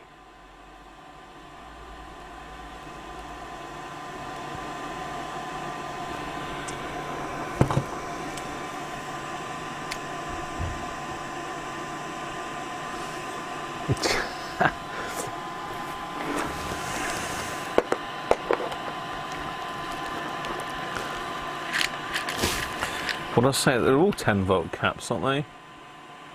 Oh, 6.3.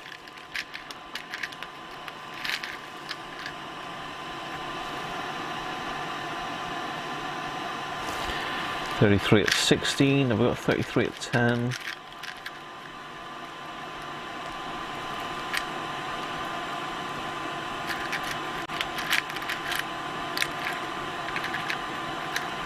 $25. 33 at 16 is the smallest I've got. So what do you think it is then? 33 and a third, Nick. 33.3, Nick, you think, do you? High ESR, definitely, Derek. It's got to be high ESR. I'm hoping it's knackered, to be honest, and it'd be worth, well worth my changing it.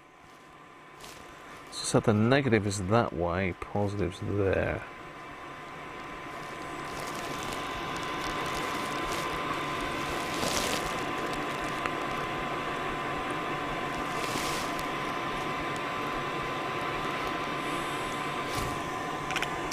So I have to cut these legs off pretty small.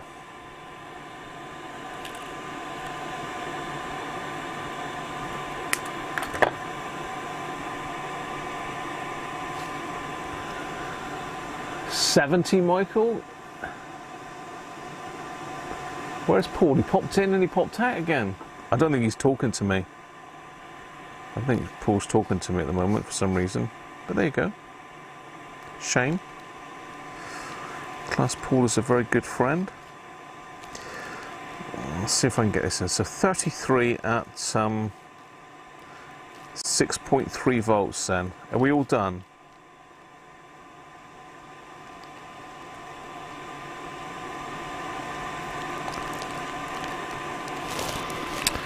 I'll tell you what, it's a pain in the neck.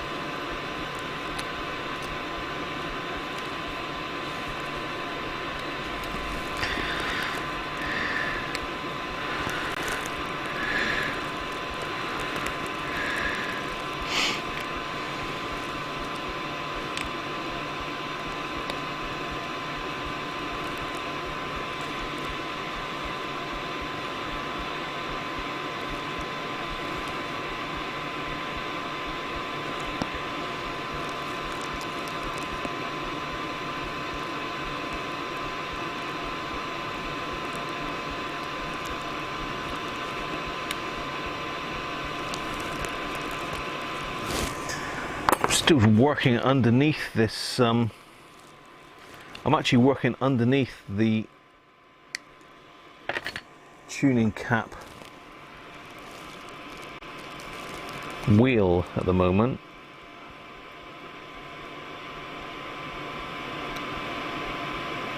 Hoping to God that I don't snag it.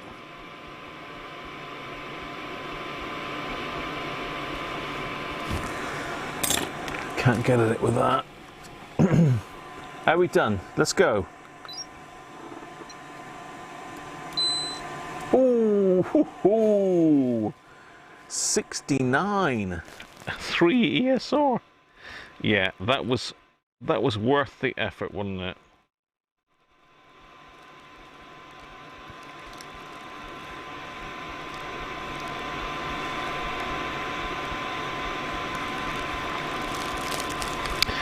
That was definitely worth the effort.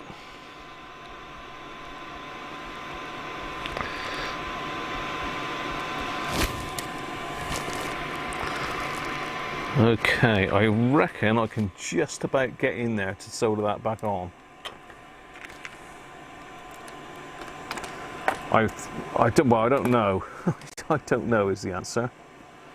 I'm hoping I can.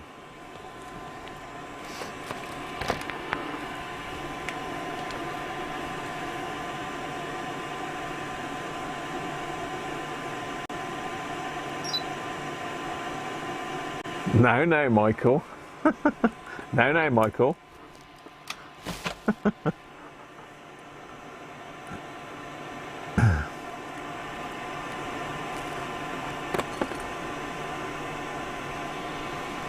Right, let's get in, see if I can get in here. So I desoldered that accidentally there and there. There's no other caps there, so let's get those soldered back on.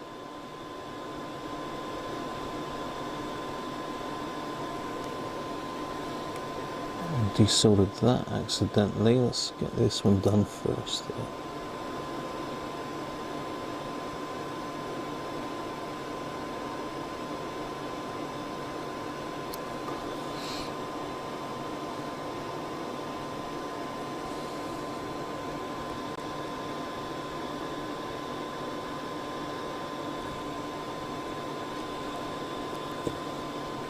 Okay.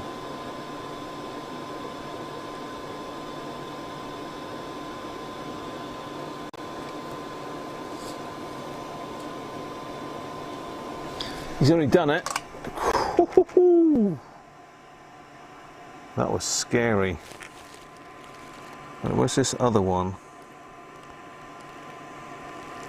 This one is also dodgy, but not quite as bad. I think with that up out the way.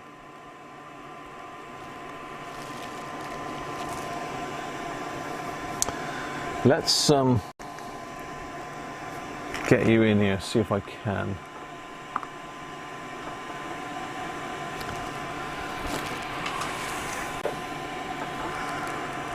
So this one is, I think, there. It's there and there.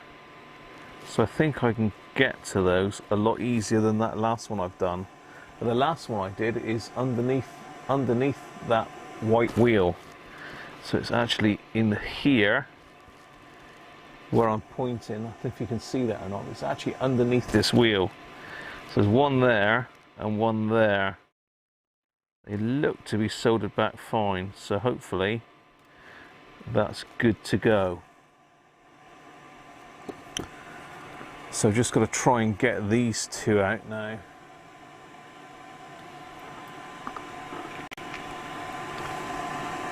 Derek's pinged me. What part of the circuit is that cap? Let's just have a look then, Nigel, while you're on. So we're looking up, where are we? We're this one here. It's slightly different place, but I think it's the same cap.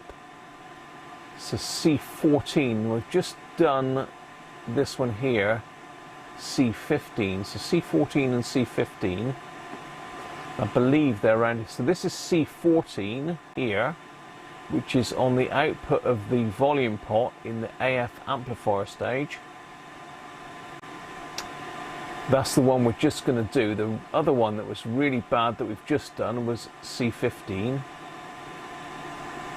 And that one's down here. That's in the sort of driver stage. That's on the emitter of the driver.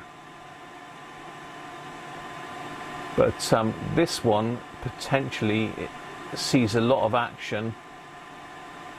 It's not in the high voltage side. I mean, these are probably the ones you'd expect to go. This one here, but that one wasn't too bad. But I don't think this one's going to be that great, C14, but let's get it out and have a look. If I can get it out, that is. Oh, hang on. For some reason, it's just not switching across. Okay. Yeah, sorry about that, Nigel. So yeah, the one that we've just changed is this one here, 33 microfarad at 6.3 volts.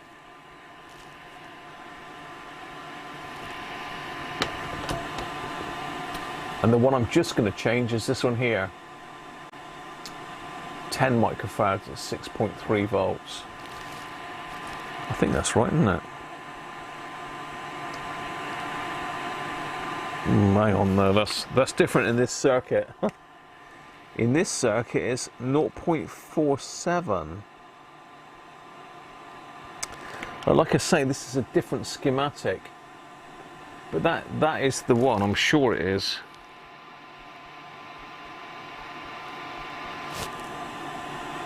But it looks like it's back here.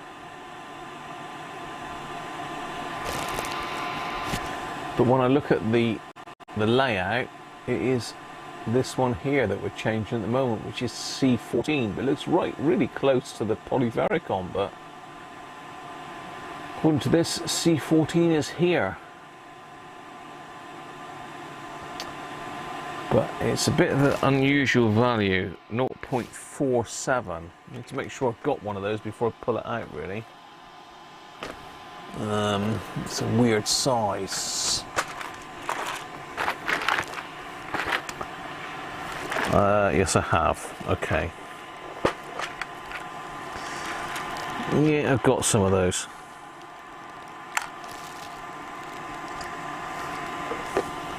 So I'm going to probably have to measure that on the other capacitance meter, because this one won't go that low.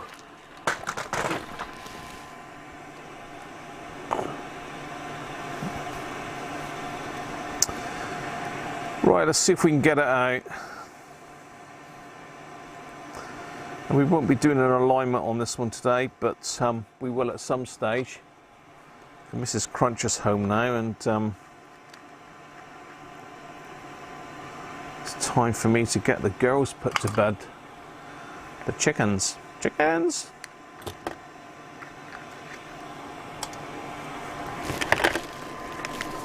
Right, I'm going in. Wish me luck.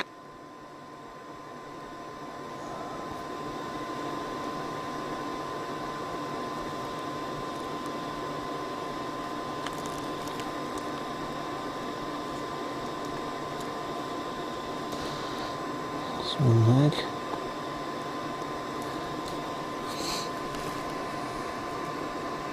Ah, get up.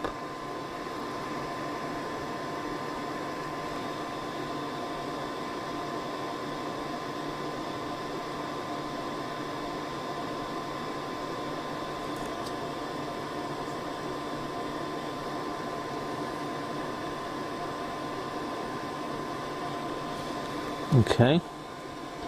We're not quite there yet. We're in danger territory though. We're right by the dial cord. In the danger zone.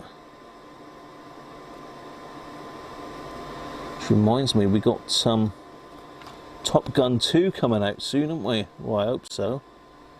I think it's been put off because of this virus, but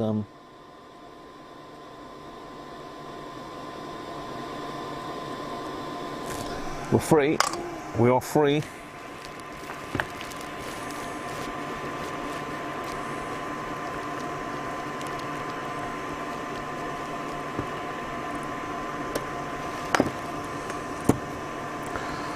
So this time the negative is on the outside. Let's just mark that a second.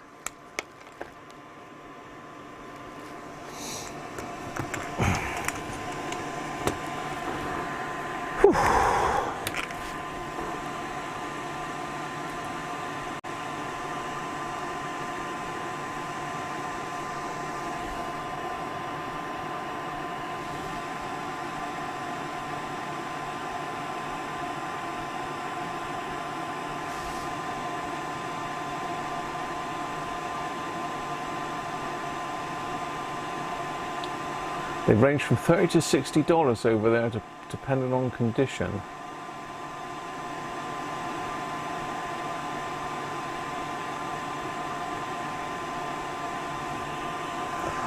Let's turn that off now. 1965, Doug, is it? Yeah, unfortunately it's... yeah, we used to be quids in, didn't we, going to the States, but it's totally changed now.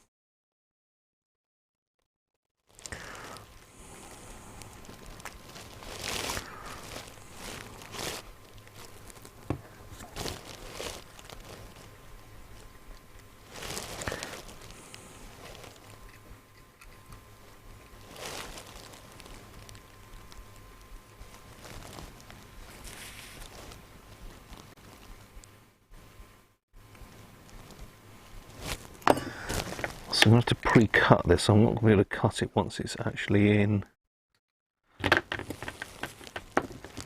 Probably going to need to do the same with this one as well. Normally I cut them after they've soldered, but I'm not going to be able to.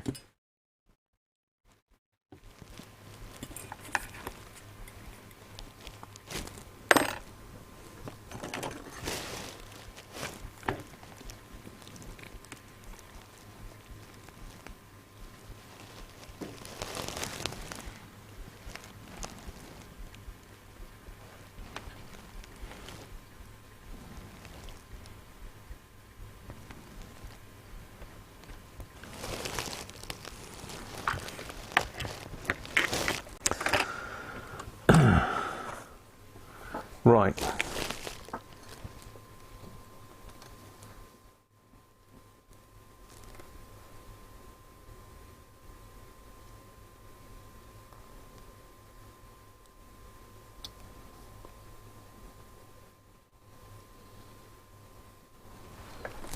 Done it.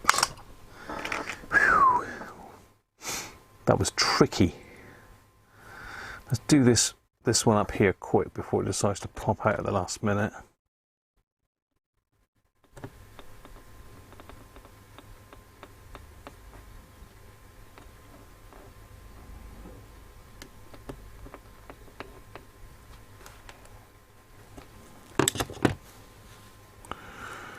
There we go, recapped. Luckily the dial cord's still in one piece. Right, okay, let's have a think about this now. I need to make sure that they're in the right place. The negative is, but this speaker connection here.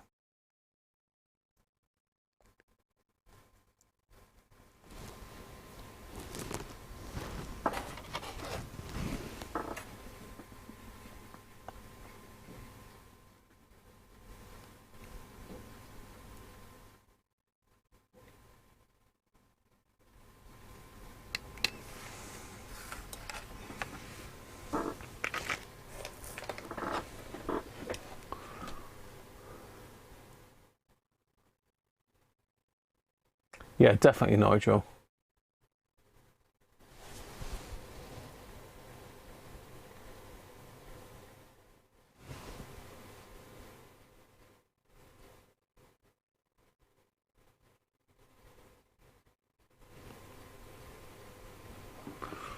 Okay.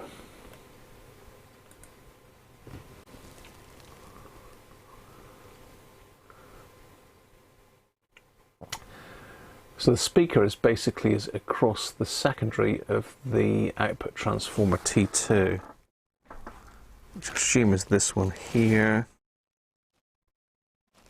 So yeah, one side to there and the other side to there. Yeah, that's absolutely bang on.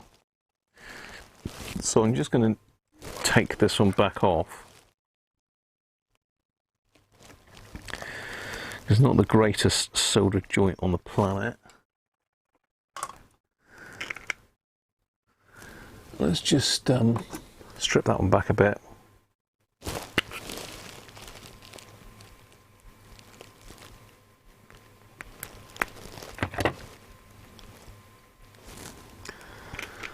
Put a bit of flux down on there.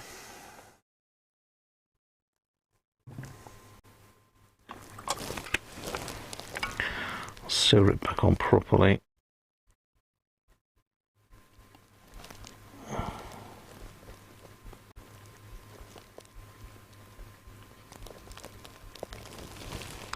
I'll tell you what, that wire does not want to take solder for some reason. I don't know why.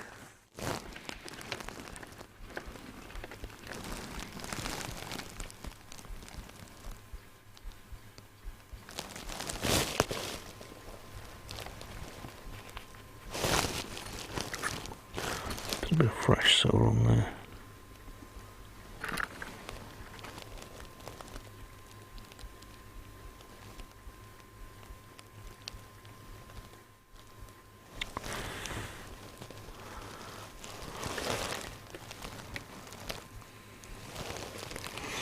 Yeah, it's because the headphone jack was sinking all the heat from it.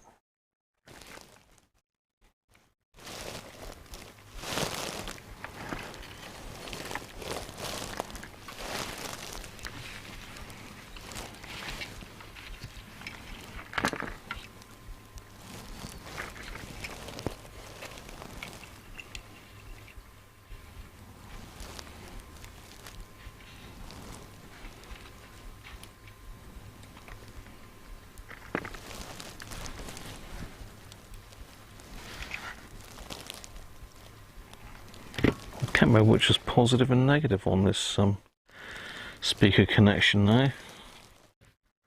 That wire's absolutely shot.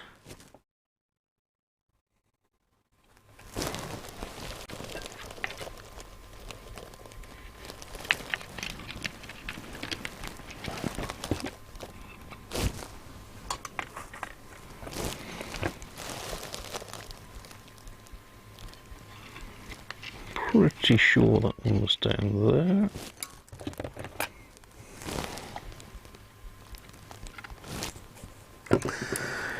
Right, let's just get this back together for a final test. And then I think we're going to call it a day because Mrs. Cruncher's home and she'll want to say hello and let me know how she got on at work today.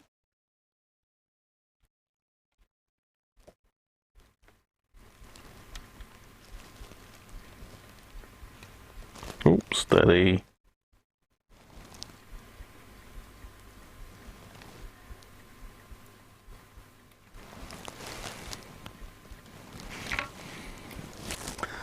Okay.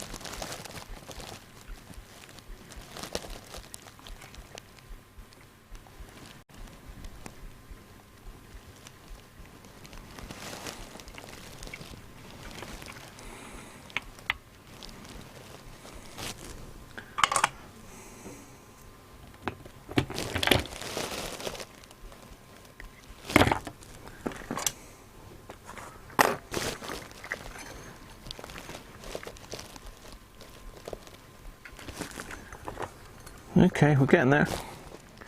We're nearly there.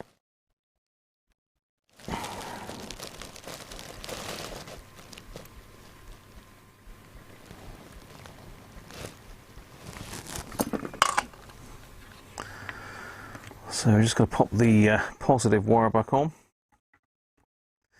And we can give this a test now. In my experience, these radios, they either work or they don't work once you've recapped them, and for some reason it's a 50-50 thing. I don't know what it is with them, but they just don't like change.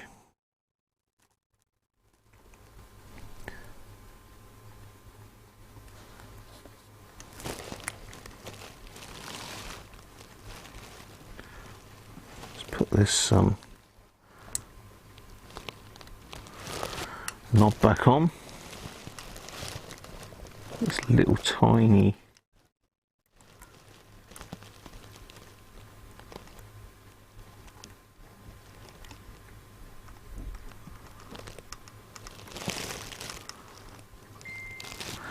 So I'm going to have to use Mrs. Cruncher's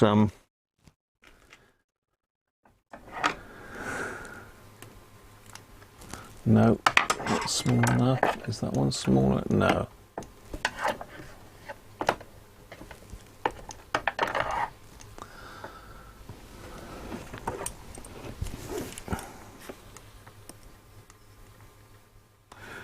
Use some of Mrs. Cruncher's nail varnish on this.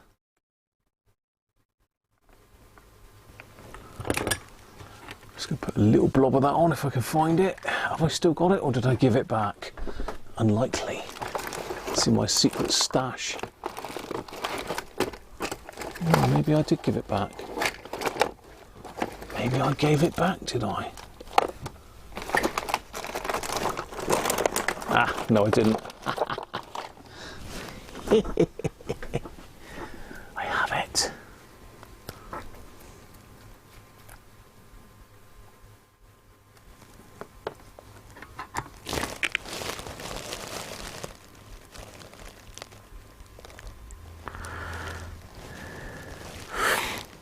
There we go.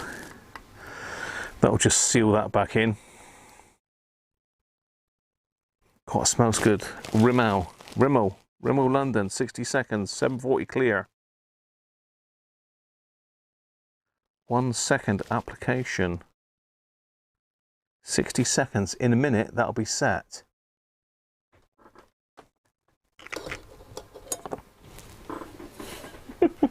Let me catch up with the chat a minute. I've neglected the chat. Derek and Ninja. Oh, wow. Thank you. Don't forget to tighten the screw on the door. I did do that, Doug. I did do that, Doug.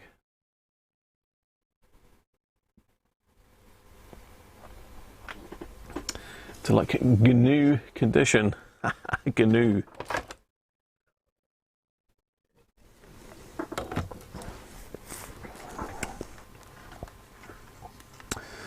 Okay.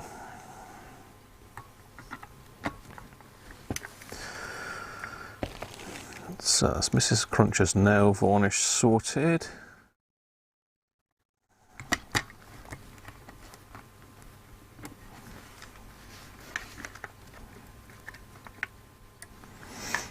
So the other wire's got to go back to there.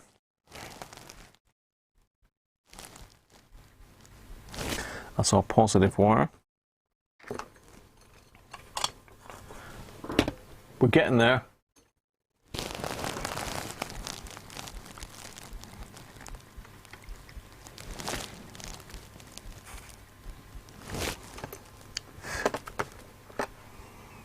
So that sort of goes in behind there, but we'll just connect it across there for. Oh, hello.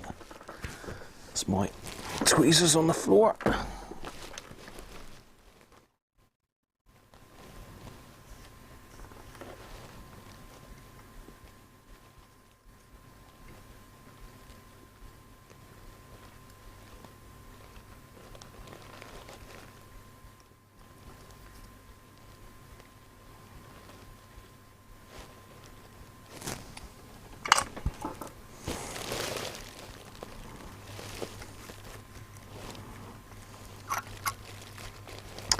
So we've still got to sort this terminal, but again, that's going to go in some vinegar, as is this one, which is corroded, and this one. But we should be able to get some noise out of it now. So let's just pop a couple of these. Well, let's just pop. So I'm just rewinding the screw till I hear it pop, so as we don't re-thread these plastic bits. So just turn it anti-clockwise to hear it pop, and then turn it in. Then you're going back in the same thread as you took it out from. I'm sure you've all heard that before, but there we go.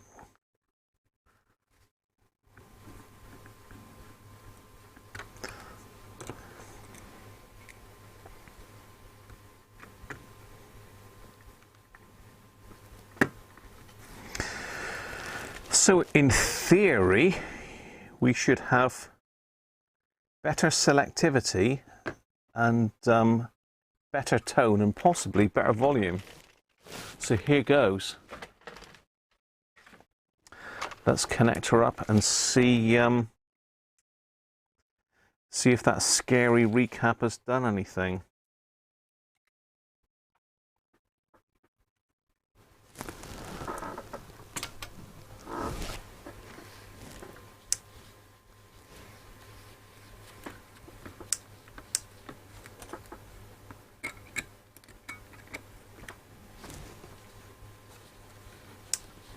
Dead as a dodo. It's because we're on the wrong connection. It's drawing a lot less current now.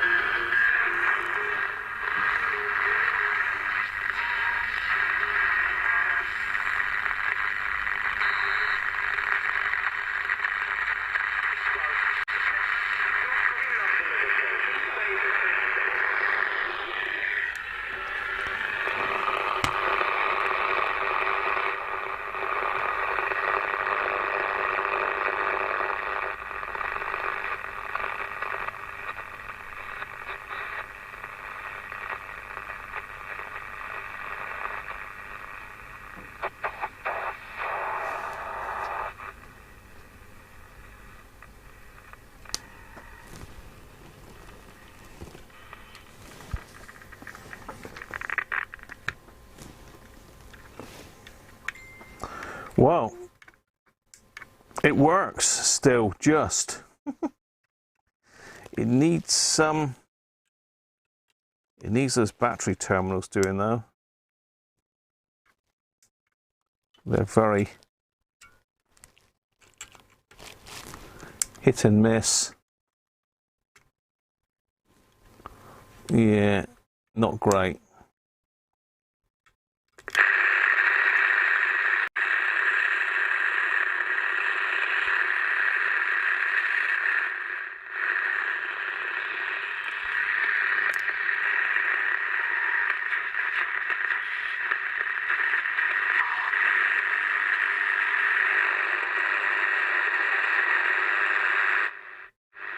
It's a lot louder.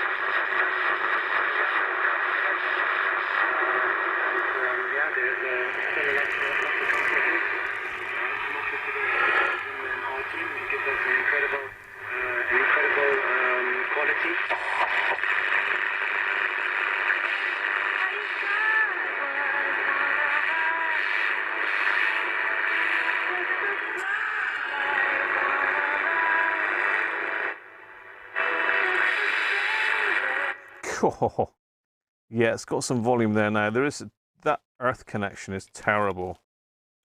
That is shockingly bad.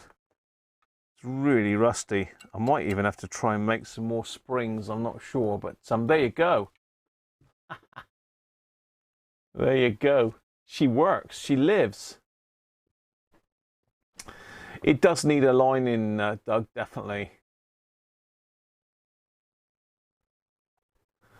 Rich, you're doing the LP1159. That's an easy one. Easy. It does need a line in, but yeah, we can look at the alignment. Maybe on Wednesday we'll have a look at the alignment on it, because we've got some rough alignment instructions. So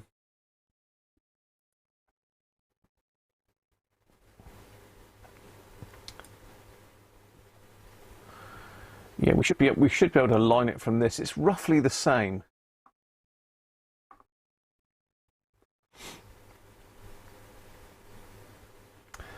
Yeah, so this is easier. Well, it's probably roughly the same as we did the alignment on the Dynatron last Sunday.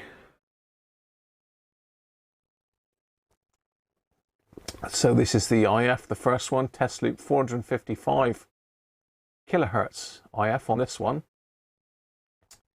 Tuning gang fully open. IF transformers 1, 2, and 3. So this is them here, 1, 2, and this must be 3 then here. Yeah, so it's those 3 for the IF. Then we've got to go for 520 kilohertz, tuning gang fully open, adjust L2. This one up here.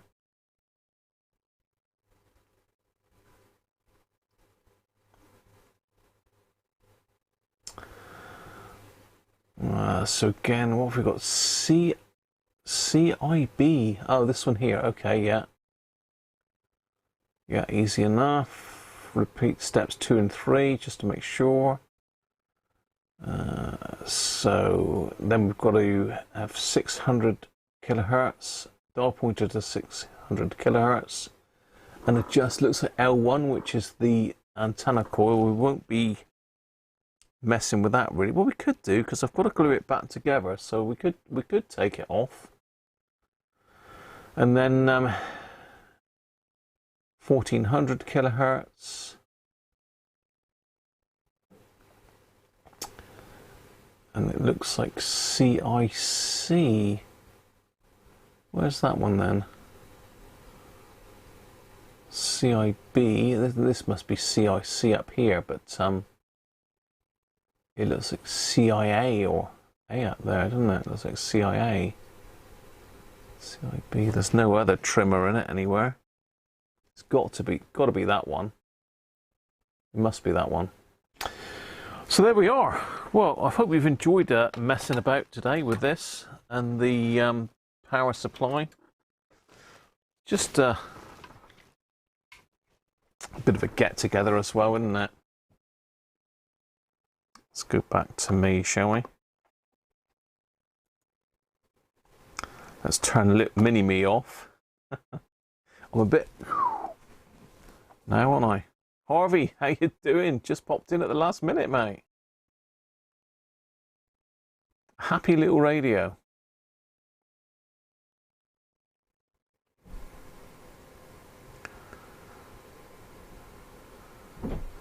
Sometimes you've used the coil springs on a lantern battery to replace the rusted ones. Yeah, it's a little bit finer than that. I'm going to have to take them out and stick them in some vinegar. Actually, I'm going to do that now. Because I can stick them in some vinegar and leave them for a day or so. Let's just pop them out. If they'll come out. What we want is just something across there to perhaps lever against.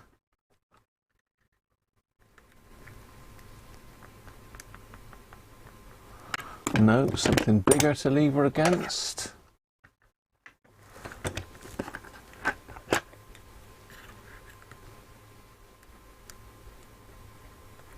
I'll tell you what, that ain't going anywhere. There we go. There's that one out. That is really manky.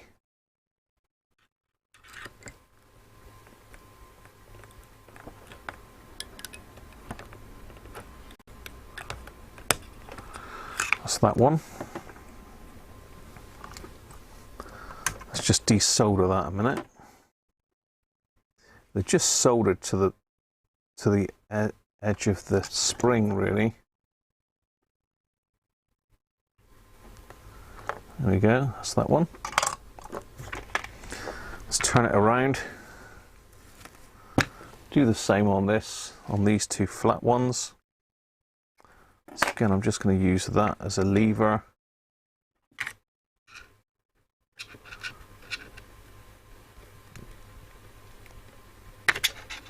Cool. That's one. That positive's okay. There's no corrosion at all on that, so we can leave that one in. Can leave that one be, but this one is corroded, so that's got to come off as well.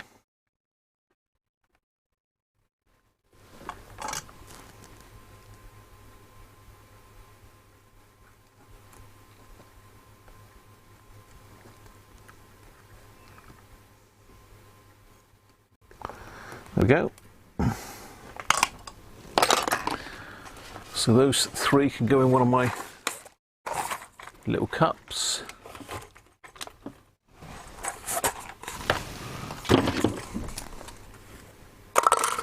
And have a little trip to the white vinegar. Anyway, that's it for today, people. Thanks everybody for joining today. Hope you've enjoyed that. It's been a bit of fun. Stephen's been learning Polish. Welcome, Stephen. Been keeping you busy. That's a bit unusual, Stephen, isn't it? Welcome, Stephen. Anyway, hope you're doing all right, mate. Got some computer stuff coming up soon as well. 4 weeks. There you go. So let's say a thank you to everybody that's contributed today, and we've had a few contributions in. Let's have a look.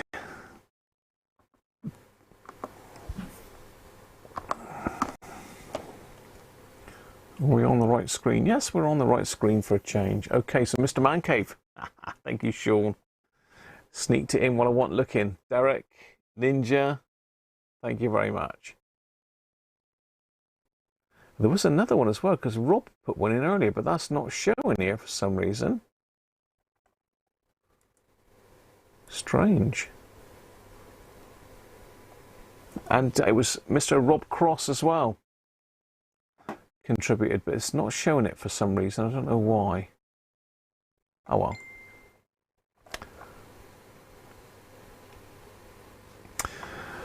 So thanks everybody for that. Most appreciated. And also a big thank you to my patrons. I've got another couple more patrons arrived. Anyone wants to join my Patreon, don't forget, I do pop out bits and pieces midweek if I get a chance. Updates, little bits and pieces that I've got on the bench. Photos, little videos, will all go out to patrons only. It's only little like 3-minute clips, maybe 4-minute clips. Not really something for YouTube, but it just gives people an idea of what I'm up to. So it's good fun, and I'm sure those that are Patreons appreciate that. And it's good to give something back, so thank you very much. Mrs. Cruncher, yeah, she's been in doing some stock taking, I think.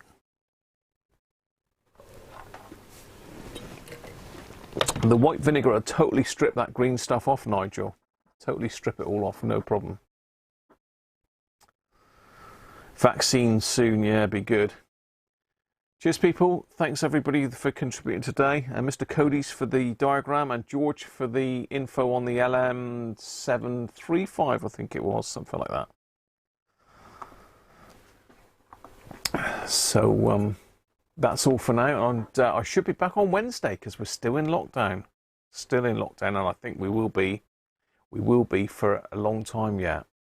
Yeah, cheers, Harvey. Catch you soon, mate. Bye for now, people. See you on Wednesday. Have fun.